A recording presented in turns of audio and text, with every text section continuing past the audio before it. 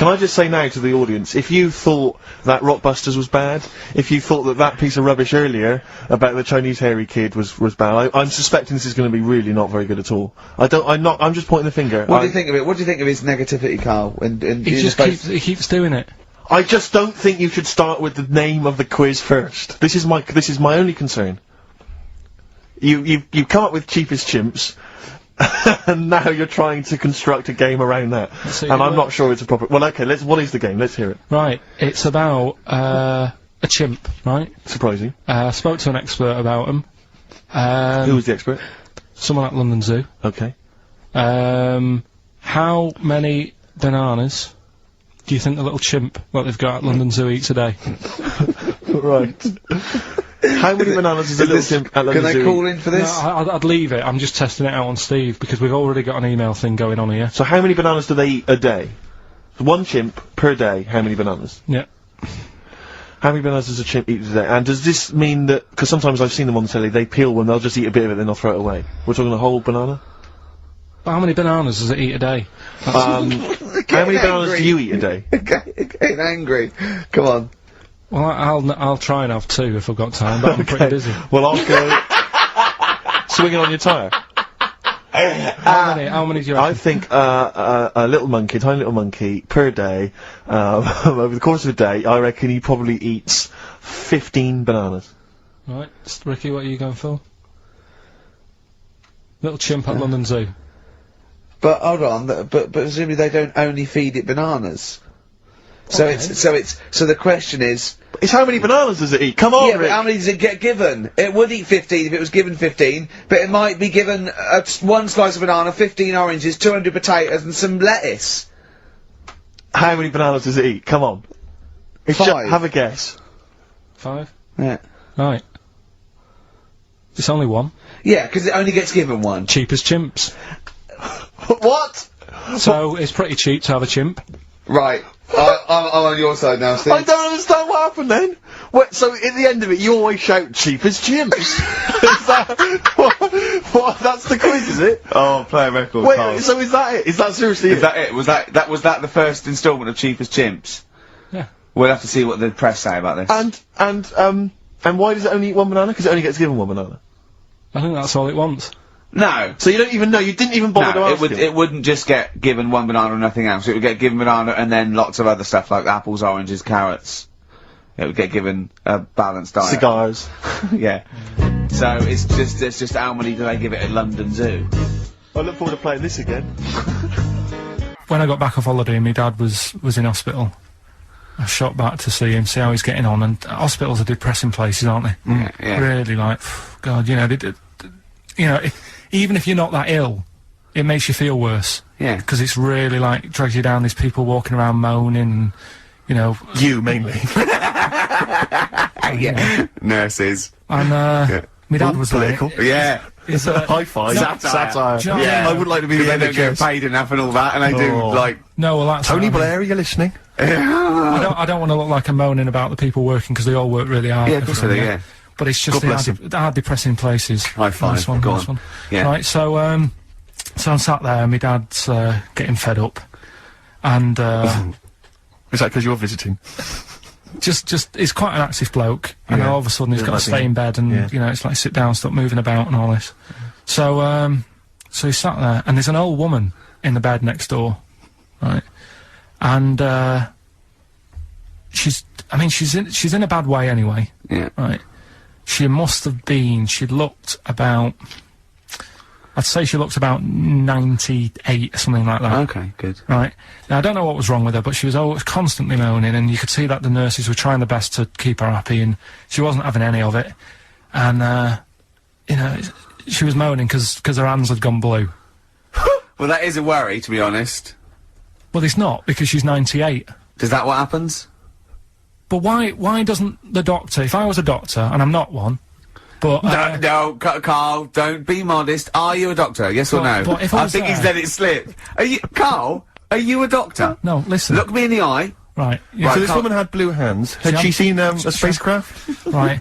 So, Go on. she had blue hands. Now, She's 98. If I was a doctor, I'd be No, thinking, she's not 98. You said earlier on she looked about 98. So you're making that up.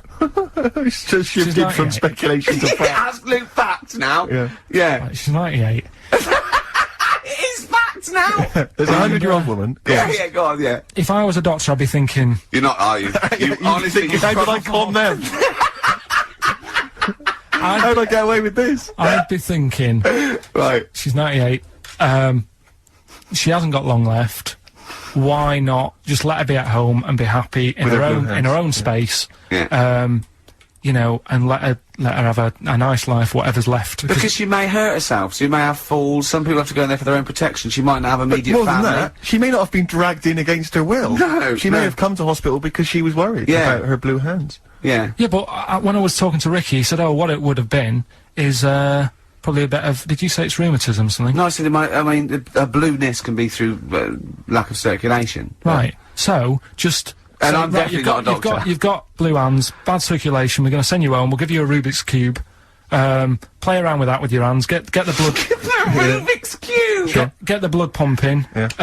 And don't worry. I don't say, "Oh, it's really bad." Just think she's 98. Let her have a nice rest of the life. Yeah. But instead, she was there, and the annoying thing was, and they do this with a lot of people in hospital, they pump you with drugs, try to sort it out. They don't, you know, there's probably a bit of guesswork going on. Maybe. A little bit. Not as much as you, but go on. Right? And because of that, they sort of break wind a lot. So I'm sat there with my dad talking. Drugs do that, Steve. I'm sure if there's a doctor listening or a nurse, they will clarify Right. that if they pump you with all sorts of stuff, it wants to come out. Right. So you're sat there having a serious chat. It's a quiet hospital. The woman next door with the blue hands suddenly starts seeping gas, right? I start laughing. Because if there's one thing that makes you laugh, it's that, innit? It's a 98-year-old woman with blue hands farting. So you try to hold it in because it's a really quiet hospital, and it'd be obvious that that I was laughing at her, and I didn't want to be mean, but it was funny.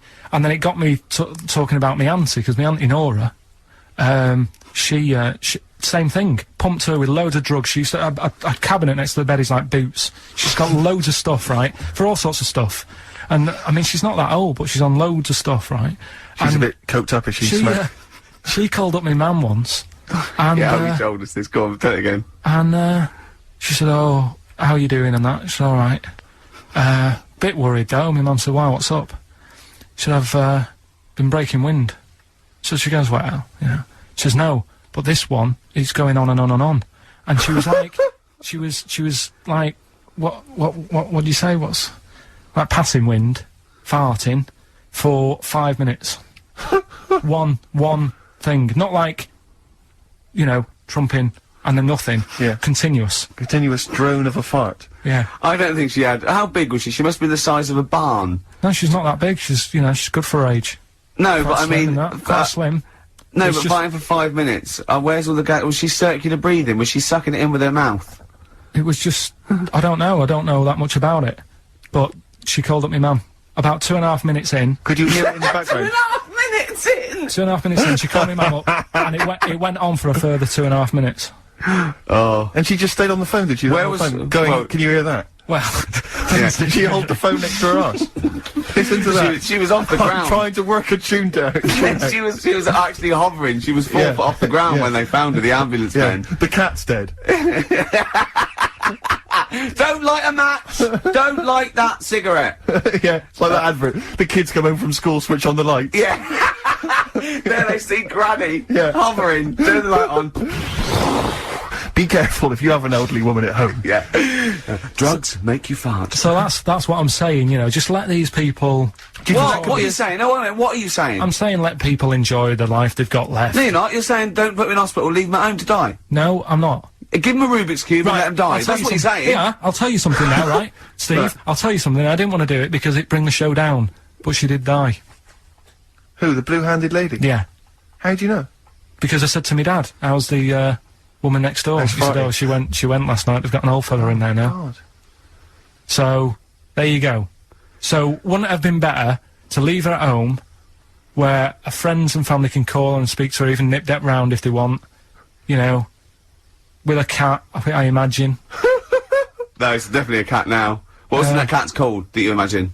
Probably, I'm seeing like a big ginger one, so I don't know, something like, I don't know, maybe ginger or whatever. Maybe I had a budgie. But that's what I'm saying, just let him enjoy his life, because dying in hospital, I wouldn't like to do it. If I went to the doctors and they said, you haven't got long life left, I'd say, well, I'll stay at home. Yeah. And that's the point I'm getting at. Yeah. Right? If you can't do anything for them, let them enjoy their life. What I'm saying is natural. Where was this happening? You were in a gym. No. A lot of guys are getting changed, and you were just checking out their knobs. You're at your bedroom window with a pair of binoculars, No. and there was a little fella across the road getting changed. I was at some night out once. Go right? on. So you were at heaven, and you were in the toilet. It was some night out, and some people come running on the stage, right? Some music started coming on, and these 4 people ran out. It was 2 women. So you were at a gay strip club? It wasn't gay in that. It was just a normal night out. Well, you know, some sort of party night out. Right. These people come running on, right? You got 2 women. You got 2 blokes. Right. They whip their knickers off. The fellas whip their undies off. At the same time? Yeah, all at the same time. Was it was it like a choreographed thing? Like what's it? Chippendales. No, what you know, like Cheryl Baker was in it. It was that thing where they sort of, you know, on the Eurovision Song Contest. Making your mind up. Yeah. When Bucks Fizz ripped off a larger skirt, conceding a smaller skirt. At no point did Bucks Fizz whip their knickers and pants off. When you said Cheryl Baker was in it, I was thinking, what, didn't she used to host Record Breakers? I don't remember that on there. Tea Time on BBC One. So that happened, and all I'm saying is, right, before I had a look at the woman's bits, right, I just had a little cheeky glance at the fellas. Why? Why? Just checking it out, just seeing is everything normal down Why there. weren't your eyes drawn instantly to the ladies' bits? No, don't believe me, I had a look at that. All I'm saying But you went to the guys first. I didn't know how long pants were going to be left off for. So you didn't want to miss your opportunity, is what you're saying? You saw a window of opportunity to see some men's bits, and you thought, I better take it. No, because this may never happen again. No, So what happened? So there's 2 women, 2 men, right? I don't know what sort of event this is where you're looking at anyone get their knickers and pants off. I don't know why you're looking at all. So you go right. There's knickers and pants off. Right. Let's check out the knob and testicles first. You're telling me you've never, like, when you've been in a gym or anything, you've not just sort of turned your head, had a look, and gone, all right, yeah, that's all right. Yeah. Sorry, let's just get this question right. Have we ever been in a gym and just taken a sneaky glance at a man's genitals? Is that your question to us? Right. For me, it's the same as when you see someone who's a bit odd, 2 heads or whatever. Well, I'll be honest. If I was in a gym and a bloke came in with 2 heads, I'd look. I'd get a sneaky glance in the mirror. I'd go. Sorry, but you'd look at his genitals or his 2 heads. His 2 heads. Or would you you look at the heads and then think, I wonder if he's got 2 cocks, and just. I don't try to look there. If I'll tell you what, and now I admit it, if I'm ever in a gym and a naked man with 2 heads walks in, I probably will check out the genitals as well, just to make sure that he's got 2 of everything. Can I tell you the thing that always freaks me out? I do sometimes go to the gym, and I live in North London, and the thing that always freaks me out is if there's an elderly man, often quite short, and I say this only so you can picture something in your mind's eye, you know, because I live in North London. There's quite a lot of old elderly Jewish gentlemen, you know, wandering around, and I'm always freaked out because there's at least 2 I'm aware of who've got very, very large penises, and I always find that really disturbing because sometimes you can't help but notice because it's like Godzilla coming through the changing room. Do you know what I mean? And it's swinging there, and it never seems right that he's an old guy, you know, he's kind of a little overweight, quite short, and he's got a massive piece of action going on between his legs. And I always get, dare I say it, a little bit jealous. Because for a tall man, I feel I've been a little bit shortchanged. Oh, wow. So that, I do admit, that's the only instance where my eye has been naturally drawn to it. Do you know what annoys me in gyms? Where people walk round happily naked all the time whistling. They get weighed naked, pop a towel on and take off 3 ounces. How exact have those measurements got to be? Yeah. Do you know what I mean? Pop a towel on. I mean, unless you're going on the space shuttle, I reckon you could give or take a couple of stone. Yeah, exactly, yeah. Absolutely right. Well, we've put that to bed. Well, it's that time. It's getting exciting. We've got Rockbusters results, but before that, a little bit of monkey news with... Oh, chimpanzee that monkey news. Carl Pilkington. Brilliant. Nice to have read that for a couple of weeks. Go on then. Alright, so, is that this little monkey? Oh, yeah. He lives in Morocco. Right, I'll just warn you now, you're on thin ice from last time, okay? So, make sure, is this real? It's been Don't say anything emailed in. stupid. Think about it. As you're saying it, think to yourself, oh, is that true? Do monkeys do that? Do they think like that? So, go on then. So anyway, yeah, so there's this magician in Morocco, right? He's got a little monkey working with him, right? The way it used to work, magician used to do his thing on stage, do a little bit of magic, people loved it. Then the monkey came out, had a little cap, walked around the crowd and stuff, got the money, had a good little team thing going on, right? Yeah. So anyway, the monkey's name was 86. Right. Because back then there was so many monkeys, it was like, oh, what names, do you know what I mean, what names do you use, what do you do? So they just named them, right? So this little monkey... What, he had 86 other monkeys? What? No, it's just that because a lot of monkeys were sort of working back then, helping magicians out, you know, doing bits and pieces, busking, what have you. Just Well, Rick, you know how there's so Why many... would there be a confusion with that? If he only had one monkey, where's the confusion? People would go, oh, I'm not going to go and see that, I want to see 86, he's the better monkey. Do you know what I mean? What does it matter? I don't know what you mean. Well, why do they need... where was the confusion? With people going to the circus and going, what monkey are you going to go see tonight? I don't know. It wasn't a billing, was it, with a monkey? But Rick, it's just the same with humans. You know, there's so many humans now that we can't give them names anymore. Yeah, they all have to have numbers. Exactly, yeah, there's so many humans, you know, with 5 billion people, we can't give them names, it's impossible. But, you know, with a few monkeys anyway, number working... 122, go on. So anyway, there he is. 86. 86. With his hat. With his hat, walking around getting the money. Yeah. Anyway, the magician sort of, you know, thinking about moving on. Because in Morocco he'd sort of done all the tourist traps. Sure. So he had a word with the monkey, said, how about we, See? No, let him continue. Think. Let him continue. He didn't have a word with the monkey. Let him continue. So what do you think about going over to Spain? Yes. Sure. So, the monkey was in agreement? So he said, oh, go on then. Right, so they get in the car, and, like, the magician knew he'd have a bit of a problem on his hands, because you're not meant to take monkeys out of the country. Yeah. Right? So he thought, right, what I'll do, I'll get a car, right? Right. Stick the monkey in a boot, right? Get on the boat, and hopefully sort of, you know, stick it in some luggage and what have you. Yeah. We'll be over there, we'll be earning big money, everything's gonna be great. So the monkey was like, brilliant. So they get in the car, they're on the way to the boat, and pull over at a petrol station. And just before filling it up, he opens up the boot and he goes, you all right in there? And it's like, yeah, it's sound. So he leaves the boot open so it can breathe and get a bit of fresh air whilst it's filling up. Goes in to pay the money. Yeah. Pays the money, goes, I'm just paying for the... Right, this monkey is not going to drive away in that car, or we're never doing this feature again. Carl, what happens? What's number 86 up to? So... 86. So, That's the ending, isn't it? That's the story.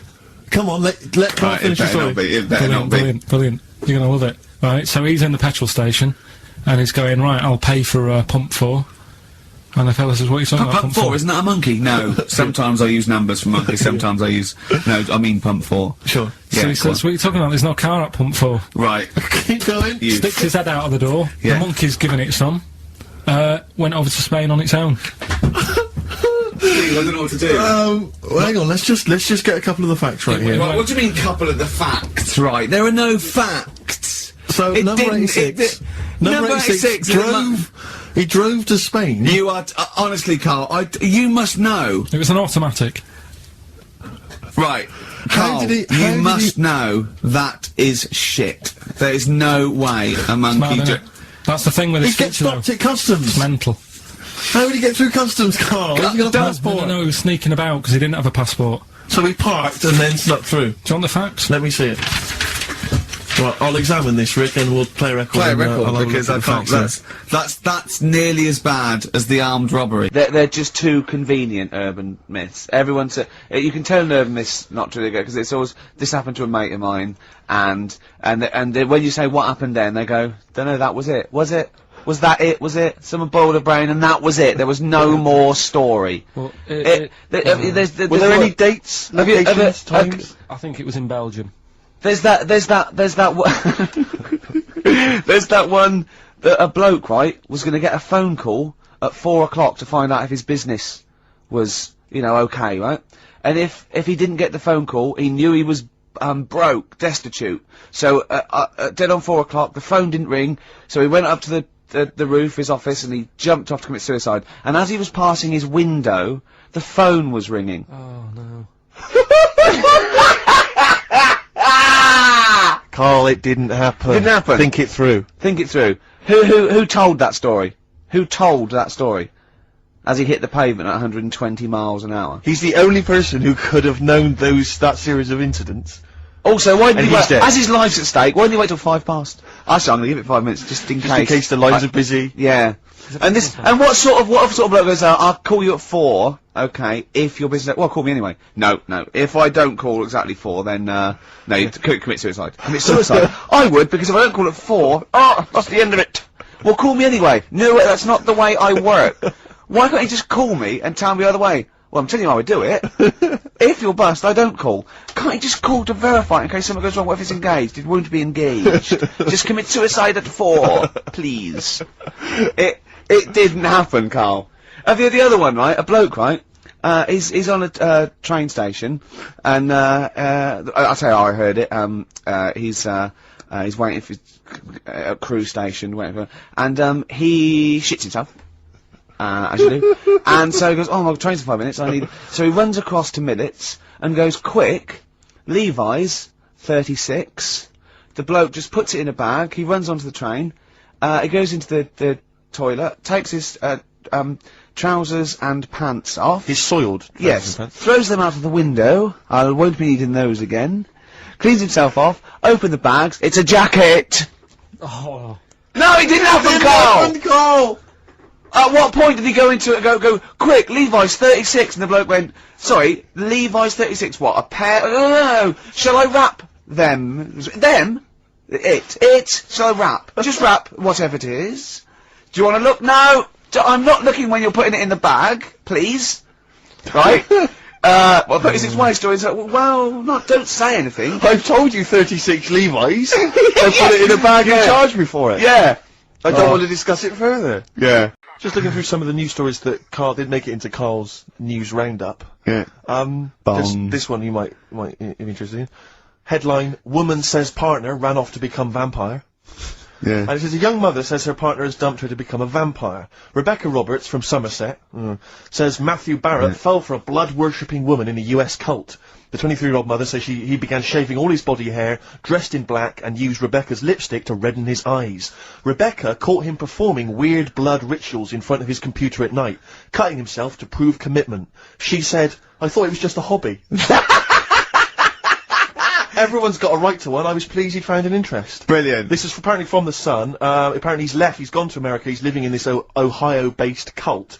But it's the last bit where she's been asked whether or not, if he came back, would she take him back? Sure. And this is where I wonder if the journalist, you know how journalists are supposed to just report the news, be objective. Yeah. I wonder if maybe the journalist here has maybe had some interference. Made the quote better for them than, go on. Because it says, I never thought this would take over his life. Now, if he came back, I'd say fangs, but no fangs.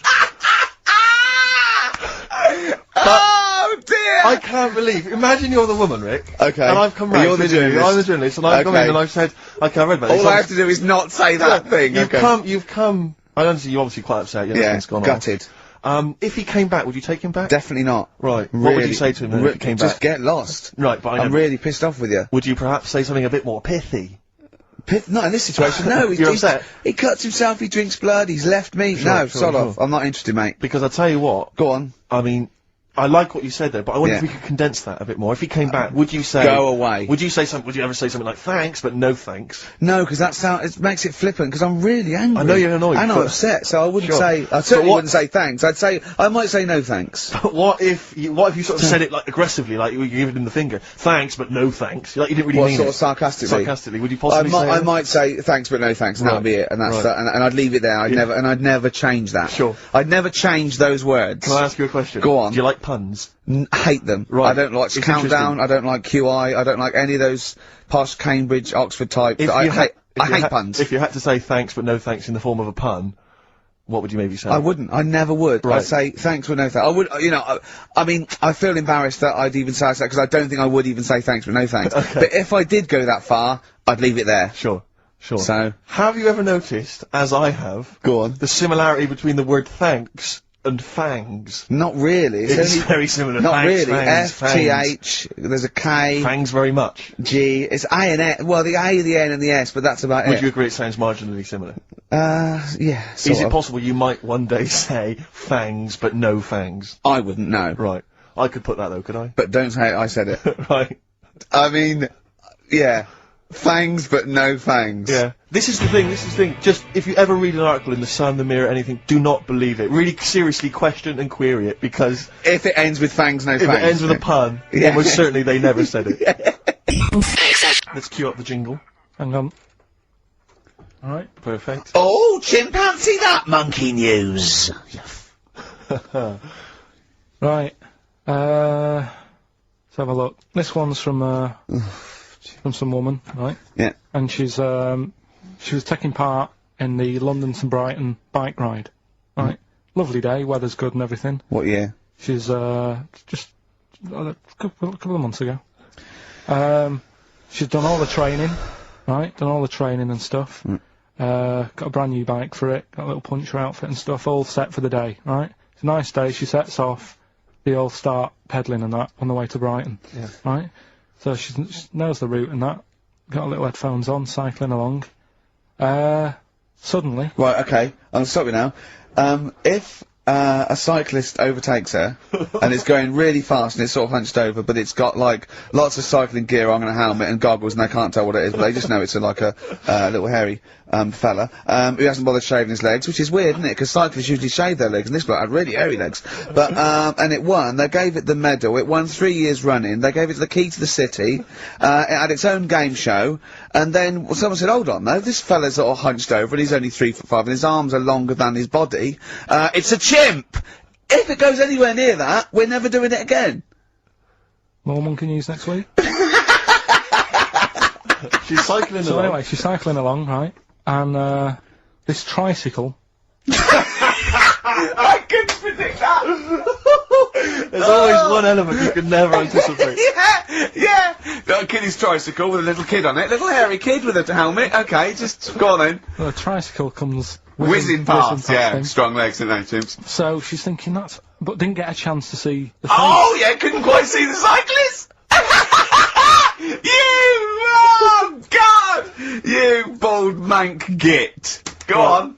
Yeah, research scientist Carl Pilkington. So anyway, she gets to the end line, right? And they got talking. It was a nice day, nice race and all that. So did you see a little thing on a tricycle? Thing? Well, a person, surely, just a human. Did you see that? No. Did you see that bloke on the tricycle? So anyway, turns out. Tricycle. Yeah! But why did you say thing? Well, no, that's suspicious. I mean, why did you say, did you see that fellow on a tricycle? Anyway, so it turns out Go on. it was a chimp. You're joking! Right. Well, Christ almighty, there you go. Unbelievable, and it was a chimp all along. So anyway, right? So the woman's like We're never doing this again. checking out the news. Right? There's nothing on it. She checks out XFM Monkey News. Right, okay, I'll I stop don't you there mention again. Right? If it turns out she does on the news, right, and the circus goes, we're looking for our chimp, it used to ride this tricycle, and it escaped with police chasing it. No. So she listened to XFM, see if I'd picked up on the story. Yeah, sure. I didn't have it and stuff. So she got in touch with the organisers of the London to Brighton bike ride, said, look, saw a little hairy fella. Why did she care? Because she wanted to know, she thought it was a bit odd. Well, Turns why- out it was a chimp. They weren't happy about it. Of course not. Because now the owner of the chimp wants to enter it into the Tour de France. No! Oh, God! I'm gonna die! Oh, God! In 2005. Now, a couple of questions. I trust you'll be able to answer these. Go on. Oh, God! Steve, help me out. How did it get hold of the tricycle? I don't know. Okay. Okay, no, that's fine. That's not an important point. Like, that's important. How What's the did matter it- with you, Steve? He doesn't know that. How did it know to... well, firstly, how did it know which way to cycle, but more importantly, how did it know there was a major bike ride on that day? Just following the crowd, No, Steve. no. What's the matter with you? The owner of it had trained it and stuff. No, he hadn't! It had already done the run beforehand, before the big day. No, it hadn't. Like I say, it wants to do the Tour de France in 2005. No, it doesn't. But there's something about animal rights. If they don't let it enter, they can kick up a bit of a fuss. The animal rights it's cruel to make a chimp ride a bicycle. Not if he that wants it's to. prejudice that it'll go, is it because I is hairy? You idiot! Right. So. Wow, that is the worst one yet. Absolute twaddle. Absolute rubbish, Carl. Have you got a tricycle? Unbelievable. So the final stab is this guy says, there's a party I know of going on, right? Oh, blinking hell. So we go down to this party. Right, as we're getting there, as we're about to go in, he goes, now you know it's a singles party. I thought, oh, what? He says, you know it's a singles party. Oh, God. So I go in this party, right, it's all single people, right? Now, theoretically, that should be brilliant, right, if you're a singleton yourself. It's the worst kind of party to go to, because when you normally go to a party, right, and you're chatting to a girl, and she says, oh, I gotta go get a drink or whatever, you think, oh, she's probably got a boyfriend or whatever, or she, you know, she's with mates, that's fair enough. But when you're at a singles party, and a woman says, I'm just gonna go and get a drink, and then you just see her leaving, you realise it's not because she's got a boyfriend or whatever, it's just because she doesn't want to talk to you. You can't even kid yourself. You can't even pretend. Oh, and you suddenly sense everyone judging everyone else. So you see a girl and she'll like look at you up and down, and then ignore you and walk on. And it's like a massive slap in the face. It's like girls coming up to you and going, not interested. Just by being there, they don't have to say anything and they're rejecting you. And so, anyway, one of my friends has been reading this book, The Game, right, by this guy called Neil Strauss, which is sweeping a certain part of the population because it is one of those books written on how to meet women and seduce women, right? And there's this guy called Neil Strauss who infiltrated a sort of secret organisation in America of blokes who've got all these various seducing techniques, right? And one of the techniques which we've been discussing is something called negging, where if you see a very attractive woman, the theory is that she's getting asked out all the time by blokes, right? They're always coming up and saying, oh, you're really beautiful, can I buy you a drink? And that what you have to do to set yourself away from the pack is to sort of not be so obviously complimentary. So you come up and you almost sort of pay her a backhanded compliment, or you almost neg, as they say something slightly negative. So what you might say is you might go up to her and say, oh, I like your shoes, I've seen another girl wearing them in the club, right? And the theory is that she's sort of, she's a bit taken aback, she's a bit sort of thrown off, and then of course you start complimenting her, and you start building her back up again. It's very elaborate mind games. I'm not saying it's a good idea, but we've been talking about the neg, and I was chatting to a girl, and I was a little bit drunk, and I wasn't thinking it through, and I thought about the neg because it wasn't going very well, but I don't think you should say to a girl, I think your ears are a bit too big for your head, because you know what I mean, it's like you can't come back from that. And there's nowhere else to go, because that really is just an insult. Oh, he's only gone and listened it down the little fucking car.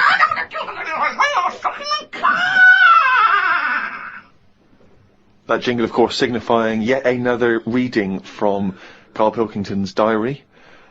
As always, packed with rich insight into the man's mind. Had a late night last night because I stayed up to watch a programme about monkeys.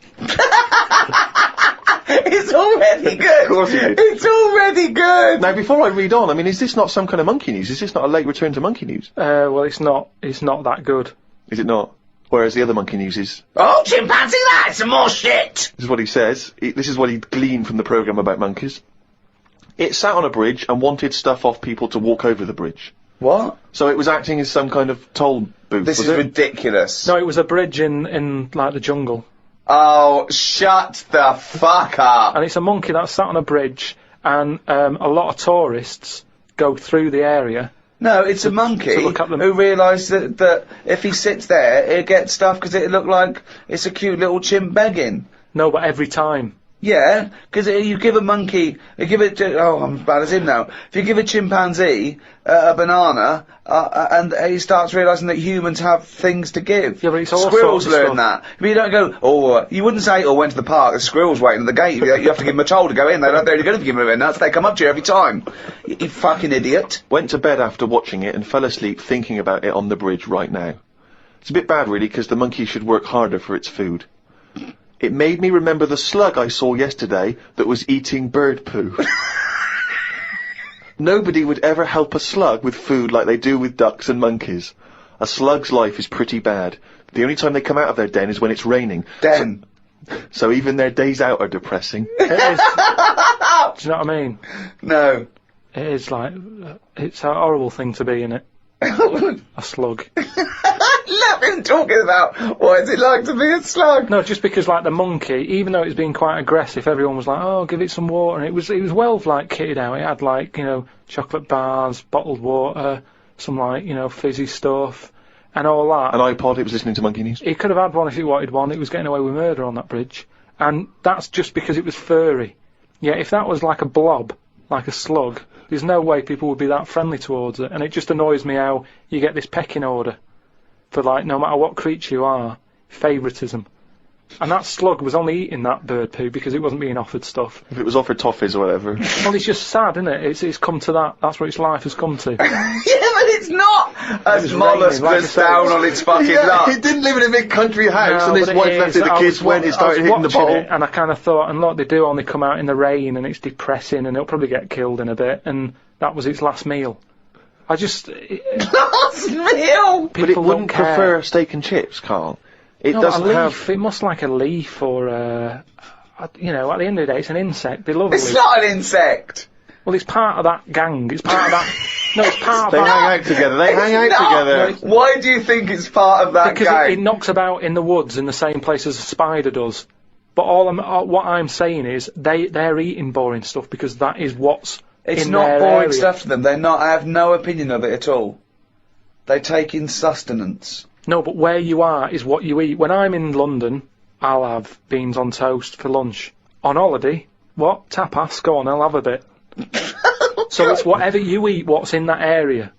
Suzanne went off to work and I went to the shop to buy some envelopes. The shop was empty, but the fella behind the counter was on the phone and just kept talking even though he could see I was waiting. I started to count backwards from 20. When I got to 6, he hung up and served me. I won't use the shop again. Question, why count backwards from 20? So he's thinking, what's going to happen at 1? If I start counting from 1, he's going, well, let him carry on. What, out loud? So, not really loud, but like more of a mouth action, so he could see who was doing it.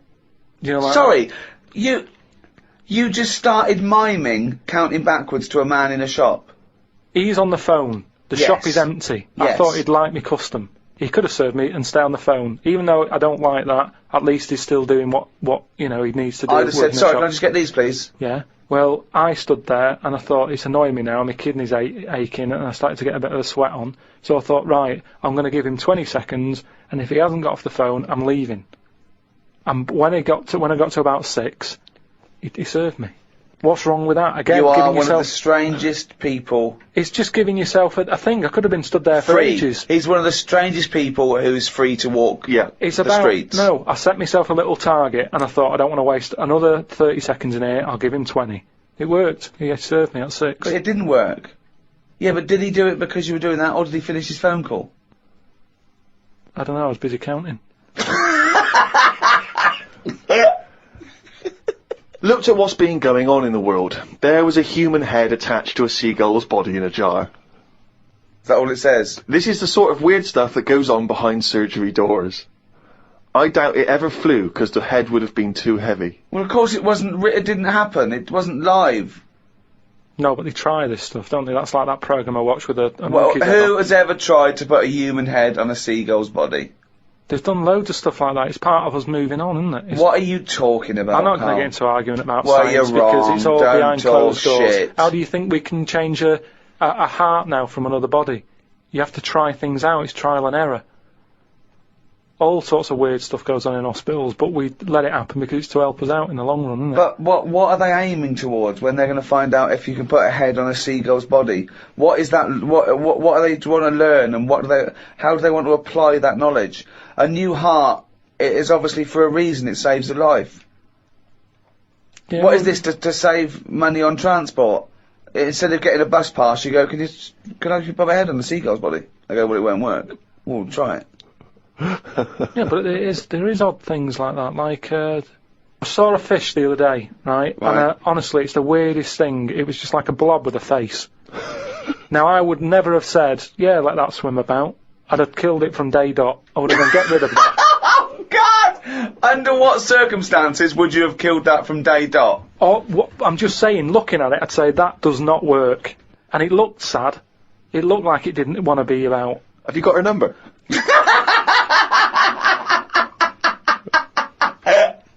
Oh, God! Oh, God! hamburger stuffing. Oh, Alright. right, Carl. Alright. In the mouth, you mean? Well, it says the record for stuffing the most regulation-sized hamburgers, including buns, in the mouth at one time is how many? How many hamburgers with buns in the mouth? This is just... You're not swallowing anything, you've just got stuffing in Carl, your mouth. you'd be so good at this because your shape of your head. You've got a shape, his head's just like Hamburglar. You'd be good at this, man. Yeah. Honestly, you'd be perfect. You look like Zippy. And the great thing is your head's empty, so you could get more in there. Do you know what I mean? This guy had a brain to contend with. Do that. What is it? Is it possible? Is it Well, mental? how many do you think it was? There were I don't 3 know. burgers in buns. What do you reckon, Carl? What, how quick he ate them? He didn't eat them, it's just how many he can stuff in his face. So literally hold them within his cheeks and his mouth, but don't swallow anything. So what, how many burgers? How many burgers did he manage to get into his face? So it's a fella, he's not Yes? about 5? No, 3. It's the 3? world record. 3 is How the world big are record. they, though? It just says regulation size. So we could go to McDonald's or Burger King and get just hamburgers, and that would yeah, count. just the regular burgers, and we'll just They stuff won't them in count. there. We got to get Norris McWhirter. Well, we could practice it now, and then if you're triumphant, if Come you on, get 4 Carl. in there. I don't, you know, I've got a small throat and that. But you don't I have used to swallow choke them, that's a the lot. great thing. Yeah, but I don't like it. As a kid, I'd choking on stuff and I get funny about it. Well, no, just keep your tongue at the back of your mouth, and we'll stuff the hamburgers in. No, I don't. Oh, come on! Do something! Carl, that is Dynamite Radio. Well, Steve will go and get the hamburgers. Have I got to pay for them? No, Carl, give us I'm the not money. paying for Oh, them. I've just come on! spent 25 quid in total on a video on a Guinness Book of Records. That's costing me another 4 quid. I'm not doing no, I'm not Oh, doing come it. on, come No, I on, don't give us the wanna money. do that. You're It's- coming it's back. too- no, I don't Andrew, wanna do it. oh, come on! I'm not doing it. Come on, do it. It's an interesting thing. Come on. You could be in the Guinness Book of Records, Carl. No, leave it. See if we can. Oh, please, phone in if you want Carl No, to eat burgers. You don't have to swallow them. You can spit it all out. You can be sick on my leg after. Oh, come on. no, because I don't like the stretching thing either.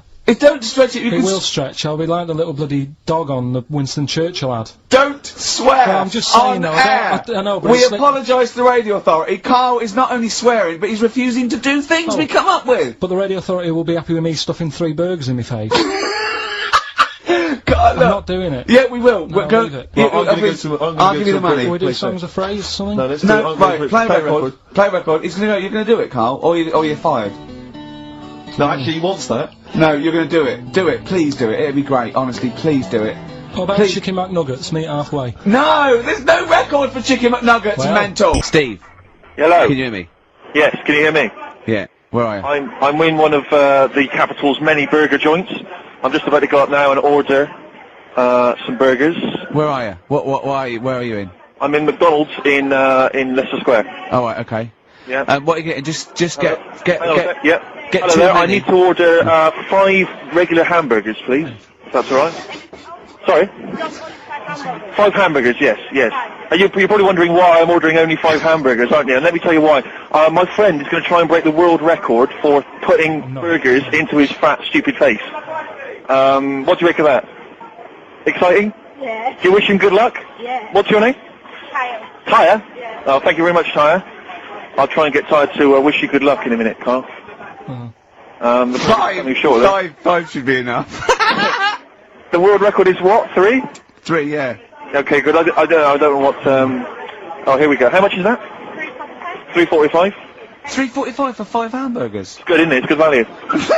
It's really, isn't it? Really, yeah. I mean, if there's anyone from from McDonald's listening, they'd probably want to give us some free stuff. I would have thought. I would have thought, Rick. Would you just wish my friend good luck before you're just on the end of the line there? Just say good luck, Carl. Good luck. Alright then. There you are. That's the people from McDonald's wishing you good luck. Carl, I'll be back shortly with the burgers. Brilliant. Look, they can see it on webcam, can't they? They can see us stuffing these burgers into your mouth. And by the way, I'm filming this, Steve. Look, Brilliant. Look, I've got a camcorder. We'll put this on unseen footage on a DVD or something. Or maybe on the website. On the oh, Carl, what if you break the record? Okay, Carl, I'm coming round now to just monitor this and adjudicate. What's the web? If people want to see this on the webcam, what is it? xfm.co.uk. Right, okay. Hold on. So- Can I, Steve, I'm can not I do being that? funny. I'm not being funny, right? But I think I have got like a bit of a wheat thing, You've got a bit of a what? a wheat allergy Oh, thing. don't give me that. No, seriously, my head's. I've been eating a lot of shredded wheat recently, and my head's got a bit bigger. Carl, I don't think you can let us down now, mate. So you just got to put that first No, one in. I can't put that like that in my mouth on its. I've got to break it up. I've got to break it up. Can't break it up. can't break it up. It doesn't say you can't on the rule thing. It does. It doesn't. I can't look. I physically can't. Try it. I can't look. I'd have to be Jay Goody to get here. Seriously, look. Oh. Try it. Yeah, I know, but you're not approaching it right. That's it. Come on, go on! That's almost. Keep Oh going. God, he's not going to do one! Keep going. That's good work. Keep going. How does he get brilliant? Keep pushing. Ease it Keep in. pushing. Ease it Keep in. pushing. Get one in at least. Ease it Get in. one in at least. Get one in. Ease it in. Get one in. Push it. Push it. You were saying about putting it in whole, and I don't think that's the rule. Okay. It's Well, like you so get more is in a suitcase if you put things in properly. So- you don't just get all your clothes and chuck them in. So it's about. I reckon you've got to rip it up a bit. Okay, do that then. See how many you can get in. You've got to get in 2. No, just one. No. Well, it's don't rip it up. crazy. Pack it in. What do you do? Pack your cheeks first. Honestly, Steve, my head is swelling a bit because I have got a wheat allergy. That'd be good then. There'd be more room.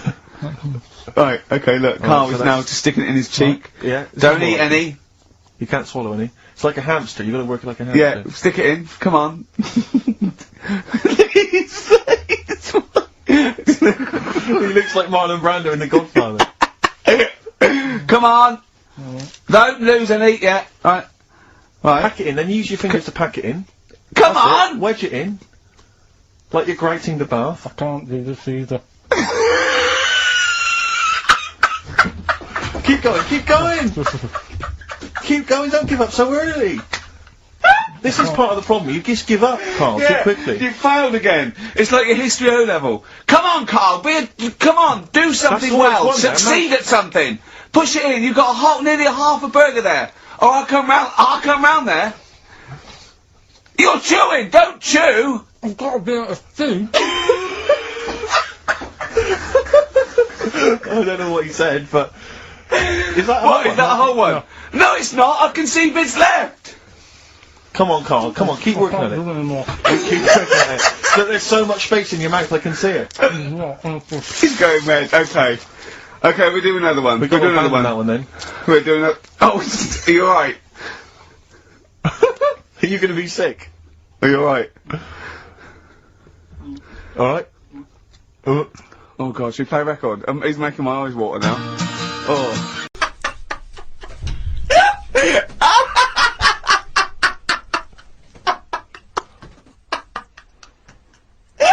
Okay. Well, we've got another question here, which I suppose in some respects is along the same lines.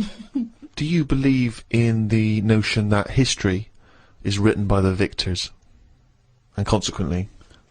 Well, What was don't tell him what the upshot No, of I was that going to is. say, and consequently, what does that mean? Yeah, sorry. And consequently, what does that mean for history, as we understand it? Just that stuff's written by the people who won it, type thing. Won what? Won whatever they did. But what yeah. But Well, if it's a war, the ones Well, who that's- won it wrote it. But Yeah. of course you're going to do that. That's what you do, isn't it? You shout about it if you win something. If you lose, you go, oh, don't talk about that, it's no, depressing. no, doesn't mean that at all. Because they're not around. Well, it means very often if someone has conquered a nation or set up a dominance somewhere, that they keep an eye on what goes out, what's propaganda or whatever, or what's taught in schools, But it's even more significant than that, because it comes down to the very, very minute pieces of information that we see in every walk of life. Prior to black people having their freedom when they were slaves, history, or the history of black people, was not being written by black people. Therefore, it was always seen through white eyes, which often explained, justified, or excused, or dismissed, or didn't even mention many of the abhorrent things that happened. So it's hugely significant. I suppose you can bring out 2 books. There's loads of books, isn't there? I brought one out. If I can get one out, let the losers bring one out. Is what I mean. Just let everyone have a book, and then you decide.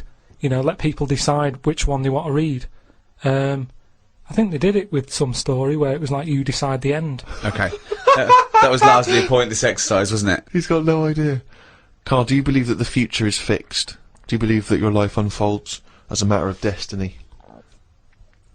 I've heard something about this, where there's some system that it is laid out for you. And even if you want, say if I wanted chicken for my tea, I really fancy having chicken. But when I get to the supermarket, the fella goes, we haven't got any chicken, you're having beef. They say that that was already laid out for you, and that day you were having beef. No matter what happened. Fatalism. There's a slightly more attractive theory called determinism, where they say it's well, not that's so much. If you want chicken, you'd go to the next supermarket and you'd go, well, I'm going to find it. It doesn't mean it doesn't mean you're determined in that sense. Like you're definitely gonna have chicken tonight. It means that it was determined, as in predetermined. But all determinism basically says is that it's not whether you can choose. It's whether you can choose your choice, because it's it's to do with brain states, and we think we have the illusion of free will because you go, oh, I have a drink, oh, I fancy Coke, but something in you happened that meant you wanted Coke. Well, this is weird, right? Because do you know how I've been in hospital, having me kidney stones done and what have you? Well, as they do in hospitals. And this is why I don't like going in them. Did I just try and explain determinism to KARL Pilkington? Yeah, What I the didn't fuck want am to I stop thinking? you, but I mean, what am I thinking? it just made you look more of an idiot than I know him. exactly. Yeah, I feel stupid. But I'm in hospital, right? And like I said to you, the annoying thing is when you're in hospital, they didn't just have a play about with the kidney. Whilst they're there, they're fiddling about with other bits, right? And they're like, oh, let's have a That's feel of that. libelous. No, but that's what they do. Whilst you're in, let's have a, prod about. They took some blood, right? And they said to us, now the weird thing is, these kidney stones you had, it was probably caused by too much calcium, right? That's what they are. They're a calcium build-up where you're not flushing it out, and so it's... Yeah. Now, the weird thing is I don't like having cornflakes. So what I'm saying is, what you were just saying there is your mind or whatever. I've asked you before, I don't know what's in charge, but say like... You don't, do you? Say like when I get up in the morning, normally Suzanne will have some Rice Krispies, and she's like, do you want some? Right? Just have some. And I'm like, no. Now that isn't me saying no. That's the calcium, that's my body going, I don't need any milk, don't give me milk, I'll have a crumpet. Now, bear in mind, Rick, that in the space of 3 minutes, we've gone from your definition of determinism to him having a lovely crumpet for breakfast. There's no one else in the world you can have a conversation with where you can make that distance that quickly. But it is interesting how my body... Have you ever had it, right? Sometimes I can go ages. No, your body lied to you, because your body said you don't need water, you don't need water, you don't need water. No, oh, but yeah. Like today before I left, Suzanne said, what do you want? Straight away I said, I need some leeks. Now, that operation I've had has obviously taken out whatever the leaks give me. I'm lacking on that. See, I think he probably has it more than the rest of us, because I think he uses his subconscious more than us. We think about stuff. He is like the leech that is going on chemical memory. Yeah. Oh, he's only gonna rain it down! That jingle there signifying, of course, once again, another reading from the Diary of KARL Pilkington. Now, of course, for those of you who have not been keeping abreast of KARL's medical complaints, just bring us up to speed, KARL. You had to go into hospital this week, because previously you'd had... I've been in and out, honestly, I've been in and out of that hospital, just with kidney problems, really painful and what have you. And, he had kidney stones, alright? No, but seriously. Monday. I had a bit of a lie-in today because I have to get up early for my operation tomorrow. Not only have I got to have tubes shoved up my knob, but I also have to get up at 5:50. Suzanne said I could have what I want for my last dinner. It's not your last dinner, you're going for an operation. Yeah, but you can't take things for granted these days. Oh, I had shepherd's pie and peas. Suzanne made it from scratch. As nice as it was annoying. Because making stuff from scratch means loads of pots, and it's my job to do the washing up. So much as the food was nice, there was loads of pans and that. People who get their last dinner on death row don't have to wash up. Got up at 5:55. You were supposed to be getting up at 5:50 on the other page. You were 5 minutes late getting up. He's often late. Often late. No, just because I needed to have water. before 6 o'clock they said don't have anything after 6. We'll get up at 5:50 then, like you were planned to. Don't You take had 10 5 minutes minutes. sleeping. Doesn't take 10 minutes to have water though, does it? Well, why did you say 5:50 in the first time? Because then it tricks me head, doesn't it? Going, oh, I had an extra 5 minutes. Tricks me head. Because then it tricks me head. It got to the hospital and had to wait in the waiting room. There was another 9 people in there waiting to be sorted. I got called in. They sat me on a bed and took all my details down. 5 minutes later I'd been knocked out. I got woke up when they were ripping a pipe out of my throat. I felt more rough this time. The doctor came to see me and said he couldn't find a stone, so I must have passed it. I said, are you sure? He said, yeah, we filled your kidney with water and expanded it and there was no hiding place. I sat in the recovery room for an hour while they found me a bed. One of the fellows who was sat in the room with me this morning got wheeled in. They couldn't wake him up. All the nurses were laughing because he didn't want to wake up. I bet they were laughing at me when I was in the theatre. Someone told me they totally strip you when they're operating. I would have looked like the alien on the Boswell incident. Boswell! Boswell! It's quite a nice analogy if it weren't for the fact that you said Boswell. It's The Roswell incident. Didn't sleep much through the night because there was a 60-year-old fella shouting at the nurse about his pillows. I don't think I slept through a full hour with one thing or another going on. My bed was next to the toilet, so I kept hearing the flush. How do they sleep in hospitals, though? They wake you up to give you fucking sleeping pills and things, don't they? How do you sleep in there? It's always hot. It's always like 90 degrees. There's no air. Is that to make you drink water? I don't know what it is. There's no air. There was an old fella across from me who kept breaking wind. He didn't even try and cover it. He was just of that age where he didn't care. Just like, that's what I do. I'm in the hospital, leave me alone. What do you mean? Just, I don't know what was wrong with him. I talked to him because at first I felt sorry for him. I was a little bit like, you know, he's had no visitors. No one's calling him up, so I'll talk to him. But then he got that familiar with me that he'd just be doing it whilst I'm chatting to him. Just like he's my granddad or something. It's just like, oh, that's what he does. It's like, well, I'm ill as well. Stop doing that. Honestly, unbelievable. He didn't even try and cover it with a cough. It was just like, that's... With a cough! How would you cover it with a cough? just non-stop. Got home and sat down. My pains are coming back, but the doctor said this would happen, that my insides are still in shock, so I need to take it easy. It's 9 o'clock. I'm in agony. I can't do the diary for the rest of the day. Jesus. So you may as well just tell us then what happened. Right, well, yeah, after that, went back in. Suzanne just got frustrated with me because I was rolling about on the floor and she was trying to watch Arthur, right? So that was on the other night. I thought it was when you lodge her. So, and she said, look, if you're in pain, do something. She said, you know... You went and got a cold plate. Yeah. No, use an ashtray. Plates are for liver damage. She said, right, come on. Let's, I can't put up with this. It was like 2 o'clock in the morning. So we left the flat and what have you.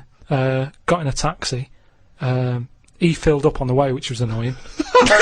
He didn't. That He is did. cheeky. That really, I mean, he could On see the us way in to the pain. hospital. So, Because he's not an ambulance driver. Did you explain that, where you no, were going I to? was in that sort of thing where you just can't be bothered. Do you know what I mean? I was in a sweat and He stuff. came back with a scratch card and some barbecue. Briquettes, yeah. So anyway, he gets us there and he doesn't charge us, which is pretty decent of him. That's right, yeah. So I go in, and there's like, I don't know if you've been in like A&E at like Grim, I imagine. 2:30 in the morning. It's Oh. just depressing. Fluorescent light doesn't help because it makes everyone look iller than they actually are. So in there was a woman who was just sat there crying. She wasn't holding onto any part of her body. She was just sat there whinging. And when you're feeling bad, you've got that going on. So you just want to tell her to shut up. There was a fella who was like moped over in a wheelchair that someone had just chucked in. Moped over. It looked like somebody had just sort of found him and wheeled him in. Nurse? Who's the guy moped over?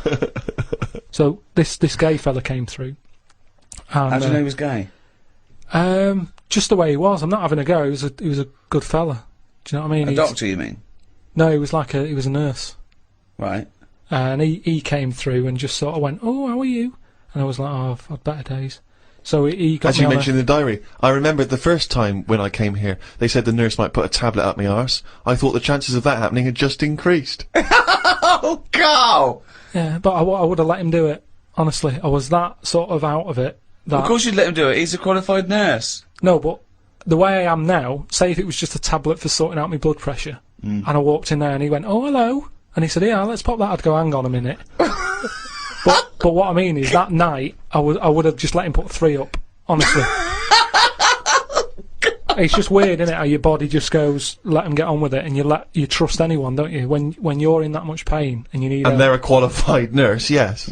They gave me some morphine, and my sort of head caved in again like last time, and then the pain went. But anyway, just turns out that I'd had a load of like blood clots in the bit from my kidney to my bladder, and that was acting as a sort of a stone again. No, it's just, So it's that's just what- a scab, isn't it, where it's curing it? So. No, but all the work, when they blew up the kidney 4 times its normal size, so there was no hiding place for the stone. Yeah. So when they did that, it caused a lot of blood. It must have ripped the sides of it and stuff. And then that blood was in the kidney, and it went down the pipe and blocked it up a little bit.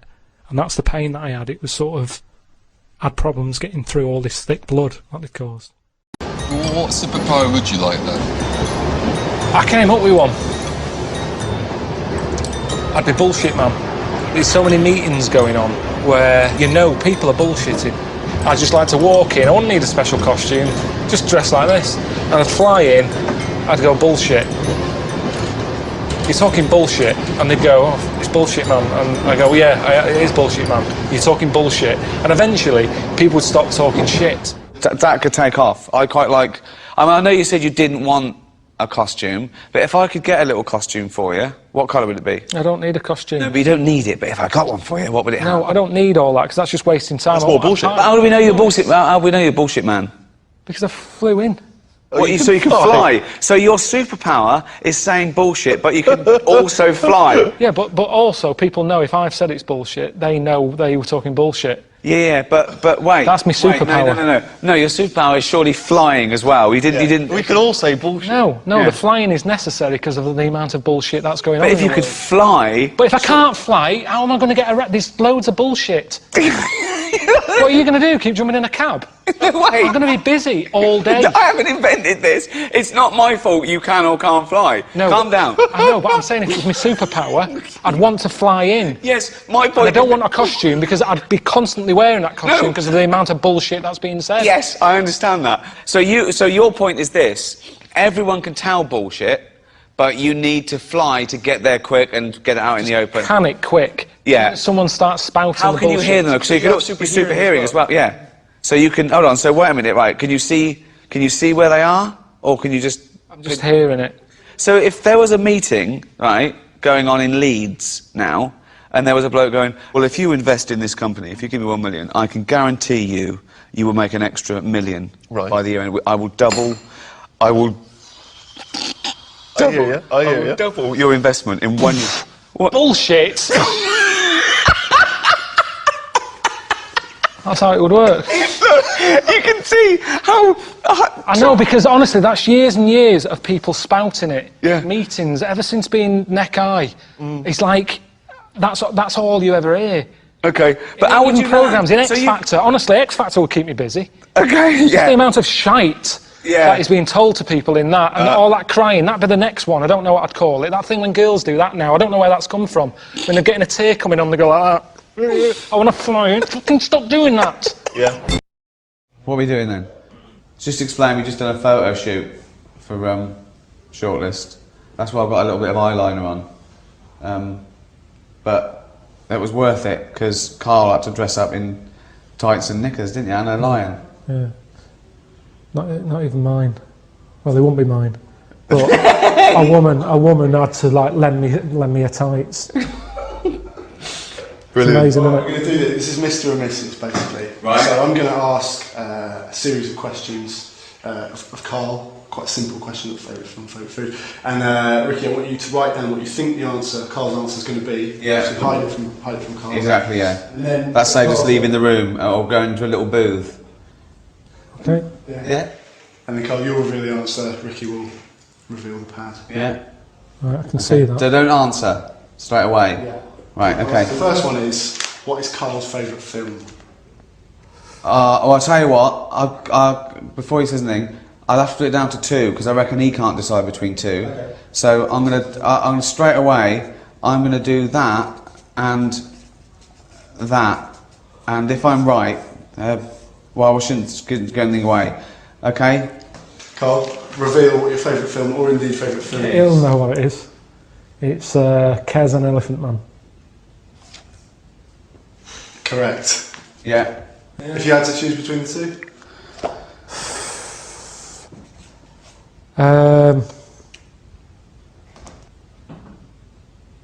Probably Kez. Yeah.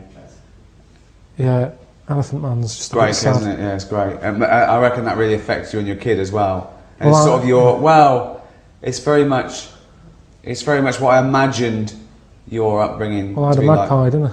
Well, yeah. And What was the magpie's name? Maggie. used to come down and peck his grifter.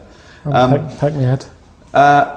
Watching The Elephant Man, you know that bit in The Elephant Man where Anthony Hopkins takes John Merrick, or Joseph Merrick, behind a screen, and he's showing it to a load of surgeons, and he's going, see the deformation of the skull, the spine, the limbs.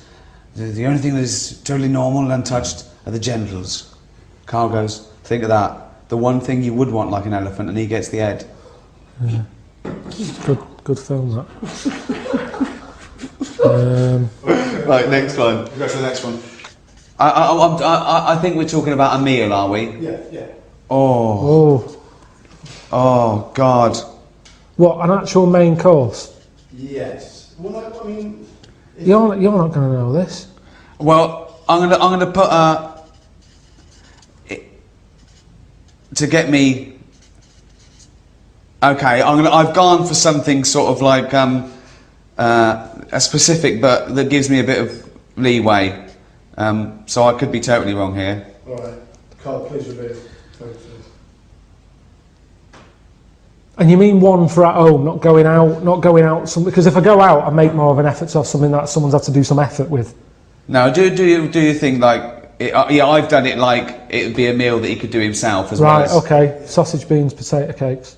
Oh, I've got it wrong. I thought you were meat and two veg. I've put sort of pork or No, lamb I wouldn't chops. mess about making meat and veg if I was on my own. No.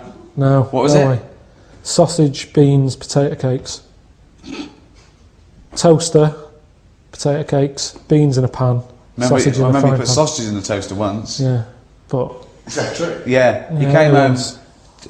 His girlfriend came home to him sticking a knife in the toaster to get the sausages out that were burning. it's the way they spit, and But why did you put them in the first place? because I don't like when you've got them in a frying pan and then you turn that up and the heat gets going and they spit and then the grease is going all over the sort of the hob. So I thought do it in the toaster, let it spit on the inside. Not as much mess, but yeah. It was ages ago though. You're saying that as if that's before I met you. So if you're out and he does his sausages, does he pop them on the grill? Does he put them in the oven? Does he stick them in the toaster like a fucking twat? Oh yeah, I don't. That's how you find stuff out though, isn't it? That's how inventors and stuff come about. Trial and error. Alright, we'll go for the next one.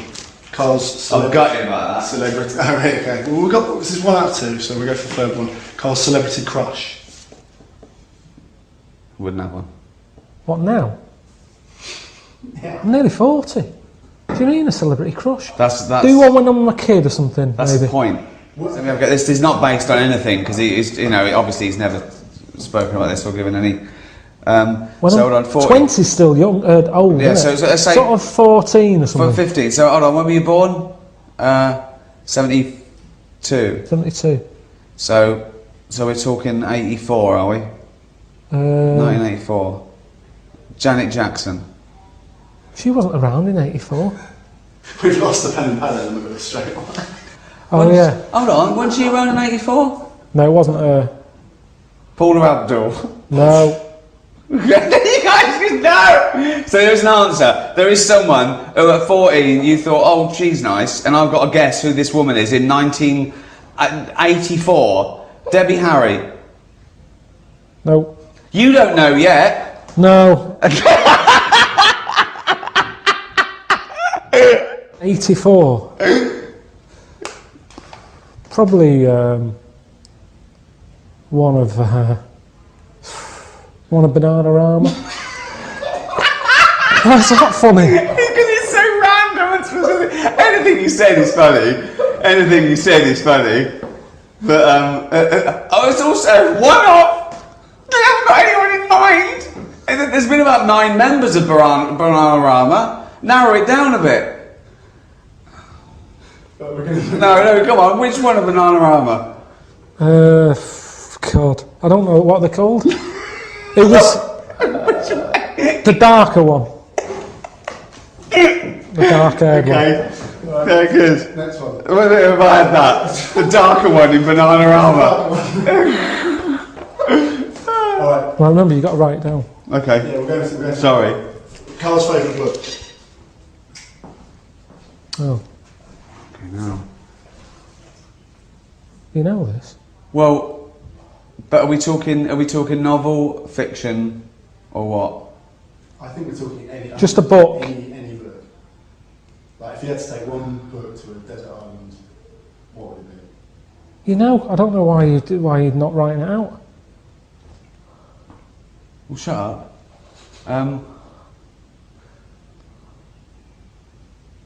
Fucking hell, are we mates, so what? You should know what that is. What, your favourite book? Yeah. Listen, I'm thinking of an answer I don't want to embarrass you with. A book of freaks that you carried around for 6 months. What's that? Oh, that you're joking. That's your favourite book. It was a pamphlet. It wasn't a pamphlet, it was about 40 odd pages. It's my It favourite was the book. 50 top freaks given away with some dodgy old fucking magazine. It was with FHM. And it was like a freak book. That was interesting. And you count that as a book? Well, what would you put then? I've never seen you with a proper book, ever. So don't start lying and give me a load of old shite that it's someone like Nurture or something. 'Cause it isn't. Nurture. What book would you pick? Friedrich Nurture. What? No, you're right. He was right in a way. It is a Yeah, freak book. Book of Freaks. Let's go for the pad. Let's go for 50 top. do Oh, the no, I pad. got that. 50 top freaks. No, well, it. 50 top freaks. Yeah. Carl's Do you know what? Do you know how he liked it? Because number 50 was a fellow with 3 legs. He was so No, excited. there was he went, loads. Huh? No, number 50 was the bloke with 2 heads. Was it? Yeah, because I said Jesus. What's number 1? Yeah. What was that? Was a bloke shagging a chicken? Got killed Number by a 1. rock. Oh, wonderful. When you were talking just now about like the gay stuff, Yeah. right? I don't know if you saw the thing the other week about the fella who's on that quiz show. Oh. Sort of Oh, right, okay. gay Who? fella, straight, sort of man, woman. thing. What are you talking about? Tell me the. What did you see? Tell me what you saw. It's This is like a kid come running in, and it's seeing something frightening. It could be an alien, could be a ghost, could be a paedophile, and you've got to get exactly what actually you saw out of him. Right, what did you actually see? It's just this fella who's a woman. Right. Right, okay, right, try and talk like a human being. Right. It's a quiz show that's coming on the telly, and it's this woman. Right, is it a fella who's a woman, or is it a woman? Bit of both. That's why I'm talking about it. But what do you mean? Is it a pre-op? Is it a transsexual? A transvestite? Is it a ladyboy? Is it an hermaphrodite? What is I'll tell it? you about it. Well, tell me. I'm telling you. It's a woman. Well, it's a man. Oh, No, forget it. listen. Play record. No, listen. Come on. What? It is a man. He is a man. Well. Oh, Christ's sake! It's a TV program where they've got this Transvestite or television? It is a transvestite, yeah. So but the problem is, I'll tell you just because you don't know about it. The program is. I don't know. I still don't know about it. I don't know anything about it. Still, I don't know. It's a woman, man, woman, man, woman, TV program, look, TV. No, it's a man who is now sort of half a woman. And a man who is now half a woman. no, well, this is what's weird about it. He's got the top half, but not the bottom half. What do you mean? He's got breasts and a wig, but he's still got his boys downstairs. He's Why got do you do that? his caps and the boys What are do you do still that there for? in his Y fronts, Why but is that? upstairs he's got a lovely pair of dumplings. Why do that? Well, he's halfway through. But why not get it all done in one go? Maybe he couldn't afford it. Well, wait until you've got all the money. That just looks a mess.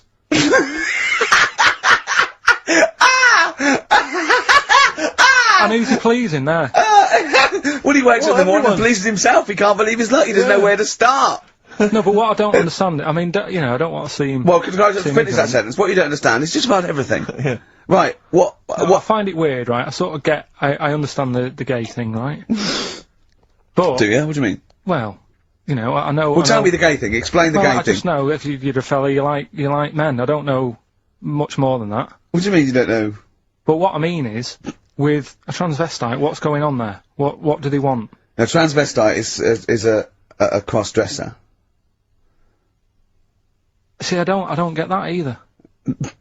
Because You mean a That's somebody, transsexual? that's a man who likes to dress in women's clothing. It's not necessarily, they're not necessarily gay. They're or not gay. straight They're or often anything. not gay. They just happen to like wearing women's Those clothes, right? Yeah. but then why not wear women's clothes that could be seen as a bloke's, like Suzanne wears jeans? No, but Just but that's buy the women's thing. jeans. But that's their problem, is it? They like being seen as a woman. They like being seen as a woman. It's not just that it's more comfortable, or they wear a kilt. They like being seen as a woman. They feel more comfortable. Alright, and what's the deal with this fella who's got We don't know both? who this fella is. No, we don't know this man who's half a woman. He's called Miriam. Oh, that's helps. yeah. Brilliant.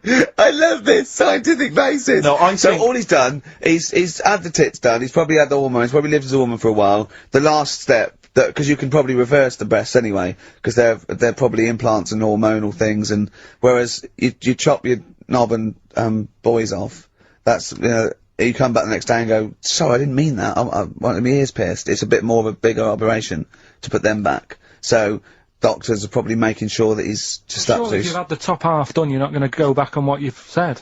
But no, what's the top half being done? I could get you breast implants, give you a bit of hormonal treatment. Now and that you would could be a great idea for next week. and you could reverse it. What you can't do is grow a knob back.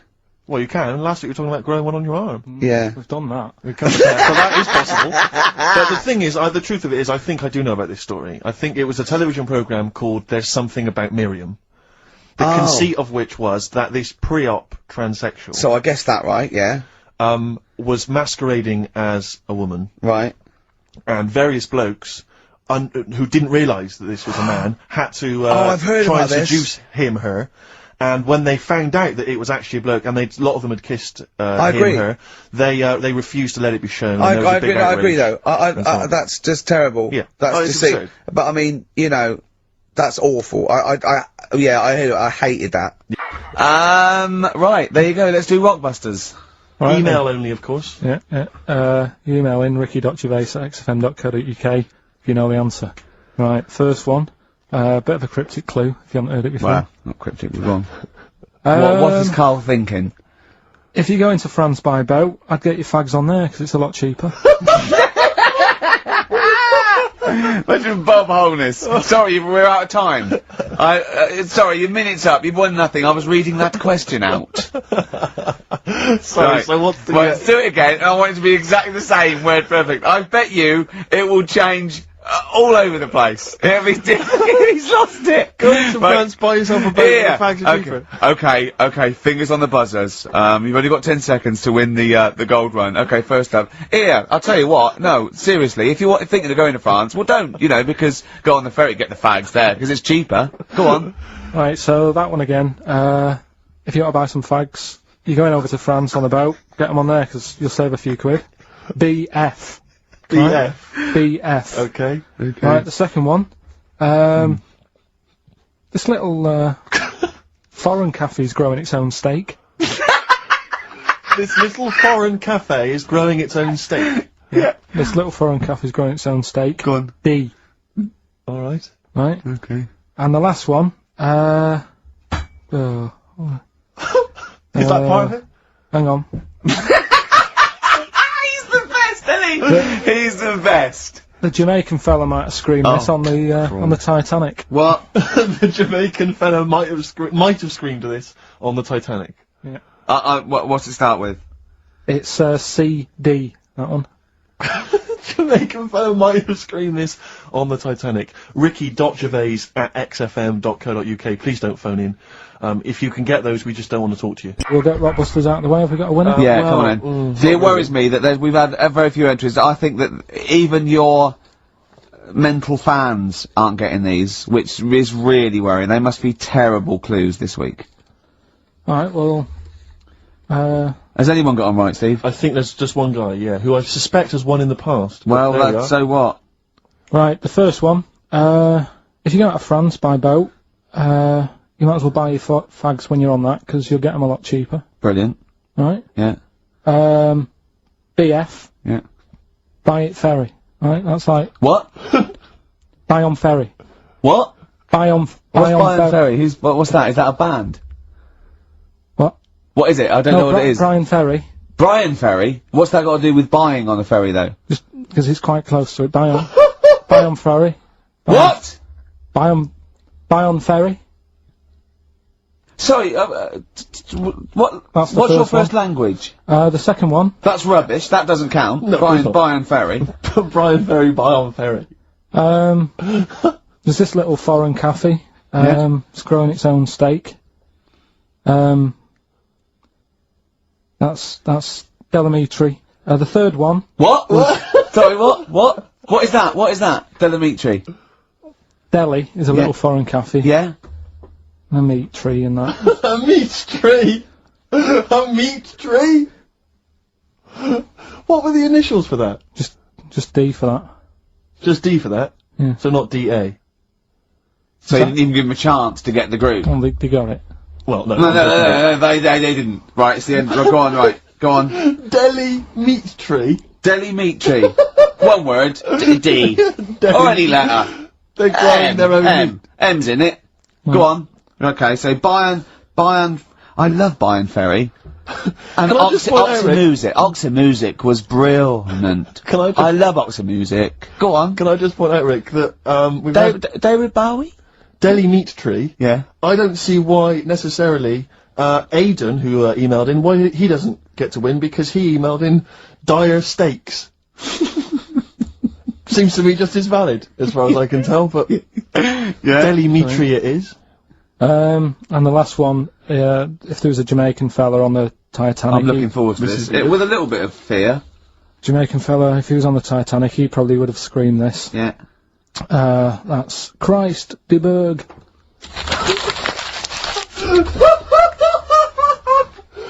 Oh! I don't know what to do. Stunning. So who's the winner? I'm not going to give it to anyone. I just don't... what's the Jamaican bit got to do with it?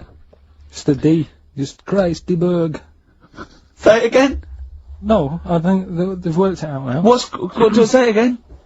Christ de Burgh. And who's that? What? Who's that? Who's what? Who's Christ de Burgh? Chris de Burgh. Who's the winner, Steve? Do you know what? I'm going to give it to Aidan. Because he just treated you with nothing but contempt. Steve Martin, emailed in again. He got the first two, and then the last one he just emailed, I neither know nor care about this answer. I'm tempted to give him one of the... Do you know what you've done there, don't you? Go on. You've put the nail in the coffin of, Rockbusters. I warned you for 3 weeks, and you sort of bucked your ideas up for a little while. But Christ de Those Burgh, are the worst you've ever done. the worst, Delimitri, so, and didn't just put D, and then Bayonne Ferry. Bayonne Ferry. Bayonne Ferry. So, is that it then? Aren't we doing it Play anymore? record. Aren't we doing it anymore? I'm ashamed. You're an idiot. Are we doing it anymore? I'm just gonna keep saying you're an idiot. Play a are we record. doing Carl, it have anymore? you learnt nothing from Dr. Fox? Yeah. That's not a Sony out the window. Huh? Aren't we doing it anymore? What, you need to start working on it now, because they're so good, you need to start working now for next Saturday. Aren't we doing it anymore? Just, I don't know. No. So those are your little quick ones, then we get on to your big three, big don't we? ones. The big one. Yeah, Should we if you play a want. record and come back to that? I know what you want. Right, what other things you want? Yes, sir. 101. Other than us. Spiders. Right, go on. I know Ricky will be agreeing with this. Yeah, all spiders, yeah. I mean, not all spiders, because there's some spiders that are on the planet that don't do any harm. They clean up stuff, don't they? Well, I got little brushes. Do you mean on that. janitors, spiders? yeah. No, there's some that, you know, Hong Kong leggy. just get on with stuff. But I'm talking about the spiders that are deadly. And spiders that are massive. I mean, Johnny's mate, Ricky's mate, Johnny, I mean. Yeah. He was talking about how, he was in Australia. Yeah. And he was sharing a room with a mate or whatever. And his mate was having a shower.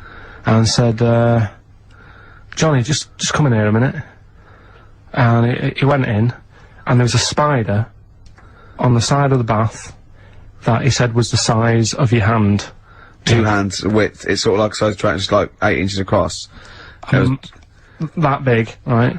And the daft thing with that one is that can't kill you. It's massive. It's got no purpose. It's a huntsman.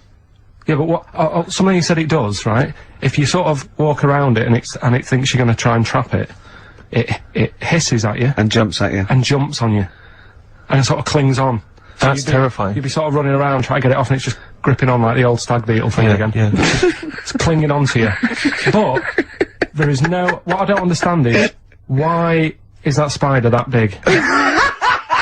Right. Because no doubt it only eats stuff like normal spiders do, but it needs to eat more of them because it's a bigger lad.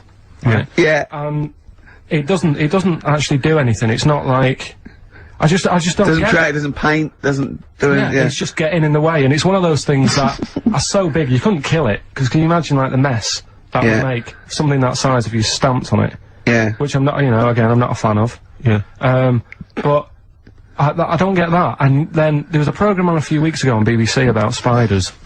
And there was this one, right, it was going, there's so many spiders in the world, and apparently there's so many of them, they can't give them all names, right? What they're saying is, once one dies out, they'll actually introduce another one. Because there's so many different breeds of them, that it's impossible to sort of make a book and list them all. Right. Well, It's like the book a would be infinitely long. Well, yeah. Yeah. It's like a queue. They're not trying to name it individually, are they? No. That's their problem. No, Yeah, seriously. yeah. Just keep it down to the species. Go on. This is true. This. Go on, yeah. So they'll sort of go gives a spider the Black Widow, right? Black Widow, they've all died. So who's next? And they'll say, here's a redback. Yeah. And that's how they introduce them. So this programme was going on about this. Right? No, they do it. Okay. Your point. Okay, alright. Right, so anyway, there's this little one, right, in Australia, and it shows you some kids being dead happy and playing around in the sun, loving it, all healthy and that, and, love being in the sun. They're playing around the pool, and, there's a couple of them there playing swing ball and that, dead happy, not a care in the world. And, like, one of them goes, I'll go swimming, because I've been playing swing ball for an hour, got a bit of a sweat. Sure. Go for a little, breaststroke or whatever. And, they get in the pool, and they can't wait to have a swim about, and then it pans to the bottom of the pool. Yeah. And there's this little spider just sat there dead still. Right? Sat at the bottom of the pool holding its breath. Holding its breath! Okay. Cheeks going up red, eyes bulging. yeah. Oh, 8 pairs of goggles on. One goes by with a snorkel. You should have thought of this. 4 pairs of flippers. Yeah. Oh. He's sat there in the deep end, right? And then it pans back to the kids having a good time, chucking a ball to each other. I can see what's going to happen here. And it pans back. It's not going to join in the game, is it? No. And what happens is, the kid starts bouncing up and down on the floor. Sure. Goes and sticks the kid goes and puts a foot on the spider. Bites the kid, and apparently, if you're not seen to, you can be dead in 15 minutes. Sorry, why does this spider sit at the bottom of the pool? That's what it likes to do. Animals don't do things they like to do. Animals do things for a reason. Waiting for a kid to come along, so... No! It doesn't make any sense! It doesn't make any sense. Well, that's what It's not. It doesn't go out to murder kids. That's not. That's not what it does. No, there must be a reason. I mean, if you just stopped when you watch these programs and don't get involved with the music and the odd, why does it sit at the bottom of the pool? There must be it either goes there for protection, food, it does it for a reason. It doesn't go there to wind up swimmers. Yeah. There must be a reason. If anyone's watching, please, if you're watching that program, I don't know about this spider. What's the name of the spider? I'm not sure. Okay. Well, 08700 800 123. Is it the Duncan Goodhue? Is it Paul? I mean, I don't know, maybe it does go into other things like ponds and that, and maybe it does the same for ducks if a duck stands on it. But why? The duck stands on it! Why? Oh, I love your brain. Probably because eventually, a kid can get, saved if it's seen to in 15 minutes, but a duck is just gonna, wander around and go, God, I don't feel well and what have you. What good is that to the spider? Because... No, I'm saying it might kill it if it might protect itself, but it must be in the pond for a reason in the first place, or the swimming pool.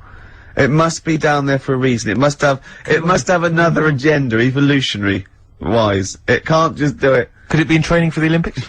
Unless it is just cooling. Like those, because on one of the other programmes that's a bit mental, Oh yeah, that one, yeah. The one with the lizards. Did I tell you? Right, that? let's not get into lizards. This could Okay, take... no, go on, quickly. No, this is a good one. It was a programme, BBC programme again, on how insects and animals help each other out. Yeah. Right? They were saying how, you know, you might think they're an insect, but they think like humans do. Yeah. And they all help each other out. Right? And there was this lizard that, is running about in the desert. Right? And it's going, God, it's roasting. And what it does, it makes a little hole in the sand, and it goes under the ground and it cools down, right? Yeah. And then you see one of the locals, I think it was in Egypt or something, and the Egypt bloke comes walking along. Egypt bloke. And, Is he walking like an Egypt bloke? Walk like an Egypt bloke. and what he does, right, he's looking out for these holes in the ground. Sure. And he sticks his hand in. Yeah. And Why does he want the lizard? he makes shoes and stuff out of it. Okay. Right? And you see him Cobblers. walking around, he's got about 12 of these things in a basket on his back, and they're Yeah. all looking really fed up. Oh yeah. And it's dead hot, and they can't be bothered trying to escape, and they look really fed up. And this bloke's laughing, you know, he's collecting loads. I love how he watches this, like, because they sort of editorialise it and make it into, like, some Exactly. sort of, like, evil play. Yeah. No. But then it was saying how this deadly scorpion that man is scared of is mates with the lizard. And the reason is that the scorpion goes into the hole, right? It can't dig its own hole because its arms are that big and it's awkward for it to dig a proper hole. Sure. So what it does, it goes into the little den that the lizard's made, right? And whilst the lizard's having a kip, the scorpion says, "Tell you what, I'll do you a deal. You have a kip, I'll walk up and down this hole here and sort of scare away any people." So the lizard's like, "Yeah, alright then, fair enough." Because the scorpion wants a little hole to keep out of the sun, the lizard wants a kip, they've done themselves a little deal, the Egyptian bloke comes walking along, sticks his hand in the hole, Yeah. he thinks he's just going to get a lizard, scorpion stings him, he runs off, drops the basket, all the lizards go running off. I love the fact that that is what always happens. They filmed that just by chance, and that's what always happens. I like the fact that the Egyptian bloke has done this every day. He does it. He goes, "Well, okay, I've got all these lizards. I'll just go to this hole again. Yeah. Because I haven't got that lizard yet. Yeah. This will be fine." No, it's, I just think... And yeah. when the lizard and the scorpion make that deal, and he says you have a kip, and the other one does it, do they talk in Egypt or? I mean, they talk Egypt bloke? how do they discuss? They talk Egypt bloke or this? English bloke? What language do they use, Carl? No, it's the international language of love. But spiders is what you're putting in Room 101. Spiders. Let's go back to that. Spiders. So spiders So that. basically, spiders that have got the poison to kill a man. Because Rick, I know, because Okay. but Rick, I know what you're. about the ones that are just too big for their own good? Those I are don't the. understand that either. But Rick, you're scared of all spiders, aren't you? Yeah. Even the little tiny ones you I find. don't in your like house. any spiders. Yeah. Is your husband afraid of them as well? Or? Yes, it does. It fails to mention any disasters in London because we haven't had any. But it doesn't mention any. It doesn't mention any world events. It doesn't mention wars in Iraq, But I don't terrorism. need It doesn't to mention now. anything. But that's all being wrote about anyway. If you're saying there's a museum that's keeping everything, there's loads of other books on that. Who's looking at the fella whose skulls fell off? What? We see. It's interesting, isn't it? What do you mean the fellow whose skulls fell off? Well, that's what happened the other week, so I wrote about it. What? A fella's skull has fell off. What do you mean his skull has fell off? It's something to do with circulation. But what do you mean his skull fell Well, off? it's in the diary. We But might how look can at a the diary. skull fall off? Because it's surrounded by tissue and it's got a brain. How can just his skull? How can it detach itself from all the stuff surrounding He it? mislaid all his dreams. But all I'm saying is that's not getting a look in. No, because it's not significant or probably true. Good point, Steve. I don't. All know right. Well, what's let me anything just. based on. I'll just consult the diary quickly and find the moment with the man whose skull fell off. Oh, here we are. Yeah. Looks like the world's fattest man is having an operation to get rid of some of the fat. Yeah. He has to have an iron bed because that's the only thing that can hold his weight. There's also a man whose skull has fell out. He's in hospital somewhere. I hate that. It would make me panic. The hospital is busy with people coming in to look at the head. What are you talking about there? That tells us nothing. Right, it's impossible for a skull to fall out. How are scholars in 10,000 years going to be... What are they going to decipher from that? They can sort of. There's go, not enough incident detail. But how did his skull fall out? circulation problems. But answer the question. How did his skull fall out? Fall out of what? He was at home, and I don't know if he was combing his hair or something, but it come off. What did? His skull. What do you mean, his skull? Do you know what the skull is? It's a part of the head. Well, no, it's the structure of the head. It's the bone. Do you mean the top of the skull? This is only useful if you have all the salient facts. Then it would be of interest to us. We could. But I couldn't take that on. I'm busy. I'm not going to start looking into stuff in depth. Just get the details. God. You're such an idiot. Question from Kevin. He says, Carl, other than the famous boxing match that you've often talked about, I know that took up about 20 minutes of your time, have you ever been in any other kind of fight? I don't suppose a slanging match. I think they're talking, have you ever been in a physical fight? Once that I can remember. It was over a woman. Well, a girl. I was at school. Yeah. And it was because, like, it's hassle, innit? Right, relationships when you're younger. How old were you? About 7. It was over a woman. Go on then. Yeah, go on. And there was this girl knocking about who, you know, she's quite good looking, everybody liked. And my mate, he really liked her. And I didn't sort of ask her out on that, but she just sort of took a shine to me and stuff, right? And didn't really go out with her properly. It's at that age where going out with someone is just like sort of going, alright, in the morning, do you know what I mean? You just sort of nod your head. Yeah. And that. Anyway, there was some sort of school disco. And they were playing Spin the Bottle or something, right? And I sort of wandered over to see what was going on. And I stood on this girl's dress and put a hole in it. And she started crying. I was like, oh, I can't be dealing with this, right? You know, what's up with you? It's old, what's up with you? And everyone's going, Carl, what are you doing? That's meant to be your girlfriend and that. You should be sort of saying, oh, I'm sorry, and giving her a hug and all that, and saying it'll be alright, we'll sort the dress out. I said, oh, I can't be dealing with this. Right. So she's crying her eyes out, I said, it's over, right? Oh, it's over, you saying, right, in the morning. Yeah. No more of that. Yeah, there's no more. Right. In the morning. So I go to the toilet, right? And this lad who fancies her comes in and goes, you're out of order, you know. I'm saying, what are you on about?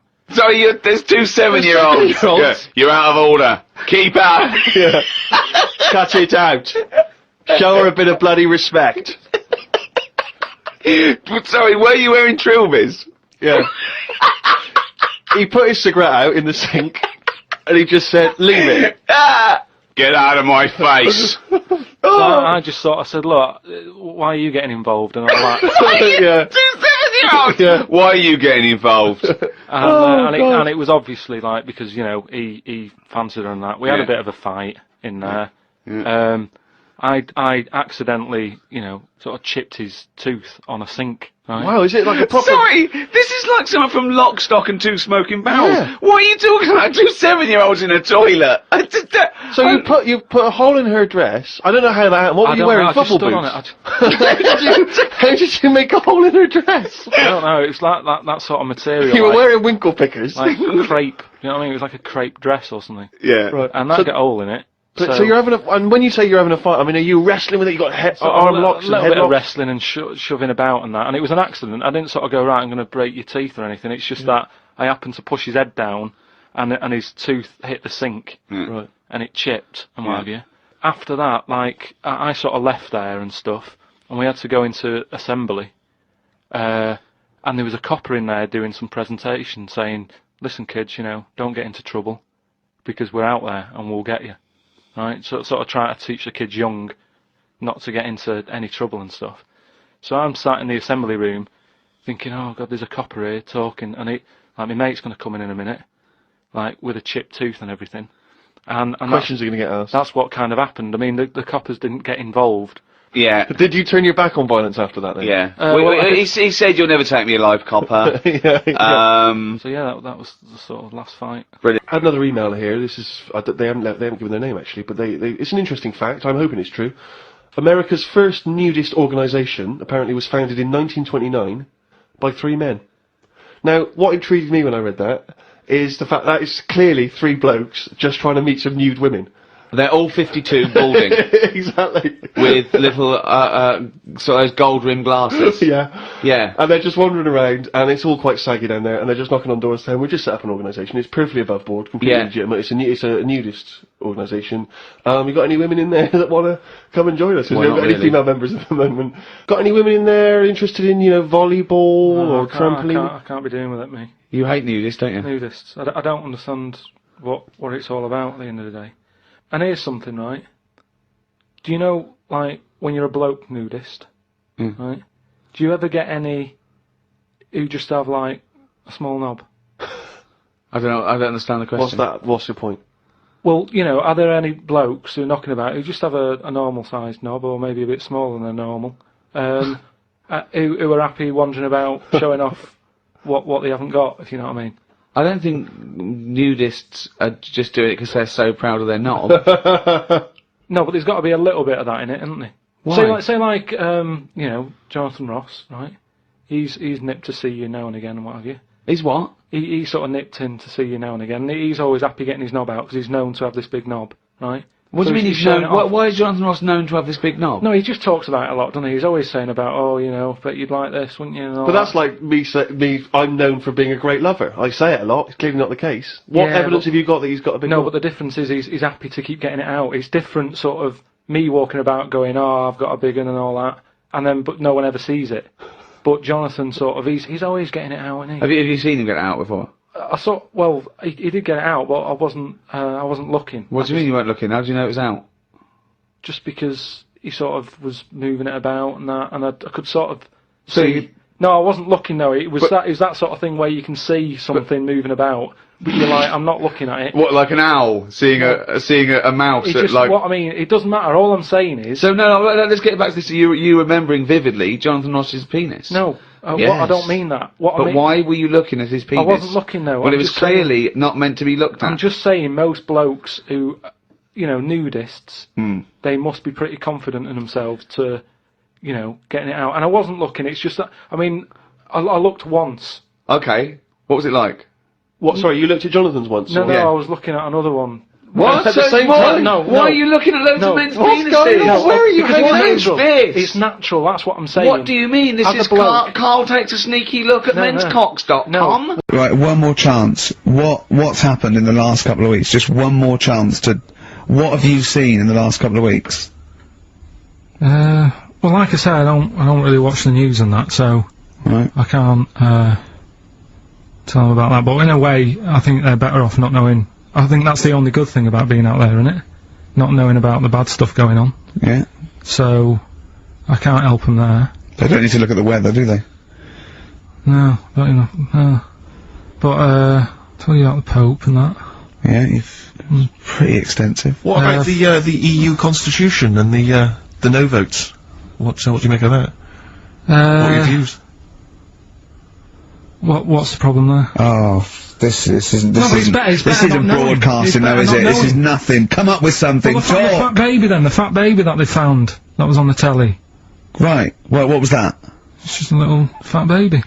That,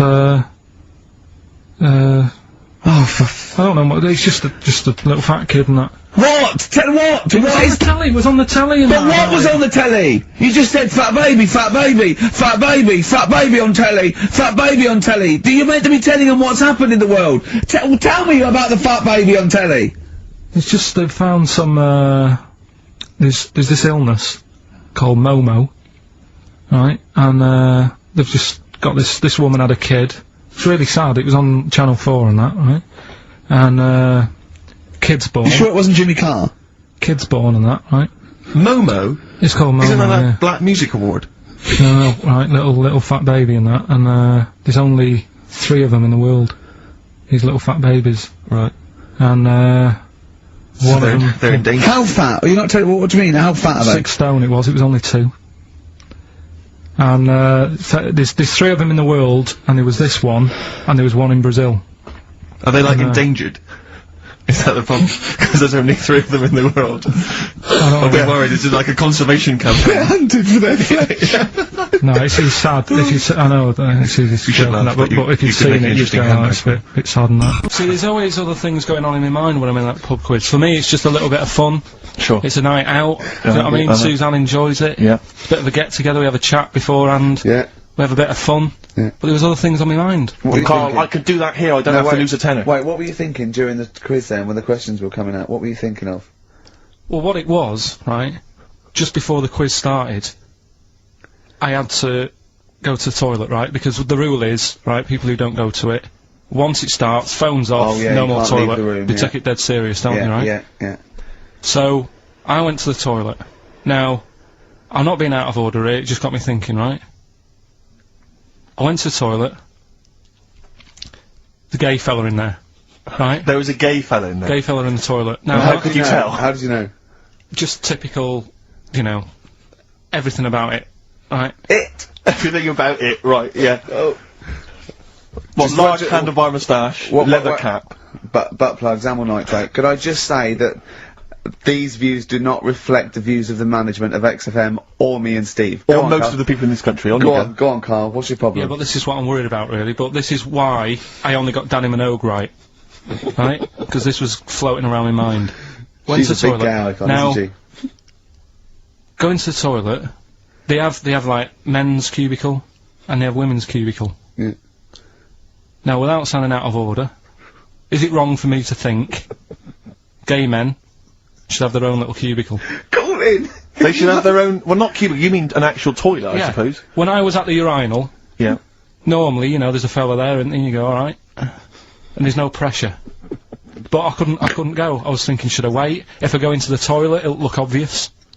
Yeah. I had loads of pressure, and But this was what were going you on. worried about? I'm so sorry. What were you concerned about? Viewers. I'm so Well, sorry. it's like, right, listen, when I was a kid, right, and it's alright for you to go into women's toilets when you're a kid, it's like, oh, it's a bit cute, right, as long as you're not, like, over 15 or something, right? Right. But when I was a kid, I went into a toilet, and women, when they use their little cubicles, they don't shut the door. Some of them just sit down on the toilet, Yeah. right, and you see everything, and,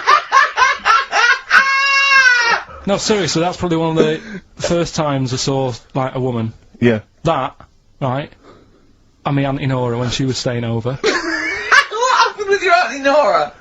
She was, she's into wearing caftans. Into wearing what? You know, caftans.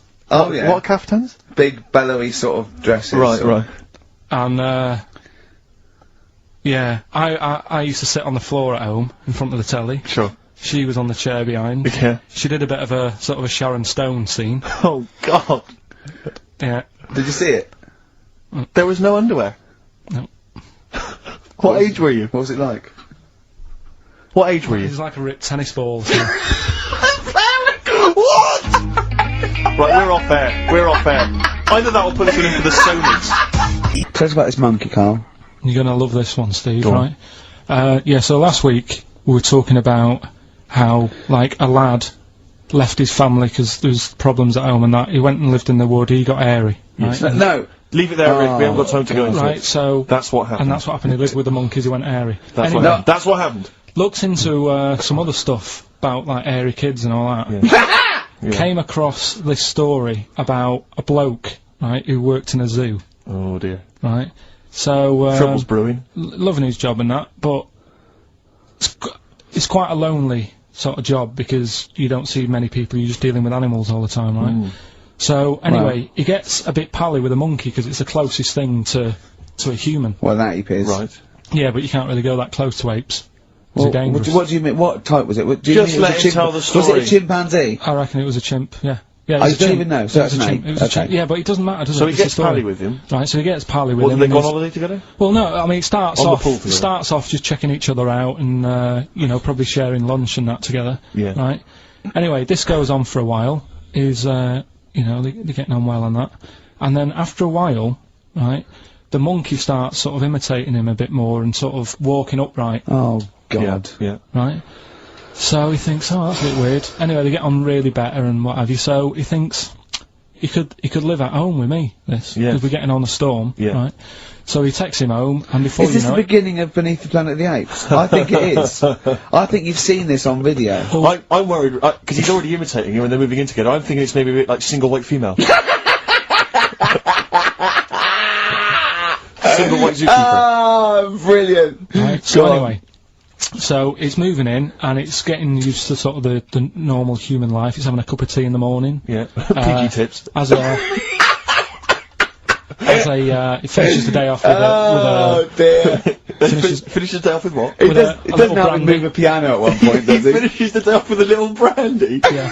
What, he pours himself. Is he wearing a smoking jacket? Yeah, I'll tell you what, Carl. You're a maniac, mate. No, this is why it attracted me. It's amazing, right? So he's having his brandy and that, loving his life. Next thing you know, he sort of I don't know if he loses it or he gets shaved, but the top half of his body is hairless. Right, apart from his head. Right, so he's got a nice. So it's the opposite of the kid. Well, yeah, this is what but I'm saying. that would happen. Right. Well, hang on, but so you don't know if you he's shaved or if it's How did it say? Then the hairless. What? I'll bring it in for you, the story, and then you All can right, see if I've gone wrong. Keep going. Anyway, so this is going on, and he's having a great life. Then the zookeeper starts getting a bit annoyed because he's having a better life than the zookeeper. The zookeeper's in the zoo. This is such So the zookeeper's still got to do a day's work. The monkey's at home, he's partying. Well, he's it gets got to his a point other when he chipmates says there's no point you coming in to the zoo because the whole reason of you being there was because you're being kept there. Right. And he didn't want to bring the memories back, so he said, you stay at home. So you're talking such. Just let him finish. God, I don't know if I can sit here and listen to this drivel. Let me. I'm fascinated. It's nearly over anyway, right? It sounds extraordinary. Carl. So he's walking up, right? He's having a tea in the morning, finishing the day off with brandy. Gets a bit out of hand. Only tries it on with the zookeeper's wife.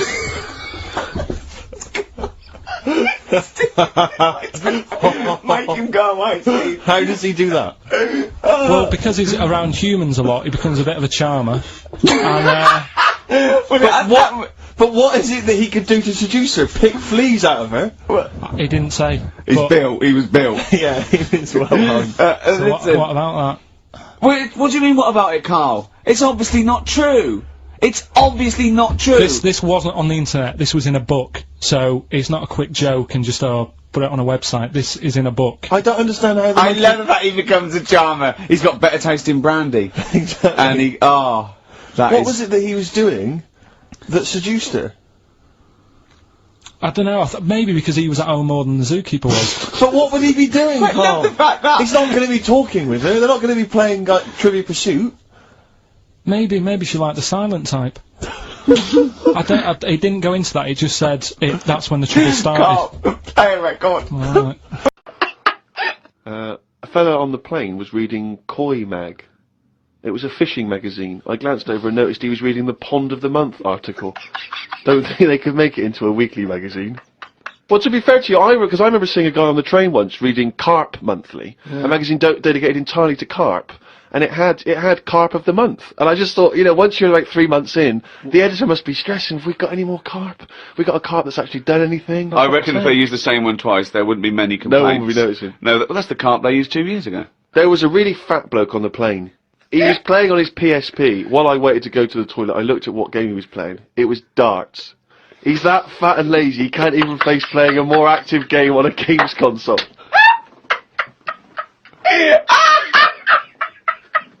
Me and Suzanne got off the coach along with a couple of old people. One of them was in a wheelchair. I don't think it was wise of them to come to a volcanic island with a wheelchair. Everywhere's pretty rough, paving and slopey. Guess I'll keep an eye on it as the weeks go on. Day 2 in Gran Canaria. Brilliant, we're only at day 2. The hotel's a bit odd. I've never seen as many cross-eyed people in one location. That's enough, isn't it? That's amazing! Well, you may as well let me read on a bit more. No, this is amazing. Well, look, come back to This it is a later, brilliant diary. This might be the best diary ever written. Oh. While sat listening to the Kinks on my iPod, I wondered if everybody thinks in their accent. I know I do. What's this? What are you talking about? Just that, when I've been sat there lying on the lounger, right, and I was thinking about stuff. How do you know you think in your accent? Tell me a typical thought. Because what I mean is, say if I was like, if I saw something, right, do you know how I say, like, oh, that's a bit weird, isn't it? No, but that was I don't being have said. to. But when you think, I don't think the sentence is like I'm saying it. It's just a thought. The thought appears. It's conceptual and it's already there. It's not like I go, Rick, what? Just looking at that fellow over there, were you? Yeah, I was. Yeah. I was thinking it looks a bit weird. Oh, so was I. I don't think out whole sentences. Whereas you have Carl, stop listening to the Kinks for a minute. Look over there. More cross-eyed people. No, well, that's yeah. That's Is that how kind your of- mind works? In a way, yeah. And Brilliant. that's when because I That thought explains a lot. It's great that he has to think about whole sentences. because I thought that's weird, isn't it? Like I didn't think that's weird, isn't it? And I thought I actually think in my accent. And then I thought, does Stephen Hawking, does he when he's doing his maths and that? Is he? I don't know where he's from, so I don't know what his accent would be like. I think he's from Kent or Cambridge or Oxford. Or something like Right. that. So So you think he might think in his voice, in that voice box computerised thing. voice? Just wondered. Had lunch inside today due to shite weather. Sat next to an old fella. Old men's ears and noses carry on growing as they get older. Suzanne noticed his fingers were fat too. Maybe they continue to grow. Suzanne didn't laugh when I said her arse had the same problem. Day 3, cloudy start to the day. Had pie and chips in a cafe. Had a bit of an argument with Suzanne because I thought it was daft that we were paying for food when we were on an all-inclusive holiday. Changed my mind when I saw they sold pie though. The cafe was called Tattoos. The fellow who owned it didn't have any tattoos. But we never saw his wife.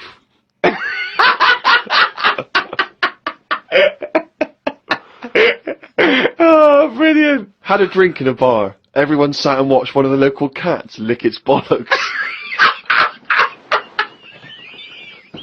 It's the greatest holiday in the world! That's the entertainment in that town! Went back to the hotel and had a sleep before tea. I love the fact you're moaning about old people, but you're just as bad. You've done nothing so far! He's done nothing, he's got a hip. Oh, God. Woke up to news about ducks being badly treated. There was a really ugly one with bent legs. I'm gonna die! Why does he write this down? Oh, God. Oh. There is a fat bloke from Bolton who is in the pool as I write this. He's got a big tattoo on his back, but I can't work out what it is. ... He just got out of the pool and burped. You just felt like you had to keep us abreast of that. Everything's in the diary. I just seen it get to the point where you're going, breathed in, Yeah. breathed out again. There was a big fat fella in the sea who kept his t-shirt on. If you're big and fat, is there more chance of you getting burnt because there's more of you on show? I asked Suzanne and she said she didn't know in that sort of not listening kind of way. I wanted to hang about to see if the fat bloke was going to get in the kayak, but Suzanne said we had to head back. Just let him wait in to see if he's going to capsize. We go home today, so we got up early to get the last bit of cloud. No, it's just that it wasn't. It's not that sunny all the time. I mean, I was sat in weather that if it was like that here, there's no way I'd be sat in the garden. Yeah. But because you're on holiday, it's like, well, we've got to sit in it. Put your coat on. So are you going to continue to write this diary? Every single day? It's amazing. Keep this diary up. It's amazing. No, I will keep it up because what I find as well is, I think earlier on before I went away, I think I did learn something, and because I wrote it down, I remembered it a bit better. So What was that? I just was thinking then, I forgot it now, but but I remembered looking back at it and not having to read it all because I remembered the end of it before I read it, if you know what I mean. I have no idea what you're talking about. In the week, I called Carl up. I said, "How are you, mate?" He went, "Not too bad." Now, as you know, his girlfriend's been away for ages, hasn't she? Yeah. Covering the World Cup, the African Nations. Cup. She's a sports journalist. Wow, yeah. All right. Okay. I love the fact you're thinking, what does that mean? Like, well, she's not much of a journalist, Rick, to be honest. Well- I've read some of her stuff. No, but she's not on air. She does stuff, you know. Yeah. Behind the scenes. Yeah, sure. A lot of journalists do. You always want to make clear that you're not going out with Kate Adie. That's what you want to make clear, isn't it? Yeah. Now, so she'd seen none of the meteoric rise of Karl as a Right, 'cause broadcaster. she's been away for the whole time a since you've sort of raconteur, become... a wit, Yeah. a cult figure, to be Absolutely. honest. And he hadn't told her this, so apparently he went home and she was sitting there Because a bit grumpy. He went, alright, so yeah. She went, should we go out then? She went, I'm not sure I want to go out with an idiot. Right? Oh no! Yeah. And she went, Loch Ness Monster. Why don't you just think? Of course the Loch Ness Monster lives in Loch Ness. And she was giving a bit of a hard time. And she went, that's why I don't... He said, that's why I didn't tell her. I didn't tell her really. Same thing happened when I was at school and I had to play drums in Little Donkey. I didn't tell my parents, right? But my dad turned up anyway. And what happened? He, How old were you, Carl? well, it was the school that I used to go to. Oh yeah. Like, Oh yeah. so Oh yeah. You secondary. used to go to the school you used to go to. No, but what I mean Go is, on. I didn't go to secondary, did I? So I missed a lot of that. Sure. But primary, I liked. Oh, it was okay. all colouring in and stuff. Yep. And it was a Christmas play, and I managed to get a part in it. And Did you audition? got a part in it, and I should have been playing the drums to the one about Kings. The We Three Kings. yeah, Yeah. I was meant to be doing that, but Little Donkey came on, and it was one of the. What do you mean came on? That was like next up on you know the next song, Right. and it's one of them songs that you can't help sort of Tapping along to. yeah. Do you know like if I was to go Yeah, you'd have to finish it with. yeah. Do you know that they actually send that into space? Do they? And What? Hoping that aliens will respond with that. yeah, they do that because apparently it is one of them things that you can't help. What? Even if you're an alien life form. Yeah. They know that, do they? But anyway, What? Because they watch Star Trek or something. Hello. Knock knock. Yeah. no, seriously. Who's it like if you who's send there? out knock knock into space? Yeah, they have to say. Oggy oggy oggy. Ah, You that don't is do this, that man. is You don't great. do it. Seriously. Oh, hold on, what's something out there? What's a little green fella? That is great. Yeah. So anyway, That is Little Donkey is like one of them tunes that you can't. And I was there, and I had the drumstick, and I thought, oh god, The drumstick. I could feel myself. And anyway, Just wanting to do it, yeah. I started going along and playing Little Donkey, which I wasn't meant to do, but it went down such a storm.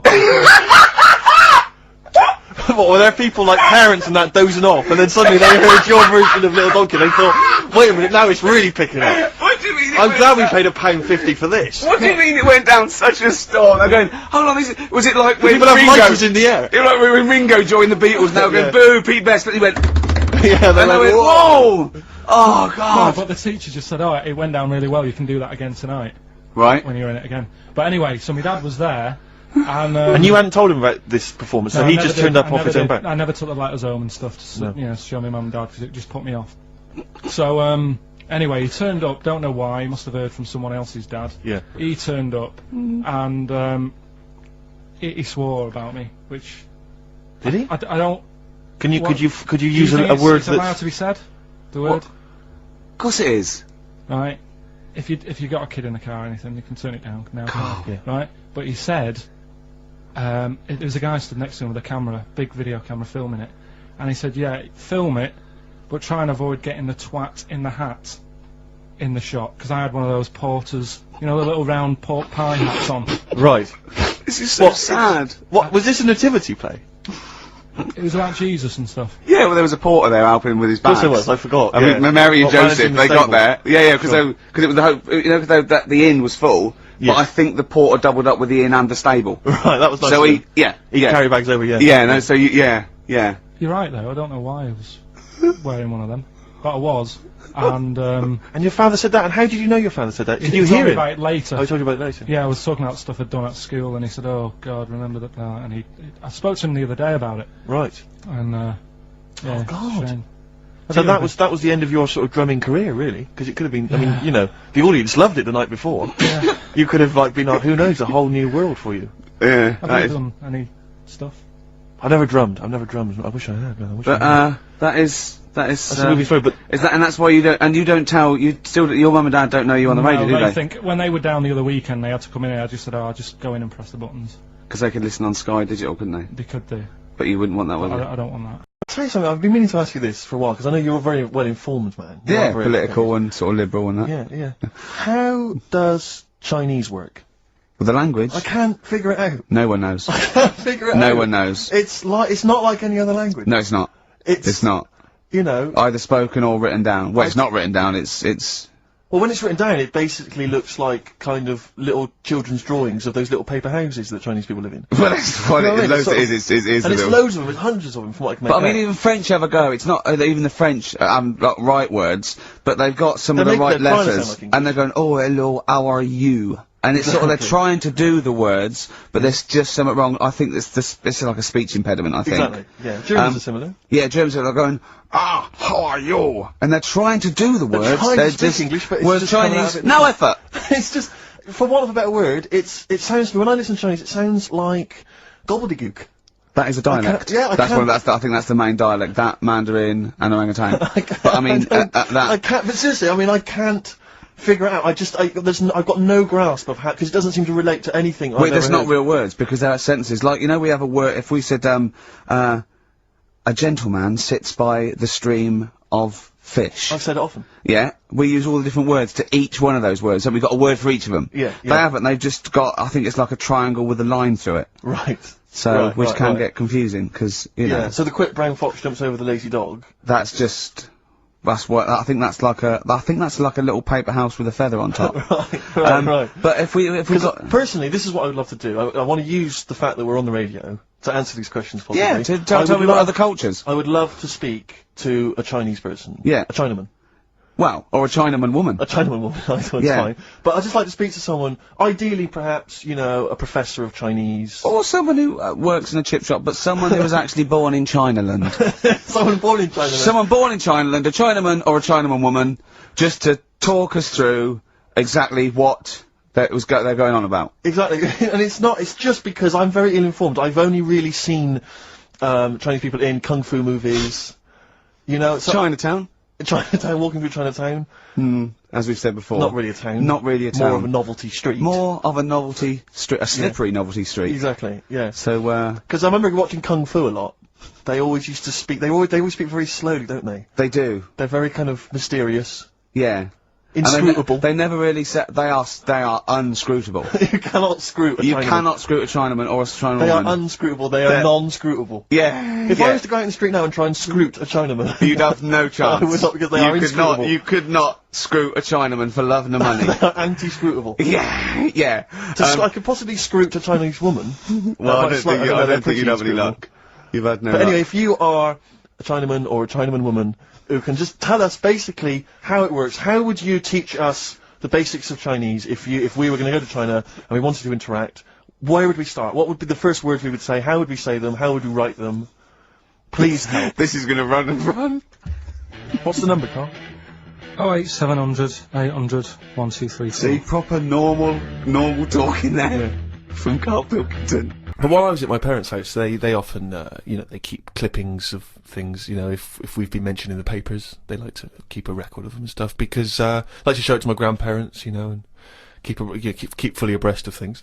And, you know, managed to find a couple of them. This is what, I don't know if you've heard this, Carl, it's, for people who don't realise, Carl was making a couple of little 3-minute TV projects recently that were on Channel 4. And in the Sunday Times, someone's written a letter about Carl to the Sunday Times. Wow. They can send in comments and views on things they've seen, read, heard. Oh, excellent. And this is what someone wrote to the Sunday Times. Who is Carl Pilkington? And why have I just wasted 5 minutes of my life listening to some of his cretinous thoughts on Channel 4? He asked, why are there so many dinosaurs on display in museums? Quotes, couldn't they just choose the best one and just show that? He summed it all up by deciding that we know too much. Somebody clearly doesn't know enough to know that this is a complete waste of airtime, showing no wit, intellect or creativity. That's from Wendy Robinson in Berkshire. You can't have your critics. You know what I mean? You've got to have your critics. Of course you have. If everybody liked what you did, then you're not doing the right thing. She wasted 5 minutes, and they were 3-minute wonders, so it must have felt Yeah. 2/3 as long again. But think how angry she must have been to have bothered writing this letter to the Sunday Times. Well, that's good. I mean, though. you It's made a really must difference. have- It's all about getting people thinking. That's what I always say to you. As long as I'm getting people thinking about what I've said, she remembered what I said. But what views did you put out in these short films which you feel people perhaps should be talking about, discussing, digesting, thinking about? Just stuff that was in my head that day when I was filming them. Yeah. Is it in your head now? Some of it is. Now you've remembered me what I said. Now you've what? Now you've sort of told me what I said in that one. Yeah, I remember saying that. Yeah. And I stick by it. Remember him some other stuff? Yeah. I'll tell you now, right? This, if I don't know if Wendy's, listen to this. But, Almost certainly not. But listen, right? I was saying about the museums, right, and how they're big and everything, and they've Brilliant. got dinosaurs all over the shop. I read that in that museum, they've got something like 7 million bits of stuff in there, right? Now, when I spend 2 hours in somewhere, just show me the good stuff. Don't be saying we've got 7 million bits. Because there was a fella who opened it, right? I did a bit of research on the museum. Fella who opened the museum up. Well, what was his name? It doesn't matter. Okay. Doesn't matter, does it? What museum was it? It was the London one. Oh, the London one, yeah, okay. So he's in there, and he's collecting all this, bits of stuff. What stuff? Just whatever's knocking about at that Oh, time. right, okay. It seemed like You have researched it. He never chucked anything away. He's like, I won't put it in the bin, pop it on a shelf. Okay, right? So yeah. he's put everything on a shelf in right, this yeah. museum. Then, as time I went think you're on, going into too much detail, but just give us the gist of it. No, but all I'm saying is, he keeps everything, and if you keep everything, sometimes it'll be good stuff, right? And a lot of the stuff was going missing, the good stuff. But people who set these museums up are just as crafty. What? The fella who found Tutankhamun, he was pocketing all sorts of fingers and stuff in his pockets on the way out. That had rings on them and stuff. So all I'm saying is, why is she having a go? But She's hang on, learned wait, something. what's that got to do with someone pocket? I don't understand your point. Because she's sort of moaning at me, going, "Don't have a go at the museum and the dinosaurs." But she's having a go at your fatuous point. Yeah, you're absolutely uneducated, But, stupid I mean, point that you got TV time to talk absolute shit. If I could That's not paraphrase my fault, Wendy. is it? That's not my fault. If someone says they want me to do a little program and you can do what I want, I went and did what I did. Free speech, innit? But we just gave you the chance then to defend yourself, and you just confirmed Wendy's point 1,000 times over. What was all this waffle about people nicking stuff? What's that got to do with anything? Because she's having a go at me. I didn't nick But she's anything. having a go at you for talking nonsense that's of no consequence, which is what you just did What then. sort of nonsense? But what was your point? Oh, all right, then we'll watch Wendy's little program when that goes out. Let's see what she's got to talk about. Sick of her. When did Wimbledon finish? A couple of weeks ago. Right. Found myself sat there, right, and I'm not having a go. I know we've stopped Cheeky Freak of the Week and all that, right? So I'm not going to be having a go. Christ, I sat there. I'm scared. No, I'm not having a go. You've always got to remember that. Go on, just get on with it. Get on with it. I'll apologise after. I'm just saying, watching Wimbledon, it wasn't, one of the major games. It was little fellas in a wheelchair having a game. Little fellas in a wheelchair. Right. But for me, I mean, great. They're doing a sport and everything. Don't put it on the telly. What was up with it? There wasn't like a rally going on. No, do you know what I mean? Do you know normally like with the well, not to Enman, but with some of the other with some of the other players and that, they're playing for ages, aren't they? It's like, oh, who's going to win this and that? Yeah. None of that. It was just like, hit it, net. Oh Christ! Oh God! I don't know what to do. And people were like sat there watching it as well when they've got other games going on in there. That's what I couldn't understand. If you've paid your money to get in, yeah. I mean, like I say, good on them if they. Do you know what I mean? But it would have been. And they always start first in the marathon. I just thought it would have, give them a game of swing ball or something. Yeah. You know what I mean? No, yeah, I understand. Oh God! Yeah. There's never anything. XFM in the community. Did anyone confirm? Actually, I had an email earlier. Swing ball. No, I'm not having a go though. Tell them. This is what I'm like, aren't I? Sorry, this is recording you as well. What do you mean I'm not having to go tell them? Do you think you just said that to me? That do you think you haven't got a microphone? You just said to London, keep wheelchair sport off the telly because they can't get a rally going. You called them little fellas in wheelchairs. What? And I meant to go, what Carl meant was... What? I mean, what? They can hear you as well. Yeah, I know, it's just that they might think that I'm having a go, and I don't want them to. That's why I stopped Cheeky Freak of the Week, because some people got the wrong end of the stick. Right. And what have you. So What, that it was funny that a woman was born with deformed legs? They might think you were taking the mick. So anyway, I just was wondering if anyone could confirm. We had an email earlier, I forget who sent it in, but thanks very much indeed for it. They said that the Paralympics began this week, and apparently during the opening show, the entertainment was provided by Riverdance. Now, I don't know, I don't know if that, I can neither confirm nor deny that, but it does seem rather tactless. Let's play a tune. Ricky Gervais, Ricky Gervais. Don't put my name to this last link. Don't put my name to this last link. Ricky.Gervais, xfm.co.uk. Oh. Magic, Virgin, if you're listening, we are available probably sooner than we thought. Here we go. It was one about a woman whose husband died, and she had him cremated. Yeah. And made like a little egg timer out of him. Right. And she said, I did that so it can still help around the kitchen. Well, that might be true. That might be a joke. That's quite sweet. That might be true. That is true story, again. It was all No, not again, because the ones I just told weren't. Nor is the boiling the brains in a bag curry microwave Head story true. Yeah. They're too convenient. I've been reading a lot about, you know, I like spiders and stuff, just reading about them. And there's one, right? It's got big legs. Yeah. Doesn't use them. It goes around, floating in the air, on a bit of webbage. Like a He just took a gamble then, didn't he? He took a gamble, he thought, do you know what, I'm gonna go with webbage. Don't know if it's a word, not sure, but I could just say web, and I'm gonna go with webbage, I'm gonna risk it. And it didn't pay off, did it? Webbage! Webbage! But that's how it gets about, it's in the air like a kite. Yeah. And it's just floating about. I've seen one, yeah. So, that's what I'm saying about weirdness. The way all that goes on, and this is what I can't get my head round. You have got your head round. But do they get ill then? He's just, for those listening at home, he has just bumped his head against the microphone. Trying to mate with it because it's perfectly round, this microphone. No, but when I was, like, this is what I'm saying, when I was in hospital and stuff, you do think about how others live, because insects don't have operations. Are they built better than us to survive in this world? The trap you seem to fall into again and again and again is you cannot conceive of the fact that insects and animals do not have consciousness and personality and communication. They do not function in the way that humans do. You've seen so many Disney cartoons, you believe them now to have a life and wear bowler hats and go to work. But just in the same way that the cavemen didn't have Flintstone type cars and have a little house, but you can't seem to understand that animals don't work in that way. But what I mean is, you're saying that no animals or insects know anything, yet when you see them things on nature programs where a load of ants are having a walk, there's always one at the front who's leading it all. So one of them's got to know something. First. Or there are leaders in. Yeah, but the other ants are going follow him. No, they're not. They're not. They're not vocalising that in any sense that you understand it. No, they're not saying follow him, but they sort of look as if to sort of say, I'm going this way. Without cognitive speaking. reasoning.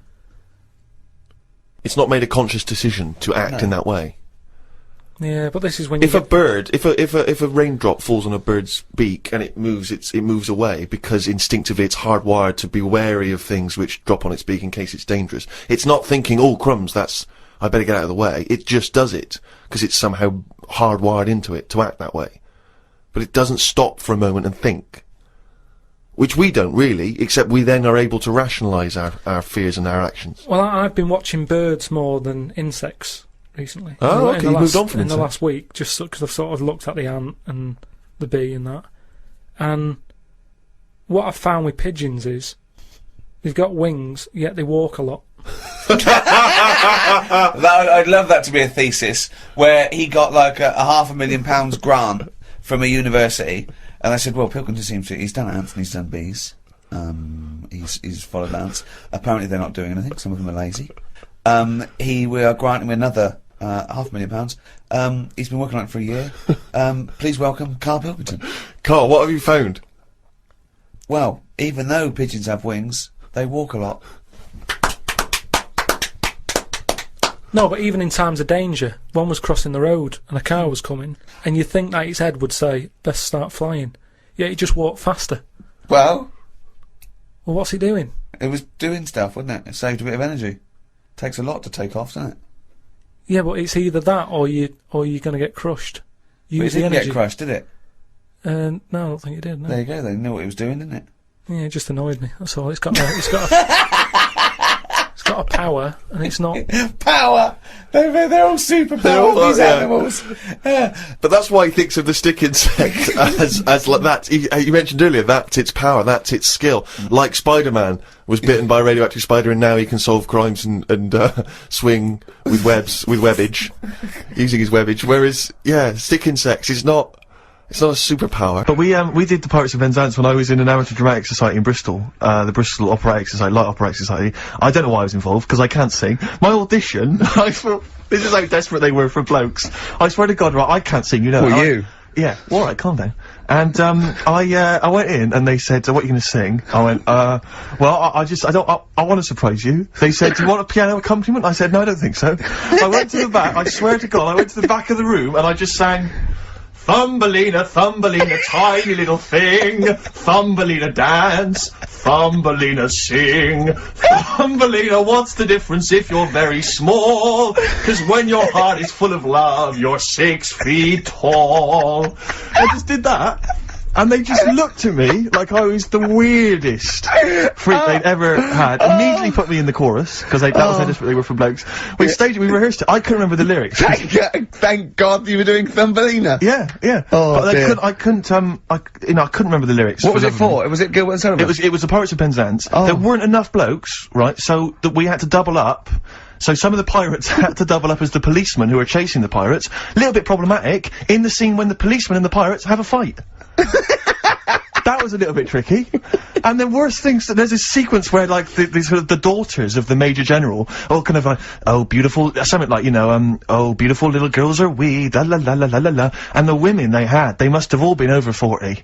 I mean, real kind of toothless crones, creeping around in their 90s. Is it the sort of women that buy one of those sort of porcelain dolls? Exactly. From the TV and go, Yeah. look, I've had a baby. It's not a real baby. It is a real baby. I'm gonna stab you. Yeah. One of those. Exactly. It's the sort of women that you'd see maybe on TV's Bargain Hunt.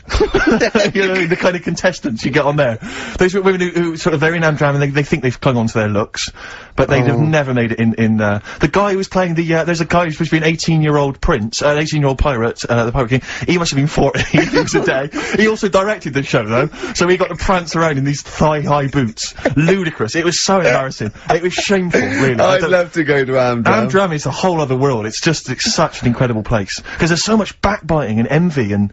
Really? Oh, it's incredible. I mean, it's worse than the real world of theatre and TV. It's unbelievable. Because the same old people get to do it every year because they can hold a note. Can we go along? You would absolutely adore it, Gervais. So anyway, as I say, my mother saves various clippings and things which may be of interest. This was recently in the, Daily Mail, in one of those kind of, gossip columns. Ricky Gervais's cringe-worthy dance routine as managerial buffoon David Brent was undoubtedly the highlight of BBC comedy The Office. Perhaps credit for the scene should not go to Gervais, however, but his lanky co-writer Stephen Merchant. For I hear that 6'7" Merchant has been attracting a great deal of female attention at the so-and-so pub in North London, until he took to the dance floor with Brent-esque results. Says my mole, most of the feminine throng looked away in embarrassment. Putting it kindly, he was rather ungainly, like a giant albatross hopping on stilts. Right, now then. I'll take issue with this, because firstly... You wouldn't be attracting female attention in the first place. Rick, if I had been, I'd have phoned the Mail myself. Point A, right, I seem to remember distinctly I was talking to one of my mates the whole night, and we were discussing about the fact we were too shy to talk to girls. So wrong there. Yeah. Point 2, as you well know, if I take to the dance floor, which on this occasion I didn't, I remember distinctly not because I love to dance, I would not have been described as a giant albatross hopping on stilts, because Karl has seen me dance, you've seen me dance, you know I'm a good mover. Yeah. Just in the same way that people can't quite understand how Peter Crouch, the same height as me, is able to be so brilliant on the football field. Yeah. The same, people look at me when I'm dancing, they go, I don't know how that big guy is able to bust some of those kind of moves. Yeah. I've won 2 dance contests in my life. Those facts, those stats speak for themselves, Rick. I know. I mean, you've seen me dancing, how would you describe me? I think that you look like isn't an albatross, isn't it? So, you look like, an upright lizard, right, being given electroshock treatment. And I think that's a lot fairer, isn't it, than the albatross nonsense? Well, so I'm just trying to picture that, because again, was that a compliment? You were on my side, right? You were defending me. A cross between a giant lizard and a stick insect. Again, because they don't sound, straight away they don't sound like compliments, but I'm assuming you're on my side here. Stick insect with funny glasses? Is that? Again, I thought, I was thinking you were perhaps being a bit touch more supportive, but you've not really... Carl, you've seen me dance, what are your views? It's just like a bit of weird art. That's brilliant! That is brilliant! That's so much better than Albatross! Okay, number 2. People who don't want to do what the brains would be better at doing. Right, okay, no, I'll get around that sentence. Now, tell me again.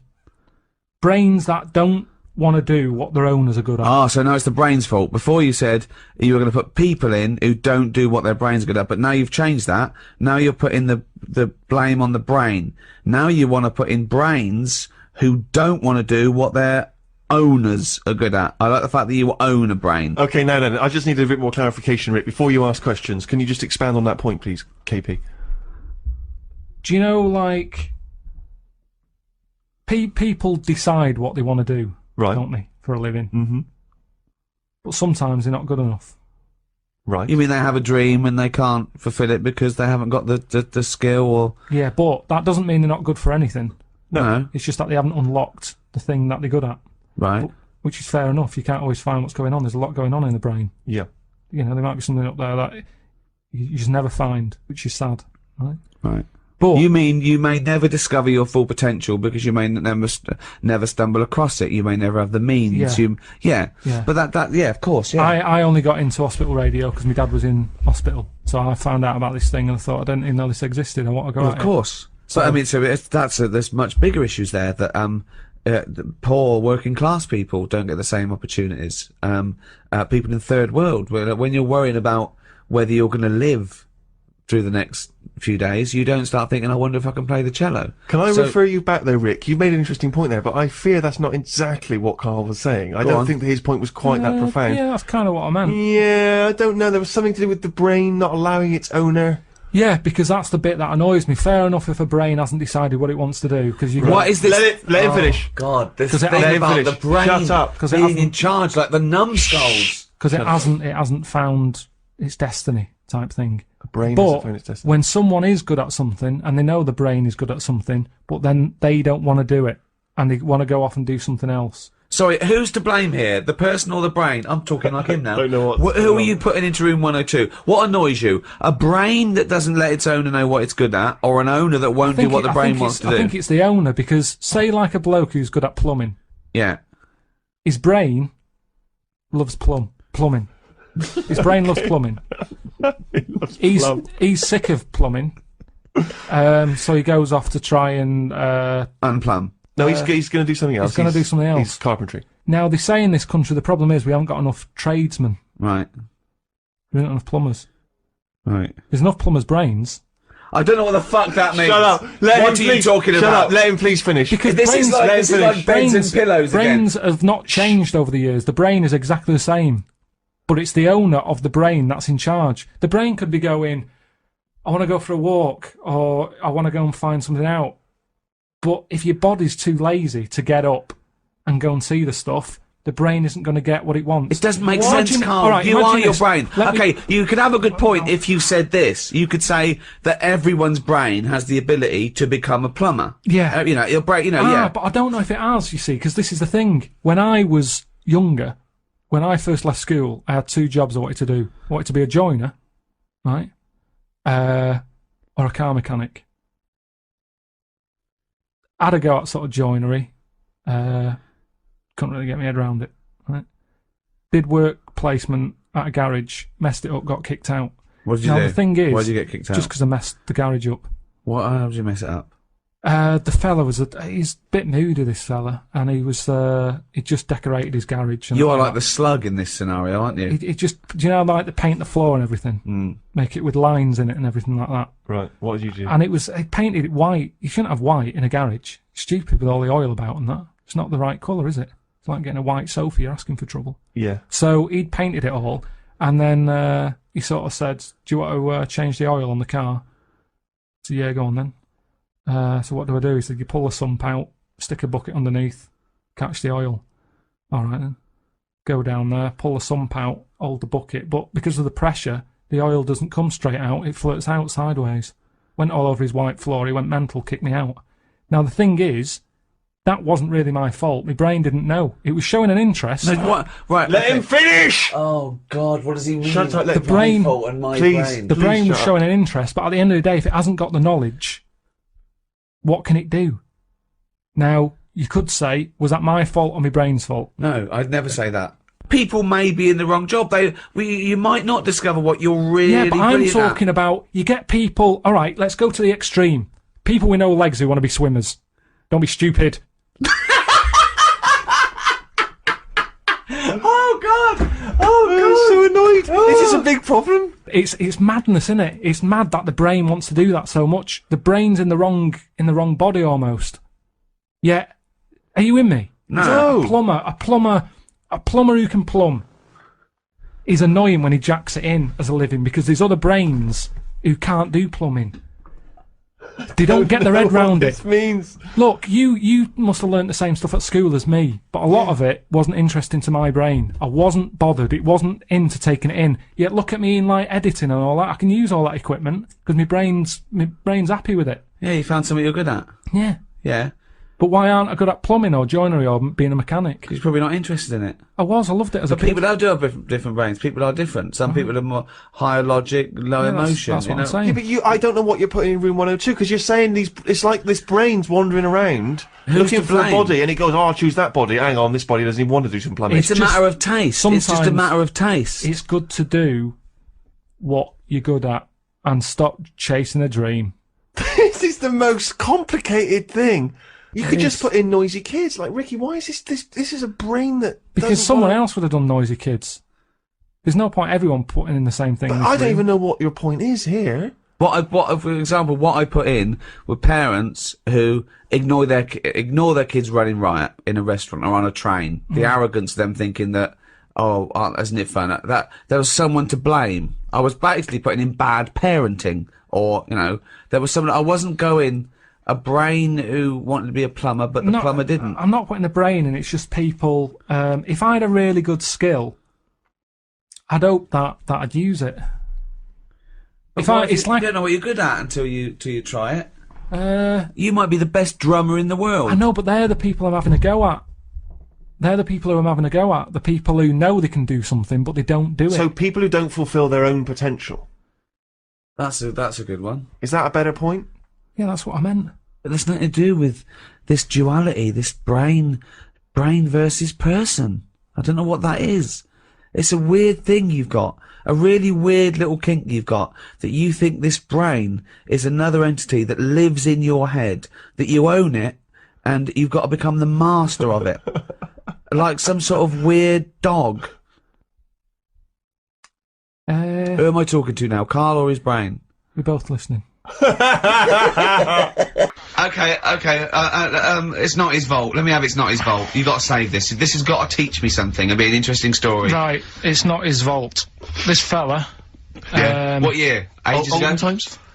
I'd say in the 70s. Okay. Would you? Any evidence for that? And Does he wear flares in the story? Right, Is that your reason? no, it's a bit like Yuri Geller, this fella, right? Where he's electric. He's electric. And if he walks past the telly would fizz. If he walked past the radio, it all goes like that. Ooh. His hair stuck up all the time. And he'd be having a bath and everything would be alright, and then the power would sort of switch on in his body, and the electric in his body made him jump out of the bath. So... What do you mean, so? What is that so? What does that so mean? You've given us nothing. You've given us nothing. You'd have to at least give us the scientific explanation. Yeah. Electric eels have 400 volts in them. Oh, is this the running away again? What was that one called? Yeah, but It's not his vault. But there's a reason that not his fault. It's not his fault. I thought it was going to be something about keeping it in a safe. I think we should do these the other way round. I think you should tell us the story and then we'll hear the pun. It's not his fault. It's not his fault. Right, let's leave it. Play a tune. Educating Ricky. Doing it. We're not doing it. No, we are. I'll tell you what is interesting, Steve. I didn't know that much about it. Autism. Okay. Oh, good. It's some more entertaining stuff on XFM 104.9. No. Just to cheer up people. Go on, and what? Go on. No, right. Have you heard about it, Steve? What Autism. It scares me to death when he comes up, when he touches on a serious subject. We've been talking about wheeling a dead pope round, the Chinese don't age well, and ginger people are hated, and now we're going to touch on a really, I mean, No, I said- my heart's in my throat. Go on, Carl, then tell me your insights to autism. Right, well, there's this, again, Channel 4 coming up with some good stuff at the moment, right? It might have been Channel 5. But what's the name? It's the attention span I like! These people who, they've got like this autism thing going on. Yeah. And, they sort of take in a lot of information, they get sort of they get so into it that they know everything about that subject and what have you, right? And there was this lad who, he knew everything, right, about EastEnders. Right. He sort of, the cameraman was saying to him, so, you know, why EastEnders and that? And he said, oh, I don't know, I just like it. And he said, I remember when I first watched it was a Thursday, it was 5 to 8, Pauline Fowler walked in, she had a pink jumper on, she said, alright, love. And he remembers everything from that moment on. Yeah. Right, and everything. Which is great, but then, the way the programme was making out, it was almost like they were saying it's a disability. Right. When in a way, it's more like a superpower. Sure. Like Rain Man. Well, if you can take it... Rain Man. No, I'm he not... has special autistic powers. Oh God! We must send for Rain Man. I don't know what to do. So I don't know what to do. So he would be a great contestant on Mastermind. Sort of autistic Mastermind. He'd be Well, what I'm dynamite. saying is, don't be watching EastEnders though. Sort of, why didn't they give him an encyclopedia and say, get into that? Sure. That'll be useful. Yeah. Keep him away from EastEnders. Wasting his time there. But I don't think it is a disability. No. Yeah, there are other things, and they're not. It's also autism is a matter of degrees. From what I know, and I'm sorry to have to do this, but I feel that I have to at least be the voice of reason, as ill-educated as I am on the subject. But I think there's degrees of autism. I think some are higher performance than others. There's other issues with it. It's not they're just got good memories. They don't go around doing tricks for people because they can remember stuff. There are other issues with it. Do you know what I mean? Well, I mean, they seemed a bit... You watched the programme, what did you learn? That he knows when Pauline Fowler came in? Yeah, I mean, there was other bits where they couldn't control her emotions and stuff. Oh, that other little bit, yeah. But the main bit of it was he can soak up information and stuff, and I'm just saying, it didn't seem really bad. Do you know what I mean? There's disabilities where people say that's a bad disability. It's like how people say about, This is brilliant. This is just like this is amazing to be in a room with this man. It's incredible. You just wind him up and listen to what comes out. And I'm going to sit back now. I'm not going to defend you or explain anything. Just go on and tell me about the other disabilities that are worse. No, what I mean is how people can sometimes easily get mixed up. How people are scared of like a cyclop. When at the end of the day, he's got a disability. A bloke Who's scared of a cyclop? No, it's apart just from Jason and his Argonauts. Where's this cyclop that you're scared of? No, I'm just saying in history and in books and that. No, not in history. History happened. Yeah. But what are you thinking of? You're mixing history with Greek mythology and Roman mythology and every other type of mythology. What do you mean there wasn't really a giant cyclop that went round picking up ships and throwing them around? That's not history, Carl. Do you think Batman's history? No, but it was ages ago, wasn't it, when we were sort of... No, I'm not saying it didn't happen ages ago, I'm saying it didn't happen. Well, it might have done. There's no... I mean, what's so ridiculous about a fellow with one eye? In the middle of his head, and he's big and scary and lives in a cave. Why is he scary? Because he's got... What, if he had 8 eyes, I'd be scared of him. At the end of the day, he's got a disability... Oh, we'll talk about it in a bit. But one of the things that they told us was that Planet of the Apes was filmed in Lanzarote. Right, okay. Right. That makes sense. A bit of it. Well, does it? Does it make sense? Well, what do you mean, well, maybe it was, maybe it wasn't. Okay, anyway. No, I mean, if they wanted to show sort of an barren, sort of post-apocalyptic sort of subject, choose where you went on holiday. Yeah. Obviously. Yeah, but when we were there, he took us to this sort of beach, and I said, is this where they did it? And he was like, yeah. I said, what, right there, yeah. And I watched it, and I couldn't see where I was. Yeah, you know that if you watch a film from 1968 and you've been to the same place, you're not going to feature. They're not going to see you in the back walking along the beach. It's a new one, new Planet of the Apes. Oh, the recent Planet of the Apes. Yeah, that's what they said. Yeah. Right. So I thought I'd sort of. Now that sounds a little bit more far-fetched. I'd have thought that was probably a lot in Hollywood. Yeah. Well, anyway, is this the current Planet of the Apes or the old one you've done? Current Planet of the Apes. This is the recent one. Alright, there'll be a question at the end of it, so listen and that. Is this entertaining to anyone, this? I mean, just take the last 4 minutes of conversation. But seriously, Rick, who cares? I don't. Do you? No. I don't. DVD's selling well. Exactly, what do I care? Right, go on then. Alright, so, Planet of the Apes, question at the end of it, listen and win some stuff. Alright? Hey, where am I? What is this place? Hang on a minute, I'll have a look. According to the Lanzarote guide, we've been dropped off at the volcano bit. Apparently there's 36 volcanoes here to be seen. I hope you don't mind my saying, but this is a waste of time. What do you mean? Don't know why they need 36 volcanoes. Just keep one. Fill the rest in. Like a car park or something. Excuse me, guide. What's why's the bus dropped us off here? What's so special about this place? Well, according to our holy writings, that is where creation began. Where the Almighty breathed life in the time before time. It's amazing that, isn't it? All this has been stood here for years and years. What about the coffee shop there? Is that old, is it? Well, nothing. You're out to rip us off. I bet it's about £4 for a coffee there. Always ripping people off. That's what annoys me with these trips. You get us in the middle of nowhere, we die in a thirst. I'm not able to do without. The reason I've come here, I believe this is where they did Planet of the Apes, innit? Love monkeys. Especially the ones in Planet of the Apes, because they talk and that. Talking monkeys can't exist. Joking, aren't you? Of course they can. Getting up to all sorts of stuff. I read about a monkey the other day who worked on the railway. Right? There's another one about a chimp that did a bank job and went off to Spain to sort of... Shut up! Okay. What is that? Little monkey fella.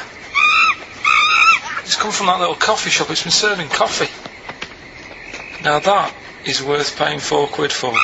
No, you're teasing him. I'm not teasing it. It's working, isn't it? It's serving the... We want some coffee. Get us some coffee.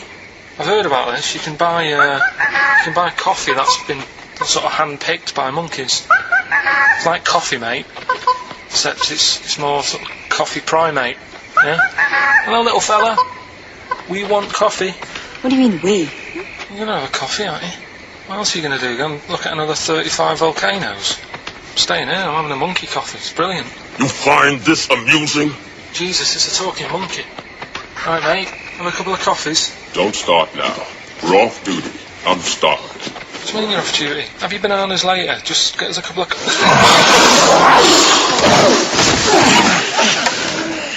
Alright. I understand that you're tired and you've probably been on your hands all day. Just forget the coffee. You go and get some lunch. After you've got some coach, you lazy ass. You damn human!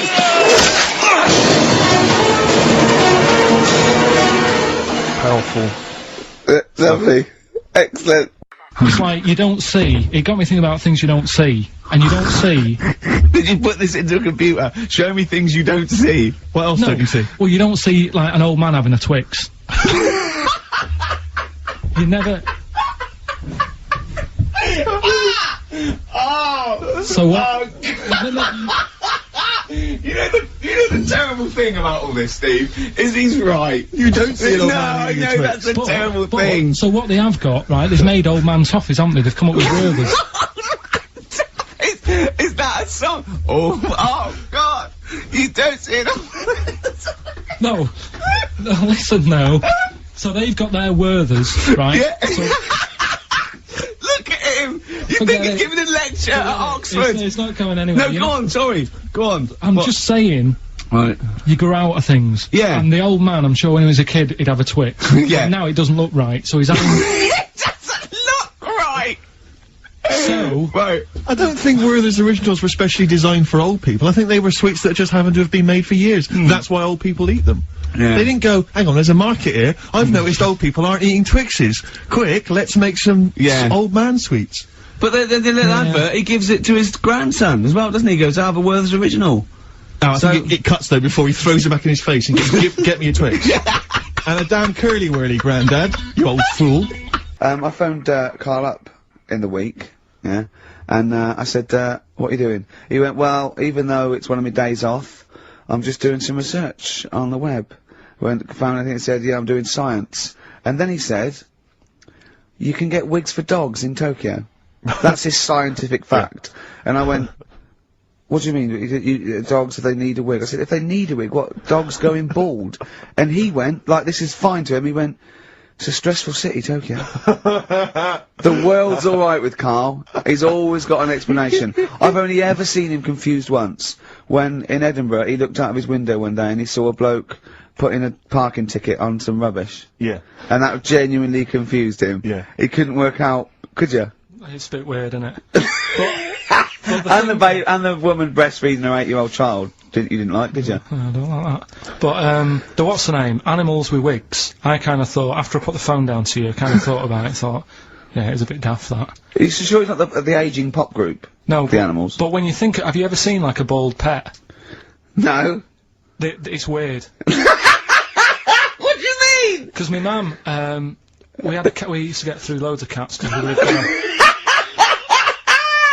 Oh God, it's starting early today, isn't it? What do you mean? It's only 10 past 1. What are you doing? No, Running a restaurant? We lived on. Oh God, what do you mean? No, we lived on like a main road. Oh yeah. Right? So Yeah. we used to get through a lot of them. My dad It was kept their saying, risk. you know, stop wasting money. You know, it's not. Stop good. wasting money, not wasting cats. Right. So anyway, we had this cat that was ill all the time. And It's just bag of news, probably. Yeah, malingerer. Yeah, I'm terrified. I'm going to which house? Rome. Oh God, bloody hell. Rome. Don't let me go to the Pilkingtons. And for some reason, it kept being sick all the time. Right? Yeah, that is nerves. That's definitely nerves. So my mum kind of thought, I've had enough of this, and she shaved it. What? Whoa, whoa, whoa. Whoa. Now I know you're not vets in your family, but what correlation did your mum think there was between you being sick and shaving it? Because it kept being sick, and it was a pain to wash, because it kept getting So caught she up. wanted a dry wipe cat. So Why didn't you just varnish it? What? it's weird. It's weird. Though. So now he's cold and sick. No, but not all of it. She left sort of the back half, but sort of from its waist, sort of. I love that shaving because it's sick on itself. And That is it was genius. the weirdest looking thing. I mean, normally I like cats. I'm always like giving yours a stroke on the head and that. Yeah. As soon as she did that, it was like, oh, Yeah. can't touch it. And then So now it's sick, cold, and hated. Yeah. I love. Carl. It must have, I mean, the other cats must have been taking the mick out of it constantly. It's just making things worse. Did it get, I'm hoping that it got run over and was put out of its misery. no, I think it got all right, that one. Or is that the? Yeah, it did get run over. It did. Oh God. Right, what we going for then? Hanging the bacon, airy Chinese kid, alien gives man a beard. I think Alien gives man a bit I'd of like all to do excitement. that. Right, there's this fella, I think it happened in America, and he saw a bright light in the sky. And, Carl, if you're bored. and he stood there. This is a true story, is it? Yeah. He stood there, Yes, 'cause it isn't, Steve. and he saw this bright light, and it came closer and closer, and it was a UFO, right? Yep. And he looked at it, and it disappeared, right? And he gets back in his car, He looks in the mirror. and he looks in the mirror. Yep. He's only got a beard. He has. You sure it wasn't someone else who got in the car and he was still standing out there? No, right? What? And it turned out, Yeah. he got home and said to his wife or his girlfriend, it's a bit weird. So I just got out of the car to look at a bright light, and I got back in the car and I grew a beard, and she said, never mind your beard, where have you been for 3 days? And what had happened is, He passed out because he was pissed. no, the UFO had taken him for 3 days, Yeah. but he'd only thought that he'd only looked at it and it went away. Yeah. But what had happened is, he yeah. took him, and Yeah. he grew a beard because he hasn't had a shave. Right, okay. I mean, was Will Smith or Tommy Lee Jones anything to do with this at all? Did you see this on a video maybe and thought it was an educational film? No, it's from a book that some kind person sent in to me. here. Can I just ask again, just again, I'm just throwing this right back at you. Do you think there's any other possible answer here? Right? A man is absent for 3 days from home. He's grown a length beard. of time that it could take to grow a beard, lest we forget. What if he hadn't actually seen a bright light in the sky? What if he was he'd been lying? What if drunk? he was lying? He'd got knocked unconscious, he'd had a car crash. Just any number lying. of other No, things. just lying. Or he was just lying. Yeah, he'd been on a bender, getting pissed for 3 Yeah, days and that with was his his mates. excuse to his wife. And they went, what are you gonna, Dennis, what are you gonna tell your wife? Well, wait a minute. Wait a minute. She's not gonna believe I was out with you, lads. Just say you're only away for a minute. No, she didn't know I wasn't away from it because of the beard. Oh yeah, it looks like you've been out for 3 days. Well, we have. That's Exactly. right. Okay, we've got to cover that then. Alien abduction. Great one. Okay, let's try that. Do you see? That's a little scenario there that could have been played out. So, when you say educating Ricky, what have I learnt from this? Never listen to you again. That's all I've learnt so far. Never listen to you. Yeah, we'll add a little bit more in here, right? To Well, spice this no, up. what do you mean add a little bit more? We'll add a bit more to this, what I'm educating you about. Go on. Right? There's only a law in America that says if you touch a UFO, you're gonna get done. Now, why would they make a rule? I don't know that, do you know, like, all their rules have a code? Carl, I genuinely do not know what you're talking about. Right, do you know, like, how here they might have... Do you know I what? have no idea. Right, Okay. do you know, like, over here... I'm listening to Capital on these headphones. I got Foxy on from yesterday. Okay, what's the next one? What's the educating Well, Ricky? I don't know, see, like I say, I was looking around and there's stuff that is interesting. Right, I was looking on the web. But there's no point. Well, it's just that I found one about, What's the point? about a lad who, 8 years old, but he's still breastfed. Now, I don't know if you can get anything out of that. Is that what his mum said? So,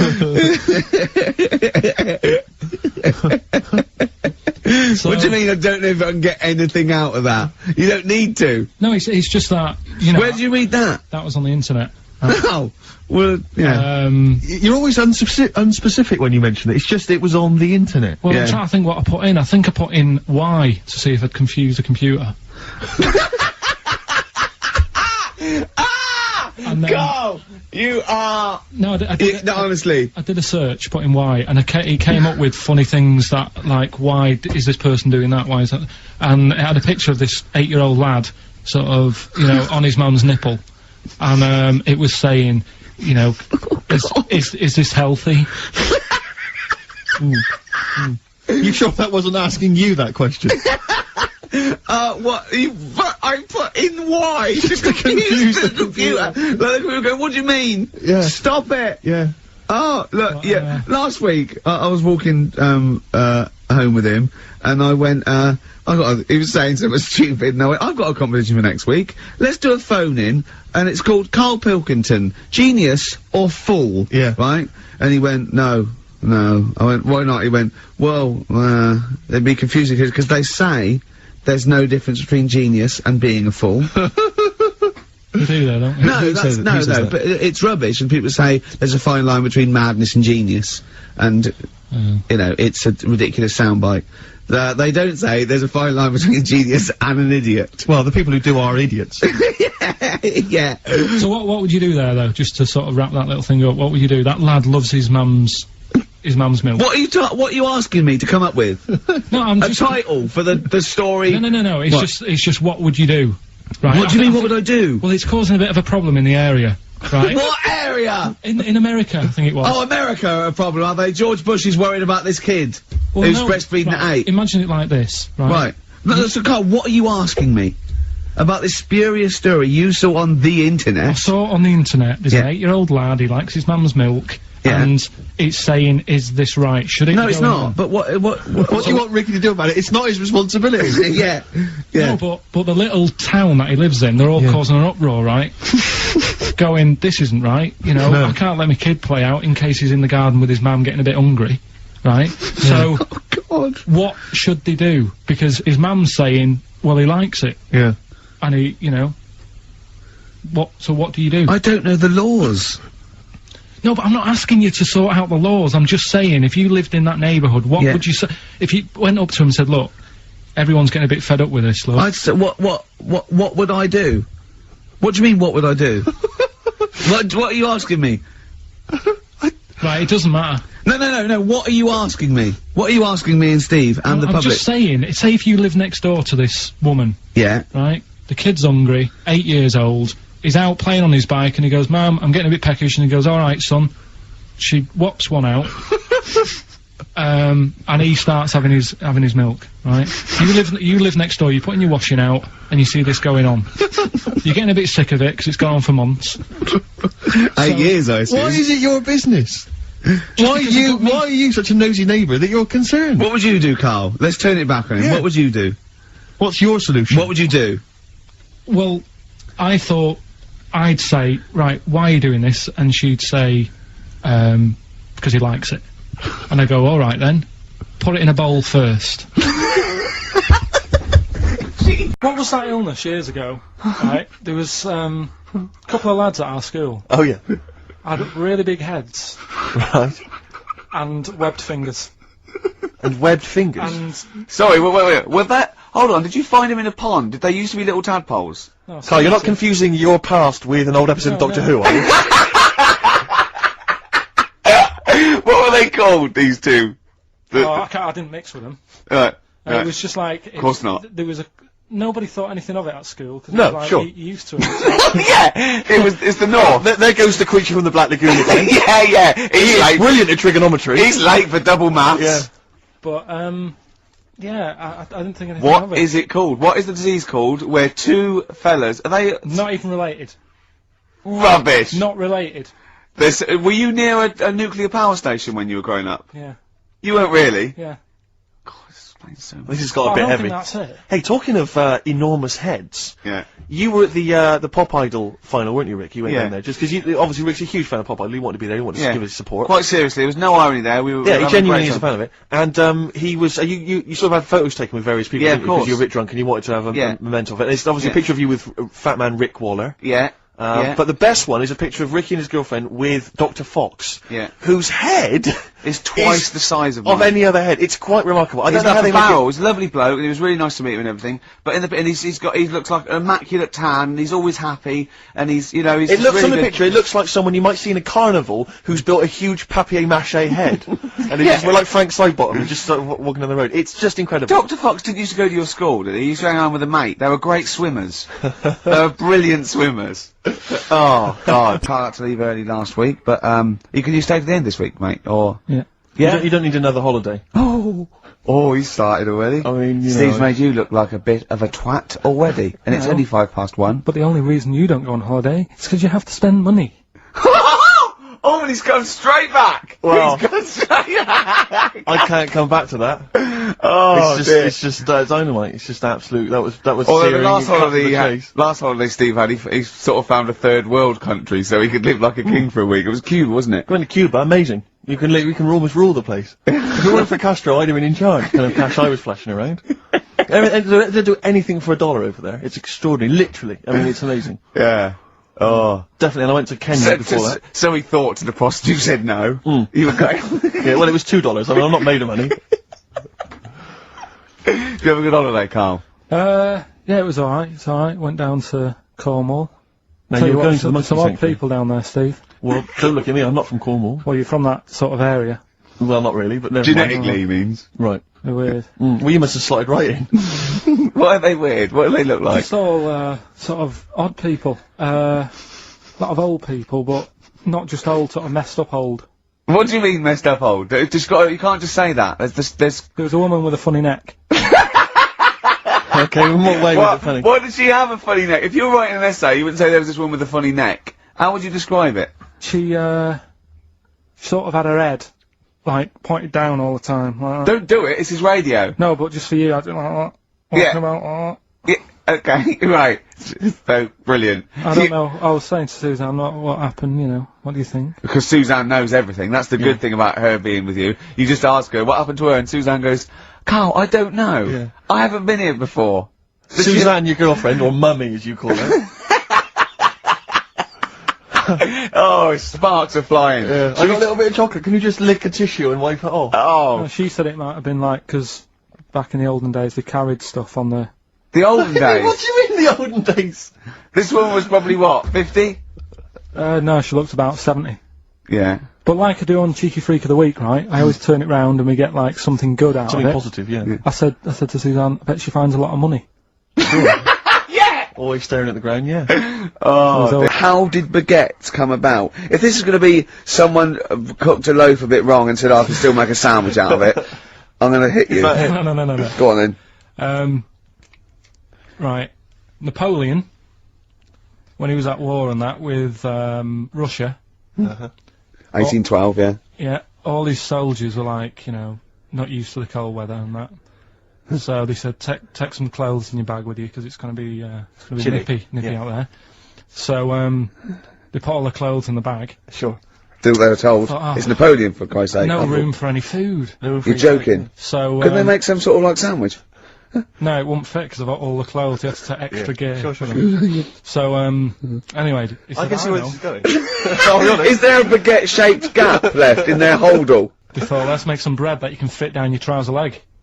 What? That's not true! No, it's not, I read it in Euston train station. I was waiting to go back to Manchester. Where did you read this? Scrawled on the wall in graffiti? Yeah. Do you know the Was it also meet me here for cockfun at 12 o'clock?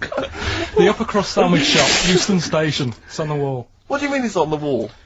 Do you know how it says, like, sail on at Dixon's, whatever? Yeah. Next to that, there was, like, a bit of information. Once you've read the stuff on Dixon's... Baguette information. There's a big thing about the history of the baguette. I read it and I thought, we got to make a sandwich we can fit down our trouser leg.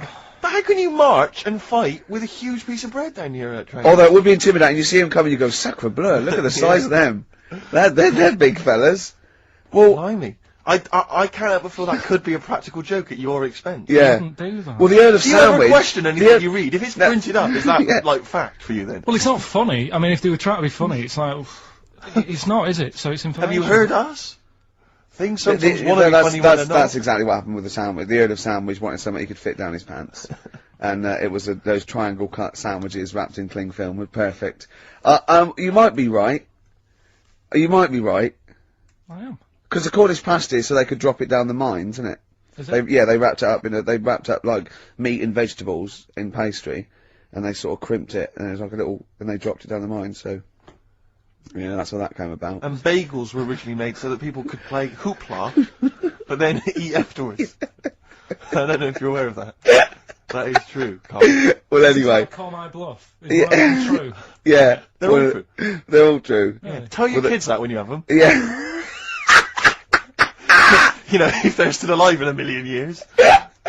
Well, go on. It might be true. Can someone confirm that baguette fact that it was so Napoleon could stick it down his trousers? Not him, his soldiers. His men. Yeah. Fascinating information. Fascinating bread information, Carl. Well, we've had lots of emails. People, obviously, we inflamed and provoked about the Cornish pasty.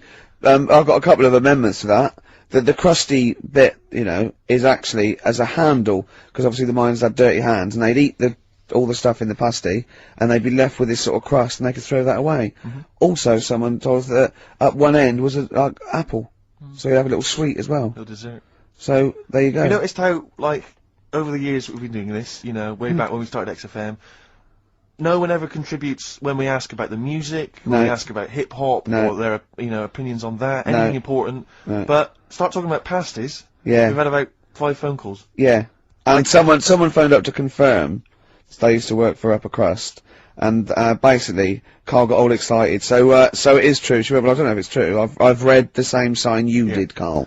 Interestingly, there's an email here that says, which basically offers a history of the baguette, and talks about after the revolution, the government decreed that all of France must eat the same bread, and it was up to the bakers to bake this bread of equality. And then Napoleon kind of made sure it was a particular, he kind of set in obviously on the bread you can eat anything you find in the garden, frogs, snails, bits of horse, but squid. the interesting thing is, Rick, that there's no mention of sticking it down your trousers whilst going to war. The French have tried to keep that secret for over 100 years, It was only Steve. the upper crust people. Yeah, nearly 200 years, that is a top secret. Somehow Euston Station Upper Crust got hold of a document, left behind in an old sea chest, possibly Napoleon's, could have been Josephine's. Unfortunately, jotted it down He's kicking himself now. Oh, Sakura, I cannot believe I left a note. If he talked like that. He did. He did that. Yeah, he talked English, but in a very funny French accent. Got a couple more things for room 102, Carl? My problem with me restless leg syndrome. Oh, yeah. If I could put that in. Right, okay. What is this problem? The problem I've got with my legs, how they sort of come alive at night. And what Tap they are dancing, doing. Yeah, like yeah. bed knobs and broomsticks. Yeah. I sort of go to bed, I'm tired, and then I sort of nod off for about 40 odd minutes, Yeah. and then my legs go, Right. and I can't sleep. It's really depressing. I think it's actually affecting me sort of health-wise, because I'm not sleeping right through the night. It's like I want to sleep. And what does with me. Graham say? What does Suzanne say? Well, she's annoyed with it, 'cause she's getting loads of bruises. Kicking her. I did a little bit of research on restless leg syndrome when he mentioned it to me. And two little bits of information you'd be interested in, Steve. It is exacerbated and made worse by a sedentary lifestyle, Right. lack of activity, lack of exercise, and it can be alleviated with the opposite of that: exercise, leading a more active lifestyle. Which proves my point. No, You're like a slug. I do loads of walking. I make sure I do a good walk. If anything, it's because I walk too fast, because I tense my legs up when I walk. The doctor didn't say anything to do with that when I told him about ages ago. He said it was because I was eating ice cream. I don't know what that means. I don't know Because who something this that's doctor in ice cream. He just Is this the same doctor that said your nerves are too long? Yeah. No, it's a different fella. This Right. is the proper doctor. But yes, I've cut that out, and it works for a bit, but now it's got to a point where I have to go to bed, and I have my legs outside of the bed. I have to put my feet on the floor. What do you mean? What? I have to lie in the bed, like With your normal feet position, on the but I floor? have to stick my legs out and feet on the floor. That's insane. You can't sleep like that. Well, I do. I nod off, and then maybe in the night, when I wake up, my legs are back in the bed, so either they get bored, or they uncomfy or whatever. Yeah. Or they eventually get tired. But it's kind of like, if I have them there, it's like they think they're awake and they're being used. The only other thing I can do is if I lie on my front, and then have my legs in the air. Well, hold on, whoa! You lie in the front and have your legs in the air. Like that. Say if that's my head. Oh, like like that. Like a scorpion. Like the front cover of Pulp Fiction. Yeah. Yeah, like that. If I do that, I think if I can get the blood out of my legs, they don't work the same.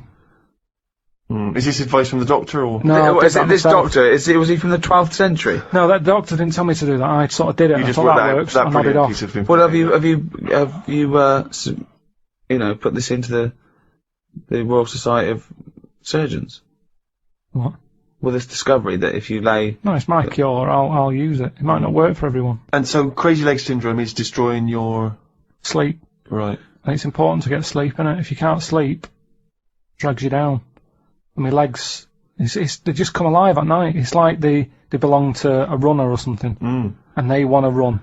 And I'm going, I just want to sleep. But why don't you run? Why don't you go for a run? Because it's late at night. Yeah, but go for a run in the day. Tire them out. It's fine in the day. Tire them out in the day. Tire them out in the day. No, you Go don't. for loads of walks in the day. Loads of walks. So if you were to go, you go to bed, you got restless leg syndrome.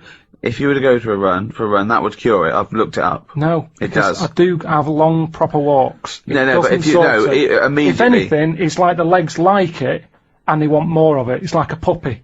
You take it for a walk, and it's jumping up and down. I want more walks. Well, you can't have a walk. We had a walk earlier. Go to sleep. They're fine in the day. Whilst I'm sat here, they're not probabling me. They're not what? They're not probabling me. Okay. Not probabling me! They're not, makes up words! They're not giving me any grief whilst They're I'm sat not here. probabling me. But when night falls, it's all going to be different.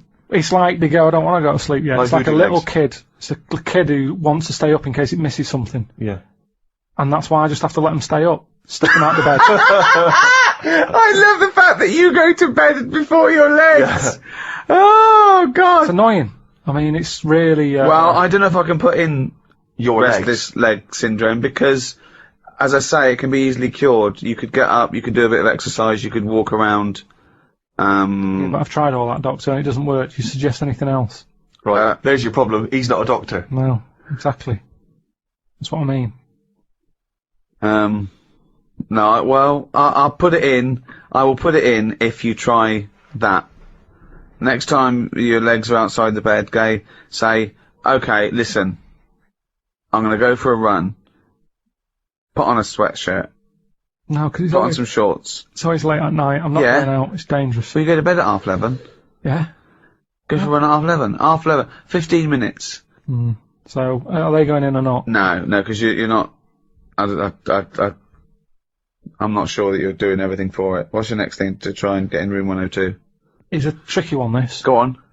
It's people who think that humans are special.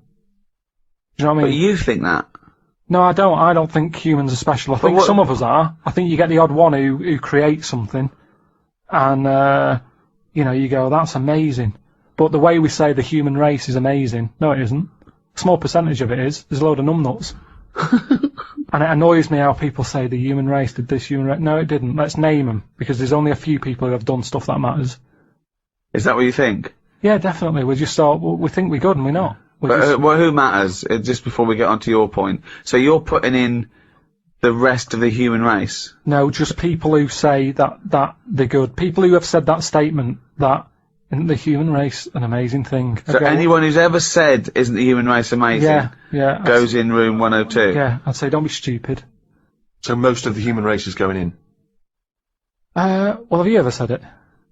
Well, I think all species are amazing. But when people say the human race, they sort of mean... They think what you mean, that you can go... great people. The art, inventors, the things that were, that we've... And how is the human race not amazing? Because we're not needed to keep this planet going. We're an added thing that was added on later. We're the top of the food chain, yeah, that's right, yeah. We were added last. Yeah. It's like, there's some room left, what we do, stick some humans on. But don't forget, this thing of we being added doesn't make sense, because it was a process. There was no point when someone goes, we don't need this, let's stop now. We kept mutating and being selected. Yeah, I know, but sometimes you can keep, it's going back to what we were talking about last time about, you've got a house, you fill it with stuff. At some point, you've got everything you need. You've got your kettle, you've got your fridge, you've got your telly. You could have stopped at slugs, Then it'll be you've fine. gone, I'm buying this. But nothing needed anything. Yeah, it did. The world needed... I mean, okay, I tried to put slugs in, you didn't allow them in. Yeah. Fair play to the slugs. They must do something somewhere. Yeah. Just not in my house. But it could have stopped at slugs. They got it right. What's this thing that you need anything else? The slug evolved. No, but we don't add anything, do we? All we've done since we've been around is mess up the world. That's true. Yeah. So I'm saying we're not needed. I don't know what the last thing was that was needed. No, we're not needed. We're not needed. Yeah. So what was the last thing before? Doesn't make any sense. What was the last thing that was invented by nature? It's arbitrary, it's a stupid question. What do you mean? It's not a stupid question. Everything is just happening, it's evolving now. Right, look at it like this. You see, we think we're important because we just do. Well, I don't, but some do. And they're the ones I want to get rid of. Another argument with himself. Now, we think we're special. There might be something else going on that's more important. We're in this universe, aren't we? Yeah. We're trying to make a new universe. What do you mean? There's a machine somewhere. What? A Big Bang. They're making a Big Bang again. Right, well you've got that completely wrong, but sure. They're not trying to create a new world. They're trying to recreate the conditions that happened at the beginning of the Big Bang. They're not trying to recreate a new world. Alright, but the world came from the Big Bang. Yeah, but they're trying to recreate the conditions so they can test and they can experiment to see the conditions before. Yes, it is dangerous. Apparently there is a threat. Admittedly, there is a danger, very small danger, that they could create a black hole that would destroy the world. So why are they doing that? Who's allowed that? This is what annoys me, it's because humans think they're special. Oh, who made the Big Bang? Oh, I'd like my name on that. I want to claim it. Why do people always want to better someone else? It's happened, let them have it. Well, what you said about progress, you're just trying to change time. Yeah, but that's not going to harm anyone. A Big Bang. I don't think we need... I mean, we haven't filled this universe yet, have we? But I don't know what you're saying. You're contradicting yourself. Every other sentence contradicts what you said last time. You do want to fill it, you don't want to fill it. We haven't filled this universe, we don't need another one. We do want progress, we don't want progress. Carl, what do you want? I'm saying we don't want another universe. Well, no. We haven't got our head round this one yet. We don't know where everything is. But go on. Don't create a new one. We're not trying to. No one's trying to. Is that your philosophy? Don't create a new universe. But why are we It's a looking giant at that? research experiment. Why are They're we not looking trying at to create that? a new universe. Why are we looking at that then? Why do we want to go back to day dot? So that we can better understand the world that we live in, how the world evolved into the position we're in now. If it did indeed start with the Big Bang, what were the conditions? How did it come from nothing into something? That's what we do. We say why and how. I know, and but when, sometimes... And what next? And is it good? You know, I don't mind asking questions. I like asking questions. Ask a Yours question. are, where are slugs going? It's just this thing of faffing about with things that they don't know what they're doing. Okay, right, okay, Carl, you're in charge of the world now. You are you're all-powerful. You're like a god, okay? You can do anything. You call all the scientists, and they go, what do you want of us? Oh, orange-headed one. What the fuck do you want of us? Right? Right. Stop the Big Bang research. Stop it now. Okay? Okay, drop your talk. Okay, good. Throw that away. What do you want them to do? The might of every intellect in the world standing before you, as far as you can see. Hello?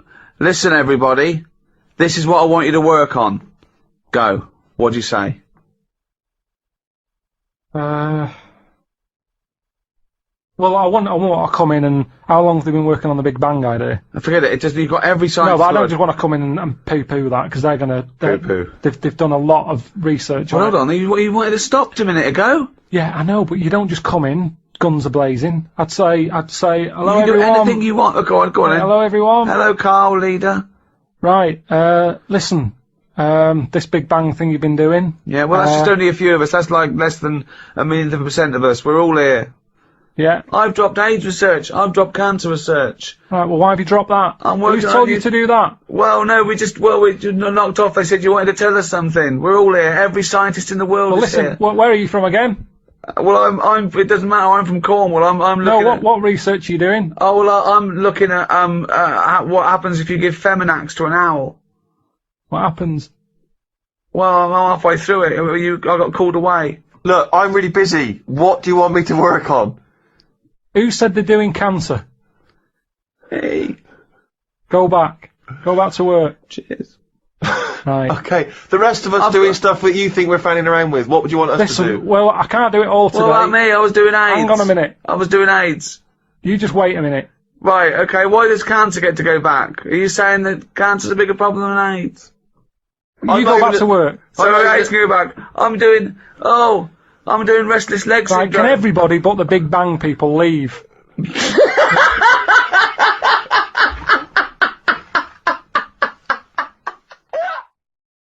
I met Derek Okoro the other week. Oh yeah. Right. Now, who's he? Which one's he? He's is he a medium? He can contact the dead. Is that right? He just chats to him and that, passes messages on. Nice of him. So I said, "Oh, tell us something a bit weird and that." So he said, "What do you want to know?" I said, "Just something weird." So he goes, "All right then." He said, "Here's one for you, right?"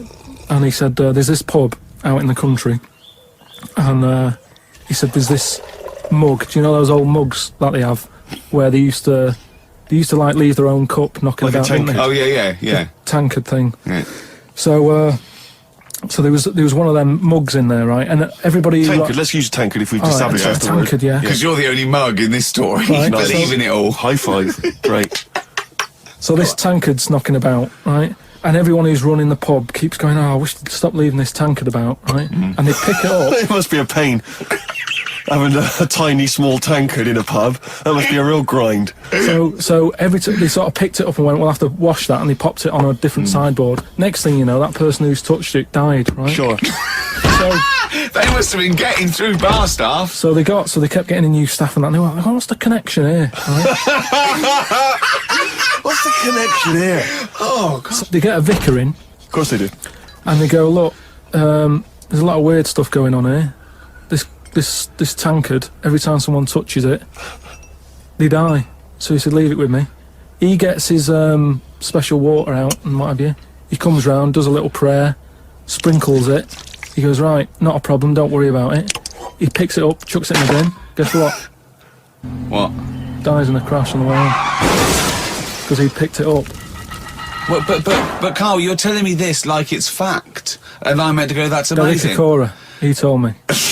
Carl, I have no opinion of that story. other than I'm pretty sure there was absolutely no connection between touching the tankard and him dying. That's all I'm sure of. It's not just him though, is it? I'm not going to even contest the chain of events. All I'm saying is there is no connection. There is no connection possible because I believe in logic and the laws of the universe. Yeah, but what I mean, you never pick up a vibe of. I've got a mate, right, who he's living in this big stately home, right, and he's living in there now. He pays £100 a month. There's about 80 rooms. Gee. And it's this big stately house and what have you. And I went down there. He said, "Oh, come down and have a look," right? And from outside, you go, "Oh, this is brilliant. It's like something out of, you know, like the Man of Born or something." You go, "This is impressive."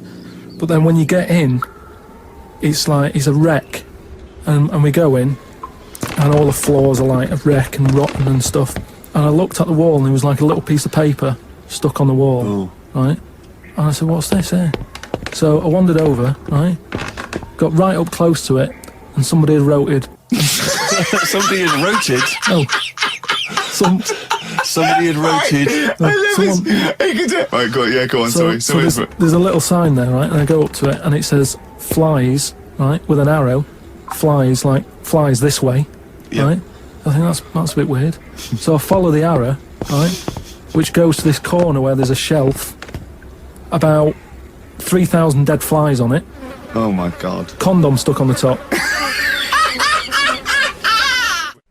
You might remember in the first podcast I was telling you about this scary house that my mate lives in, where he's like a security man. You're not like a security man, are you? What are you? Well, I just look after it. You just look after it and that. He just looks after it. So this is it, because I thought I'd show you around it, because just in case you thought I'd made it up and that, about the bit about the flies and all that, where there's flies on the shelf and stuff. So this is the sort of state. I was telling you how it's a mess. This is it. Ceiling's caving in over there. It's just there.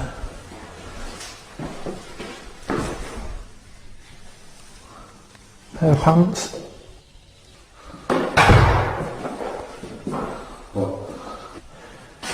Right then, we've found the room that I was talking about on the podcast, with the dead flies and that on it. This is the sign that I was telling you about. Got a fly on it, right, little arrow. There's flies here, look. Little ladybird there. Oh, flies attacking the ladybird and that. Right, so you've got that. So follow it along, right, you think, well, there's nothing there, and you can get the camera up there, right, look at that lot, dead flies.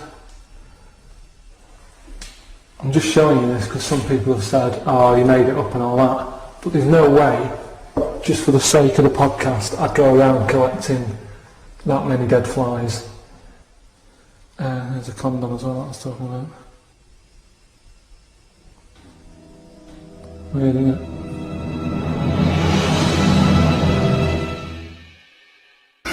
That's weird, isn't it? That is weird. That is weird, right? So I'm looking at that, and there's loads of stuff on the floor and that, bits of paper. Picked up this bit of paper, right? And it had, like in biro and that, it looked really old, like it'd been there years. And it had something like, "Need nappies, dummy," right? Blankets, blah, blah, all this, like, all stuff for, like, and I turned it over, right, and it said, "None of this now needed, baby dead." Right. Now that's weird, isn't it? Now that's what I'm talking about when you get a bad vibe, you go, that's who's been in here. It's bad vibe, it's just based on the fact that your mate's in charge. Yeah, that's terrifying. I mean, yeah, so it's like saying, are we scared of the dark? Yes, I understand why people are scared of the dark. I'm a little bit scared of the dark. You're walking along. Because you don't know what's in it. Yeah, you don't know what's in the darkness. That's why people get nervous. It doesn't mean you have to make the leap then that you've got some paranormal sense. Oh my God, I'm Carl Pilkington, and hang on. Just like Derek Acora, I have sensed something strange and evil in this room. Wait a minute, there's some flies in a condom. I was right all along. That is weird. Flies in a Johnny equals badness. the flies in a condom was weird. It's weird. I don't know. But the note. Yeah. I just think of his face when he saw that. reading it by torchlight. You must have been terrified. It's a bit odd, isn't it? Right, and there's this one. I say, show me that you've got one. No, right, and there's this one that's knocking about. Go on. That what it is. Say if I'm in a pub, right, and I'm just doing a crossword or whatever. Unlikely, but go on. And there's some woman who's walked in, right, and she's staring at me. Yeah. I know she's looking at me, and I look up and I look round. She's looking at me, right. And they're saying that's a new sense that they found out from, like, you know, doing tests and what have you. Yeah, it's rubbish. And they're saying okay. that's been around since like man and dinosaur was knocking about. They've stopped. No, they've explained I think it's safe to assume that, you know, that with your perfectly round head, people are always stopping and looking. No, but they explained you just know that there's probably going to be someone there if you look right. They said it's from the time when, like, caveman was, like, wandering about, and he'd go, hang on a minute, and he'd look round, there's a dinosaur there, or whatever, and he'd leg it. This is nonsense. I hate it when people use the term when caveman was wandering round. Caveman and dinosaurs, oh, they used to live together, yeah. Oh, that's the same era. Yeah. What have you been watching? Raquel Welch? What do you mean? Well, what do you mean caveman wandering, knocking around with a dinosaur? You know the Flintstones is only partly based on fact. Dinosaurs and man did not coexist. The dinosaurs had long gone before man arrived. Extinct. Kaput. You don't believe us? What, you don't believe because you've seen... Because you saw that film where they took pictures of lizards and magnified them and put them next to men in film so they looked like they were fighting. Yeah. No, but why couldn't that have happened? What is the film with Raquel Welch? A Million Years BC. A Million Years BC or something. A Million Years BC. Brilliant. Yeah. Yeah. No, but... She had a sort of woolly mammoth bikini. Fact. But why wasn't the dinosaurs back then just like how we have dogs now, in a way? He's watching the Flintstones. He's thinking of the Flintstones. Yeah. That's what he's when thinking. When he puts out the saber-toothed tiger, and then and he mixes his concrete in a pelican. I just think that there must have been a crossover point. Why? Why did you say that? Why do you think there must have been a crossover point? Because if nothing was knocking about at any point, how did anything carry on? I know. Exactly. Why didn't Hitler meet Nero? It's weird, isn't it? There must have been a crossover. They must have met somewhere. They must have met at a party somewhere. They mixed in similar circles. Yeah. They must have bumped into... I can't believe it. Yeah, forget it. Oh. What's your next one? Okay, number 2. People who don't want to do what the brains would be better at doing. Right, okay, no, I'll get around that sentence. Now, tell me again.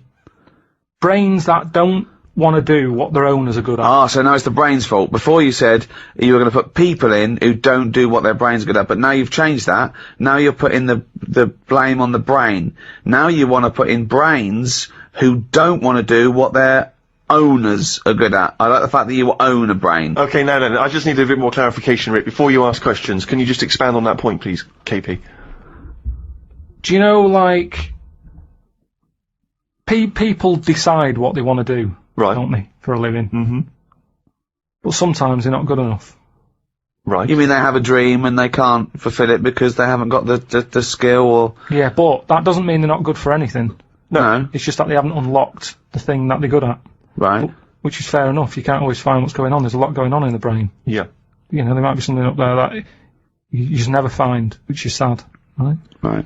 But you mean you may never discover your full potential because you may never stumble across it. You may never have the means. Yeah. Yeah. But that of course. Yeah. I only got into hospital radio because my dad was in hospital, so I found out about this thing and I thought I didn't even know this existed. I want to go. Well, of course. So I mean, there's much bigger issues there that the poor working class people don't get the same opportunities. People in the third world, when you're worrying about whether you're going to live through the next few days, you don't start thinking, I wonder if I can play the cello. Can I refer you back though, Rick? You made an interesting point there, but I fear that's not exactly what KARL was saying. I don't think that his point was quite that profound. Yeah, that's kind of what I meant. Yeah, I don't know. There was something to do with the brain not allowing its owner. Yeah, because that's the bit that annoys me. Fair enough if a brain hasn't decided what it wants to do, because you. What is this? Let him finish. God, this thing about the brain Shut up, because being in charge like the numbskulls. Because it hasn't found its destiny type thing. A brain but found its destiny. When someone is good at something and they know the brain is good at something, but then they don't want to do it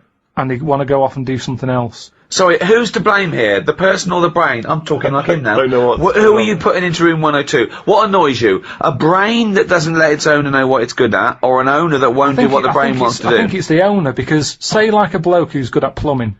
Yeah. His brain loves plumbing. His brain loves plumbing. He's sick of plumbing. So he goes off to try and, unplumb. No, he's going to do something else. He's going to do something else. He's carpentry. Now, they say in this country the problem is we haven't got enough tradesmen. Right. We don't have enough plumbers. Right. There's enough plumbers' brains. I don't know what the fuck that means. Shut up. What are you talking about? Shut up. Let him please finish. Because this is like beds and pillows brains have not changed over the years. The brain is exactly the same. But it's the owner of the brain that's in charge. The brain could be going, I want to go for a walk, or I want to go and find something out. But if your body's too lazy to get up and go and see the stuff, the brain isn't going to get what it wants. It doesn't make sense, Carl. Right, you are your brain. Okay, you could have a good point if you said this. You could say that everyone's brain has the ability to become a plumber. Yeah. You know, your brain, you know, yeah. But I don't know if it has, you see, because this is the thing. When I was younger, when I first left school, I had 2 jobs I wanted to do. I wanted to be a joiner, right? Or a car mechanic. I had a go at sort of joinery. Couldn't really get my head around it, right? Did work placement at a garage, messed it up, got kicked out. What did you do? Now the thing is, why did you get kicked out? Just because I messed the garage up. How did you mess it up? The fella was he's a bit moody, this fella, and he just decorated his garage. And you are like the slug in this scenario, aren't you? He just, you know, like the paint the floor and everything, make it with lines in it and everything like that. Right. What did you do? And he painted it white. You shouldn't have white in a garage. Stupid with all the oil about and that. It's not the right colour, is it? It's like getting a white sofa. You're asking for trouble. Yeah. So he'd painted it all, and then he sort of said, "Do you want to change the oil on the car?" So yeah, go on then. So what do I do? He said, you pull a sump out, stick a bucket underneath, catch the oil. Alright then.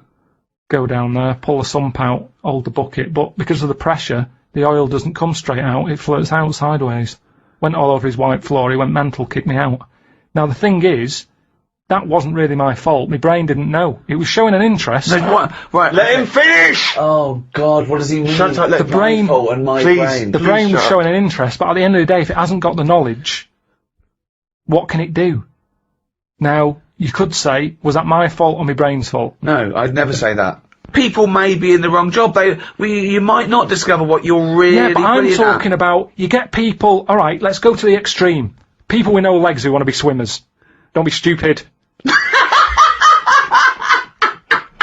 Oh God! I'm so annoyed. Is this a big problem? It's madness, isn't it? It's mad that the brain wants to do that so much. The brain's in the wrong body almost. Yeah. Are you with me? No. A plumber who can plumb is annoying when he jacks it in as a living, because there's other brains who can't do plumbing. They don't get their head round it. This means. Look, you must have learned the same stuff at school as me, but a lot of it wasn't interesting to my brain. I wasn't bothered. It wasn't into taking it in. Yet look at me in like editing and all that. I can use all that equipment because my brain's happy with it. Yeah, you found something you're good at. Yeah. Yeah. But why aren't I good at plumbing or joinery or being a mechanic? Because you're probably not interested in it. I loved it as a kid. People do have different brains. People are different. Some people are more higher logic, low emotion. That's what I'm saying. Yeah, but I don't know what you're putting in room 102, because you're saying it's like this brain's wandering around, looking for a body, and he goes, oh, I'll choose that body. Hang on, this body doesn't even want to do some plumbing. It's a matter of taste. It's just a matter of taste. It's good to do what you're good at and stop chasing a dream. This is the most complicated thing. You could just put in noisy kids. Like, Ricky, why is this is a brain that Because someone else would have done noisy kids. There's no point everyone putting in the same thing. But I don't even know what your point is here. For example, what I put in were parents who ignore their kids running riot in a restaurant or on a train. The arrogance of them thinking that, oh, isn't it fun? That there was someone to blame. I was basically putting in bad parenting, or, you know, there was someone, I wasn't going a brain who wanted to be a plumber, but the plumber didn't. I'm not putting the brain in, it's just people, if I had a really good skill, I'd hope that I'd use it. It's like, you don't know what you're good at until you try it. You might be the best drummer in the world. I know, but they're the people I'm having a go at. They're the people who I'm having a go at. The people who know they can do something, but they don't do it. So people who don't fulfil their own potential. That's a good one. Is that a better point? Yeah, that's what I meant. But there's nothing to do with this duality, this brain versus person. I don't know what that is. It's a weird thing you've got. A really weird little kink you've got, that you think this brain is another entity that lives in your head, that you own it, and you've got to become the master of it. Like some sort of weird dog. Who am I talking to now, Karl or his brain? We're both listening. Well, I will put in people who don't fulfill their full potential. Slugs are safe, but people who don't fulfill their full potential, you have got into room 102. Hello and welcome to the Ricky Gervais Show with me, Ricky Gervais, Stephen Merchant. Hello. And the little round-headed buffoon that is Karl Pilkington. All right. Now, you probably know me from such works as The Office and Extras, Stephen being my co-writer and co-director on those things. For those people who are not so aware of Karl Pilkington, he was our producer, sort of given to us when we first started on XFM, and you're thinking, well, why are we doing a podcast? It's because I like to be in a room with Karl Pilkington. You know, like some people go and help sort of chimps. Do they? Yeah. Well, they go to the jungles and things. And help out little sort of endangered Diane species. Fossey or whatever. Exactly. You're very much the Diane Fossey of the Manchester scene. Of the little bald mank world. And Karl Pilkington is an ongoing experiment for me, because I've seen him blossom from an idiot into an imbecile. And I want to see it through. Look at the way he's looking at us. Look at that. He's got a perfectly round head.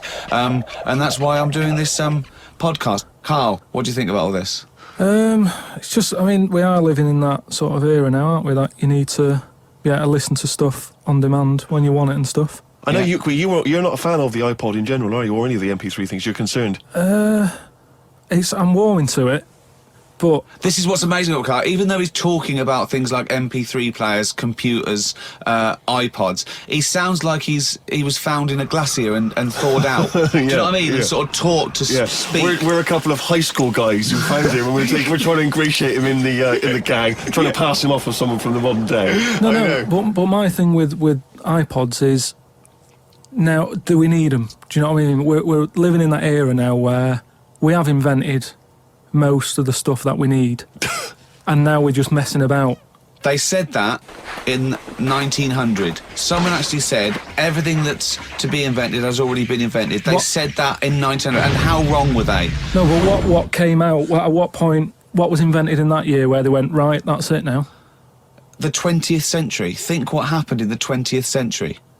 Go on. Well, planes. Yeah, but is that a good thing? Planes and that. Do you need a plane, really? Wouldn't it have been better if we all stuck where we should be instead of travelling about? War. Well, look, war's happening, isn't it? Because everyone's saying, well, now we can fly, we'll go over there. So there were no wars prior to the invention of the aeroplane? Not like there is today. Right. But what I'm saying is, the world's got smaller on it, everyone's saying that, right? Yeah. You know, the way I was saying to you the other day, you know, we now go to places where we shouldn't go. People go on holiday to places where you've got to have an injection before you go there. Yeah. Forget it then. That's a warning. Don't go there. I'm with you on that. I don't want to enter a country where I have to have an injection to stop me from dying while I'm in that country. Right, I totally agree with you on that. So what happened is, they invented the plane, and it's like, oh, let's go on holiday, and then they go, oh, to die now. Oh, well, you've got to invent something. Let's invent an injection. And then it's like, right, well, what else do we need to go to that place? There's a lot of faffing. So what I'm saying is... Is that a place? A lot of faffing? What I'm saying is, you know, Steve's travelled more than I have. You've been to, like, dangerous places. I've been to places where you need injections, yeah. Yeah, but why? Because it's fascinating, isn't it? You know, do you not believe in that idea of travel broadens the mind? You know, it makes you experience other ways of life, other ways of thinking. It just enriches you as a human being. That's the whole reason people go travelling. But since the invention of the telly, you don't have to go that far to see it. You're absolutely right. So there you go then. The telly was the 20th century, wasn't it? Yeah, it's pretty good. So where would you stop then? You'd stop making stuff now? Stop inventing stuff right now? If we're going to invent something, right, forget like the traditional way of people having kids, right? The way they, you know, have it away and that. You have a little What do kid. you mean? What do you mean? No, you know, like the way that, you know, we have kids and stuff. If it'd be good if what happened was to control it is if man and woman, right? They're born and that, they enjoy their life, they learn a lot, they live to be about 78, I think, by that point. So specific. Yeah, 78, No, yeah. but by 78, I reckon you've sort of got to that point where you go, do you know what, I've done everything I'm going to do. If you haven't bungee jumped by the time you're 78, you're not going to do it. You know what I mean? So it's kind of like... Your hips come off. You've done it all now. Yeah. And then you die, right? So, say if everyone had that, they live to be 78, but then just as you die, you have a little baby inside you, and as you die, your life carries on. Sorry. How is are this you- happening? Sorry, are you mental? No, but don't you think... I mean, what? I've never heard such drivel. You're saying that, but if Newton said it, you'd go, interesting. That's what annoys me. The point is, Carl, he never would. He'd never say it, that's the point. But if you never say it, I don't understand what you're talking about there. What? How was it? How is there a little baby in a 78-year-old? No, what I'm saying is it's like an apple, where the apple grows and it's got its little baby pips in it, and the apple goes and the seeds are planted and a new one's born. But that's what happens. But that is what reproduction is. Yeah, but I'm saying babies aren't being born left, right and centre. It's controlled so that as someone dies, someone's born. But Carl, stop. Whose responsibility is Look, this? if you don't want to do it, we won't do it. But I'm is it just supposed to be nature? Has nature got to develop humans so that we act that way? We live that way, or is this a scientific experiment? He said to you then, he said, look, if you don't want to do it, we don't need to do it. Yeah. Like, if you were up for it, we'll sort it out. We can do that. We'll have a whip round so we can do the research. I just think, at the end of the day, we've got to do something. And is anyone keeping an eye on this and looking at what we can do next to control the population thing? It does my head in that I've got to live in London for work and what have you. And there's loads of people here. And, you know, forget going out on a Saturday night, it's too busy. And you can't move and they keep... I mean, what annoys me about London So is... your solution is that 78-year-old women have little babies inside them, and as they slip away into death, the little babies... And how is that baby then raised? Who looks after the baby? Because it's a pretty good system having a baby while you're young enough to look after that baby and make sure it lives to, you know, reproductive age itself. I mean, that system's been working for years. Nature's sort of sorted it out. Natural selection and evolution sort of makes that a good model. But wait a minute, nature. Pop that on hold, because Carl Pilkington's got an idea. Yeah. That's what it was, just an idea. Yeah, well, it was nonsense. But thank you for it. The worst nonsense. I mean, it was the ramblings of someone you'd find by themselves in a hospital eating flies.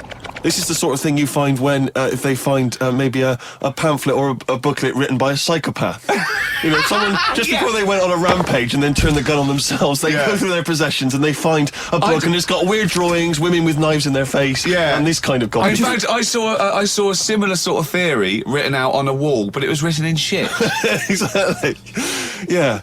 No, all I'm saying is, I think it's, you know, when people die normally, everyone's fed up about it, aren't they, and a bit down. But if when you pass away, you go, oh, we're gonna miss Gladys or whatever. But then there's this new life brought in. It's almost like a bad news, good But news. you're talking about it like someone could pick this idea up and run with it. Like you've given them enough information to do it. How is this possible? Where does she get the baby from? Why does it grow? Why grow it in Gladys's belly? Why not have it in a drawer? But what I'm saying ready to go, just add water. I mean... Who looks after son of Gladys? There is no theory here. There's no... It's the ramblings of a madman. What I'm saying is, though, the body's always changing, innit? From caveman to now, or whatever.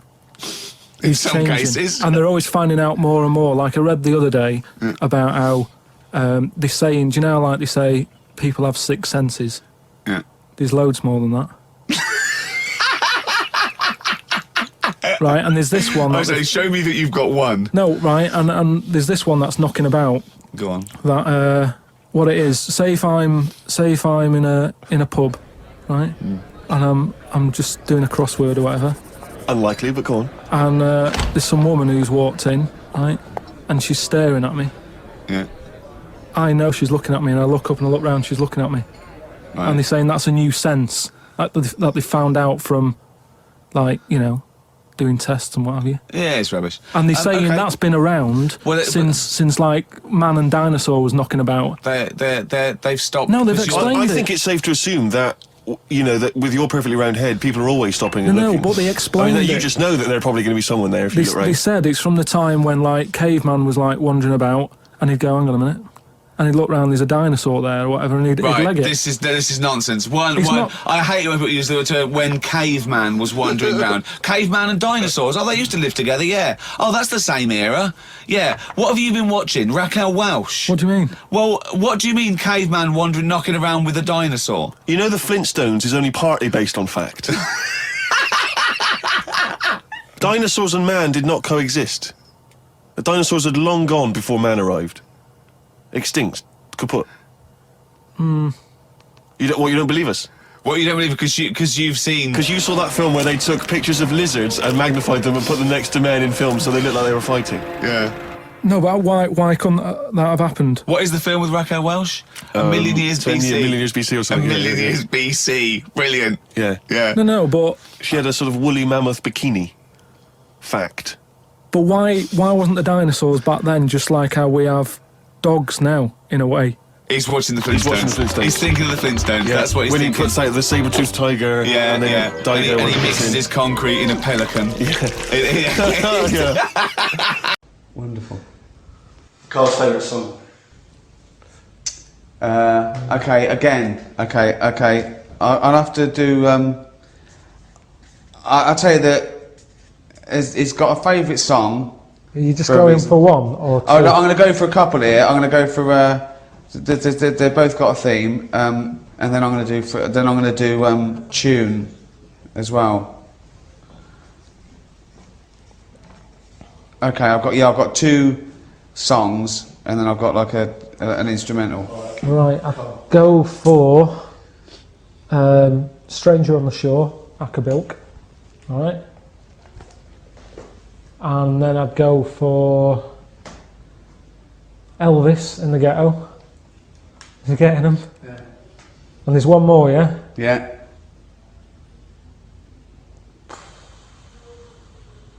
Rod Stewart, Killing a Georgie. Oh! Yeah. No, I went with Stevie Wonder in the City. That's alright, that's up there. Yeah. Not He likes bad. a song with a story. So anything, I'll tell you another one as well. Wonderful Tonight. Yeah, that's... Like that, didn't you? Yeah. Convinced it's about a disabled fella. Because the lines she puts him to bed, stuff like that. There's a few little hints. It's not hints, nothing to do with it. Listen to it. Nothing to do with being disabled. No, at no point is it mentioned. Or no, it's all in your head. Any others? Let's go for one more. Well, I tell you, I'm gutted about the old pork chops. You've got to be careful with pork. Why? Worms. It's got to be done, yeah, it's got to be cooked right, hasn't it? Yeah, but now they do things like pork. This just comes from the man who put sausages in the toaster. Yeah, exactly. Good point.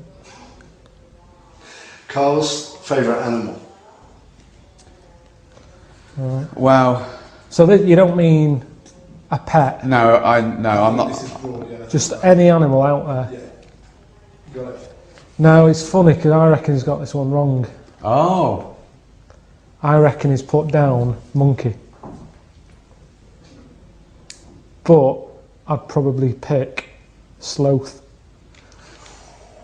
Can we see the I've put chimp actually. There you go. He lumps in great apes with monkeys. He doesn't really know the difference. Funny you should say the sloth because he went to the zoo and he called me up and I went to the zoo. What did he do? He said, "What's the sloth?" He said, "It's annoying." I went, "Why?" He said, "It's got a huge enclosure." I went, "Why is that annoying?" He went, "It doesn't need it. It doesn't use it. Hang it in a wardrobe. It'd be just as happy." Didn't move. Didn't move in all the time I was there. Looked dead. I actually thought it was dead. 14 quid you pay to get in there. It didn't fucking move. Didn't do anything. Why is it your favourite animal? I think because it just fascinates me that this thing, that a dodo died out and yet a sloth is still around even though it's asleep. Yeah.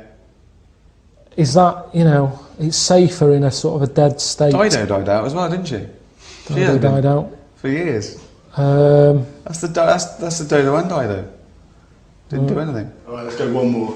If Carl could have a superpower, what do you think he would pick? Well, okay. Okay, I've got loads of answers here.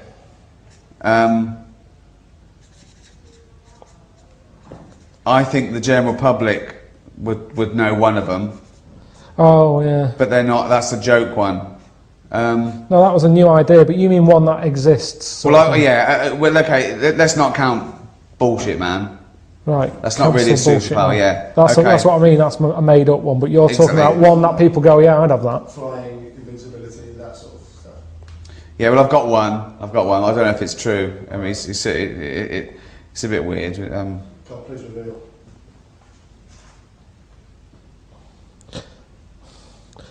It's one that I'd pick, but I'm still not 100% if it's the right move.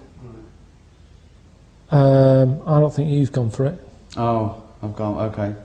Shape-shifting. Oh, I went for invisibility. We see the patterns. Sorry, I went for invisibility. Why shapeshifting over invisibility? Just because you know what shape-shifting is, you can sort of be anything you want. What would you be now?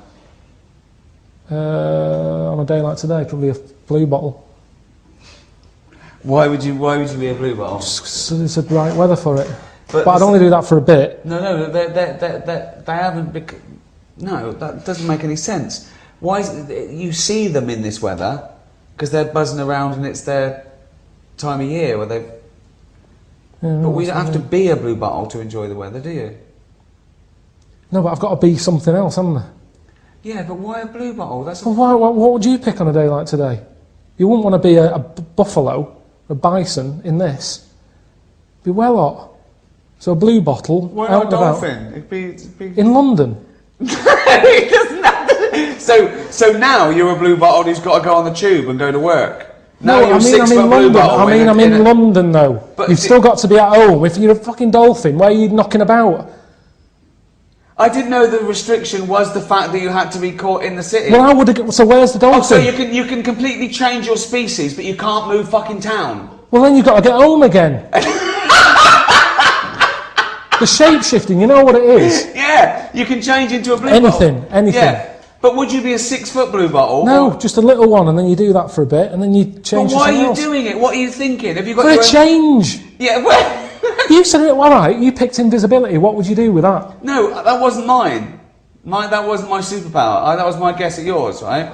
Because once you said you wish you were invisible, so you could go sneak into HMV, you go shopping without having stress, pay for it, and leave in the morning. Yeah, but that was your yeah, superpower. but that's when paying for it CDs secretly. was out. It's not worth it now, is it? No. No fucker's paying for anything these days on the internet. Download for fuck all. So forget that. There's no advantage. Being a blue bottle. Yeah, what are you doing? So you go, I'm in London. Oh, there's a bit of shit there. Oh, I'm glad I'm a blue bottle.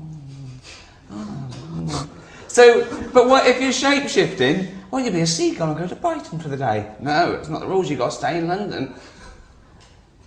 Why are you imposing this rule of it being in London? I'd give everything a go. I just picked that because it was a nice day and I saw one earlier. Okay, what if you could shape-shift, but it was like changing your region on your DVD? You only had 3 goes. What would you try and then stick with? Ooh. Remember, the world is your oyster. Right. You don't have to stay in Kentish Town for the day. Well, I'd pick what's her name? I've said to you before. I'd be What, a sloth. Bananarama? Sloth. Sloth. Oh, you'd be a sloth. I said that. It's still good, isn't it? Because if they're asleep, if I'm not enjoying being a sloth, I can dream about being something else. So it's a safe thing to be. Well, if you're asleep, you can. What's the problem? You can anyway. You can wake up and go, oh, I wish I was a blue bottle. I've never seen a blue bottle asleep. Listen. I called you the other day. You said slugs don't sleep. No, you called me and said, do slugs sleep? Yes. And you said, what did you say? That's it. You got it all the wrong way around. I said, well, sleep as we know it is very different. You know, some have microsleep, some can estivate, some can actually be frozen. All right. So I said, what do you mean by sleep? Right? So. Butterfly. Why? If I wasn't enjoying it, it's only for a day. And then you die? Yes. But then you're dead. Yeah, but if I'm not enjoying it, But why do you... What? The worst thing would be a tortoise. you don't have to be a tortoise! I don't fucking know, man. What's something else? I hate questions like this, because you ask me, I give you an answer and you argue with me. I've told you, I picked 3 perfectly decent things there. A sloth. A blue bottle, a butterfly. Right, why did your I can't be superpower bothered. be flying? Then you could be Carl Pilkington. Because Suzanne will be saying no. Why? Because Suzanne will be going, oh, nip out and do an errand. Suddenly I'm flying around everywhere, busy, because she's going, it's easier for you. She don't get that for arse enough as it is. I don't want flying, and everybody would be on your back, and no, definitely not. Why choose a blue bottle and a butterfly? That's Because their no job. one's, yeah, but that's as a fly. Everyone's expecting it to fly. And then when I go back to me, I'd appreciate, I've always said to you about not knowing if I feel well. Whereas a blue bottle, it spends its day flying around being sick on shit. So if I come back to me and I'm like, I feel really good now, I'm not throwing up all the time. And right. So there's benefits to being a fly. I think I'd appreciate life more once I'd seen it through the eyes, many eyes, of a blue bottle. What would you pick? Let's change it, because it's unfair this. What would you pick? Any shape-shifting? Definitely, I'd pick either a bird or a dolphin, just soaring. An eagle soaring. I thought we could play Room 101, the popular TV show where people cast the things they hate into Room 101 forever. Room 101, of course, is taken from George Orwell's 1984. Room of all your fears and terrors, and so. Is there a copyright issue here? Can we steal this idea? Well, yeah. Well, let's play Room 102. Clever. This is the room next door to Room 101, which is worse, in my opinion. Is it? Oh, Winston Smith. He'd love to be in Room 101 if he went to Room 101. He'd go, oh, get me back to Room... I didn't know where... Oh, I didn't know I was born. This is much worse. So, Carl, these are things that really annoy you. Don't put in things like, you know, cancer and racism. I mean, that goes without saying. They're already in there. They're already in there. All the terrible things in life here. This is just your little bugbears. The things that really annoy you that... You know, well, I actually did the real show, and I put in things like lateness. That's my bugbear. I can't stand it. I think I put in parents who let their kids run riot. Parents who think that everyone is interested in their kid as much as they are. I remember I was talking about this family, right? They were passing the baby around in a restaurant, and it was like being sick, and they were all shouting about it, and I was thinking, oh, and I got onto, oh yeah, they were breastfeeding it, and at one point I went on this sort of like digression about a friend of mine who moved to the country, and the woman next door, sort of this hippie woman next door, about 40, you know, one of those sort of like long grey hair, you know what I mean? Shave your legs and stop wearing flip-flops. Yeah. And they said, oh, we're just neighbours, and we brought you round a rice pudding. And they gave my friend a rice pudding. And she went, oh, it's made from breast milk, because I'm still lactating. And I went, thanks very much. And of course she went and they threw it away and washed the dish and gave it back to her. And it annoyed me. The arrogance of coming round and saying, it's rice pudding made by breast milk. Get out of here, you dirty hippie. Is that what you'd have said, though, if she'd arrived at No, I'd have said, oh, do you know what, I'm breast milk intolerant. No. Well, I remember the next day it went out on television. A journalist said, "Oh, Ricky Gervais showed his misogynist side." No, I stand by it. I stand by it. I don't eat strangers' breast milk. I'm saying about it totally natural. Well, it's not okay. Yeah, it's a cum sandwich. It doesn't matter if it's natural. It's fucking disgusting. Don't make me a rice pudding out of breast milk. You know, I'm not a fussy eater. Sure. Well, you are. Yeah. But no, I know what you mean. Surely you draw the line there of a stranger's breast milk. Oh, yeah. No, absolutely. Any kind of jizz clan. Jizz clan, do you know what I mean? That's giving you an example of the sort of thing that one might put into Room 102. Yeah. People who try and make you eat their breast milk disguised as rice pudding. It's quite a specific fear. Yeah. That one. Graham. Oh, come on. He doesn't deserve that. Slugs was in there. Slugs. So, then there's, you have to put a case forward, and me and Steve decide whether slugs go in, or whether they stay out, whether they've got a purpose. It's just because I'm having a problem with slugs at the moment. There's a lot of slugs coming in the house. Why? Don't know. They can get where, like, water can't, you know what I mean? Because they're boneless, aren't they? So any little gap. So's water boneless. There's not many bones in water. No, that's what I said. Yeah, but you're saying they can get somewhere the water can't. Yeah, I know, they're even more likely to, because they sort of move about and that, and they're looking for light. Water's just happy where it is. You understand what I'm saying? Why banish them all to room 102, slugs? Because they're harmless, aren't they? Yeah, but I also think, I mean, at the end of the day, they're happy wherever. So stick them in room 102. They're not bothering me, and they're happy. They're not bothered what the room is. No. This is a metaphor. Room 102 means they disappear from existence. There's not really a room where you put in slugs with people making rice pudding out of their breast milk. There's not really. No, it's not. You can't rent that room. We're saying, would you take slugs out of existence? That's quite a tough call, isn't it? Because everyone's going to have a go. But I don't know what they do. All I know is they're clogging up my piping. I had to go out and buy a plunger. I hadn't seen them since, like, comics when I was a kid. And I suddenly thought, I need one of them things that I always saw in comics. I never thought I'd need one of them in my life. 2008. I've got slugs in my pipes. So I went out, £3 it was. I had no idea what the going rate is for a plunger. Where did you go and get one? It's a hardware shop round the corner. So I went round there, I said, have you got a plunger? He said, what size do you want? I said, what size have you got? He said, oh, we've got 3 different sizes. I said, I'll have the middle one. So that was £3. And took it back, gave it a bit of a plunge. And I think it was slugs. Like, all, like, bits of black stuff came up. I think it was slugs in there, like broken up slugs. Well, hang on. That could just be black gunk, couldn't it? No, it looked very sluggish.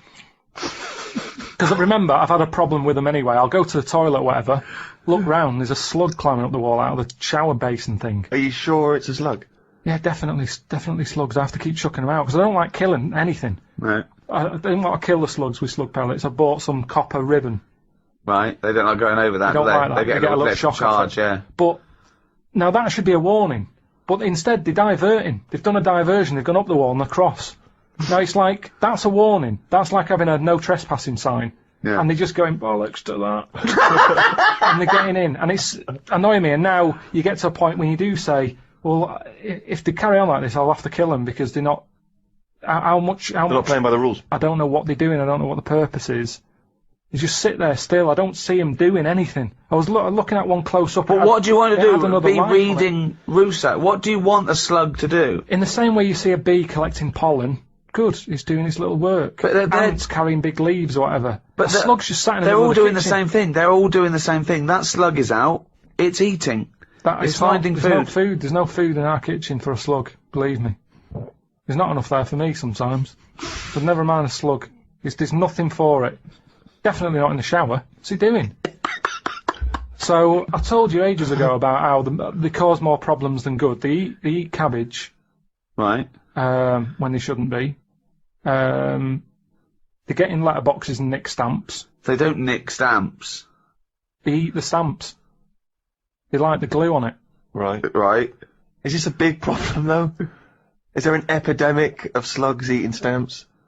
But I think it is, and that's why they're so slow. I think they're sweating glue. Right? They're eating all them, and that's why they're sticking to stuff. Have you ever picked up a slug? Well sticky. They give off this glue. It's like all the glue they've eaten off stamps.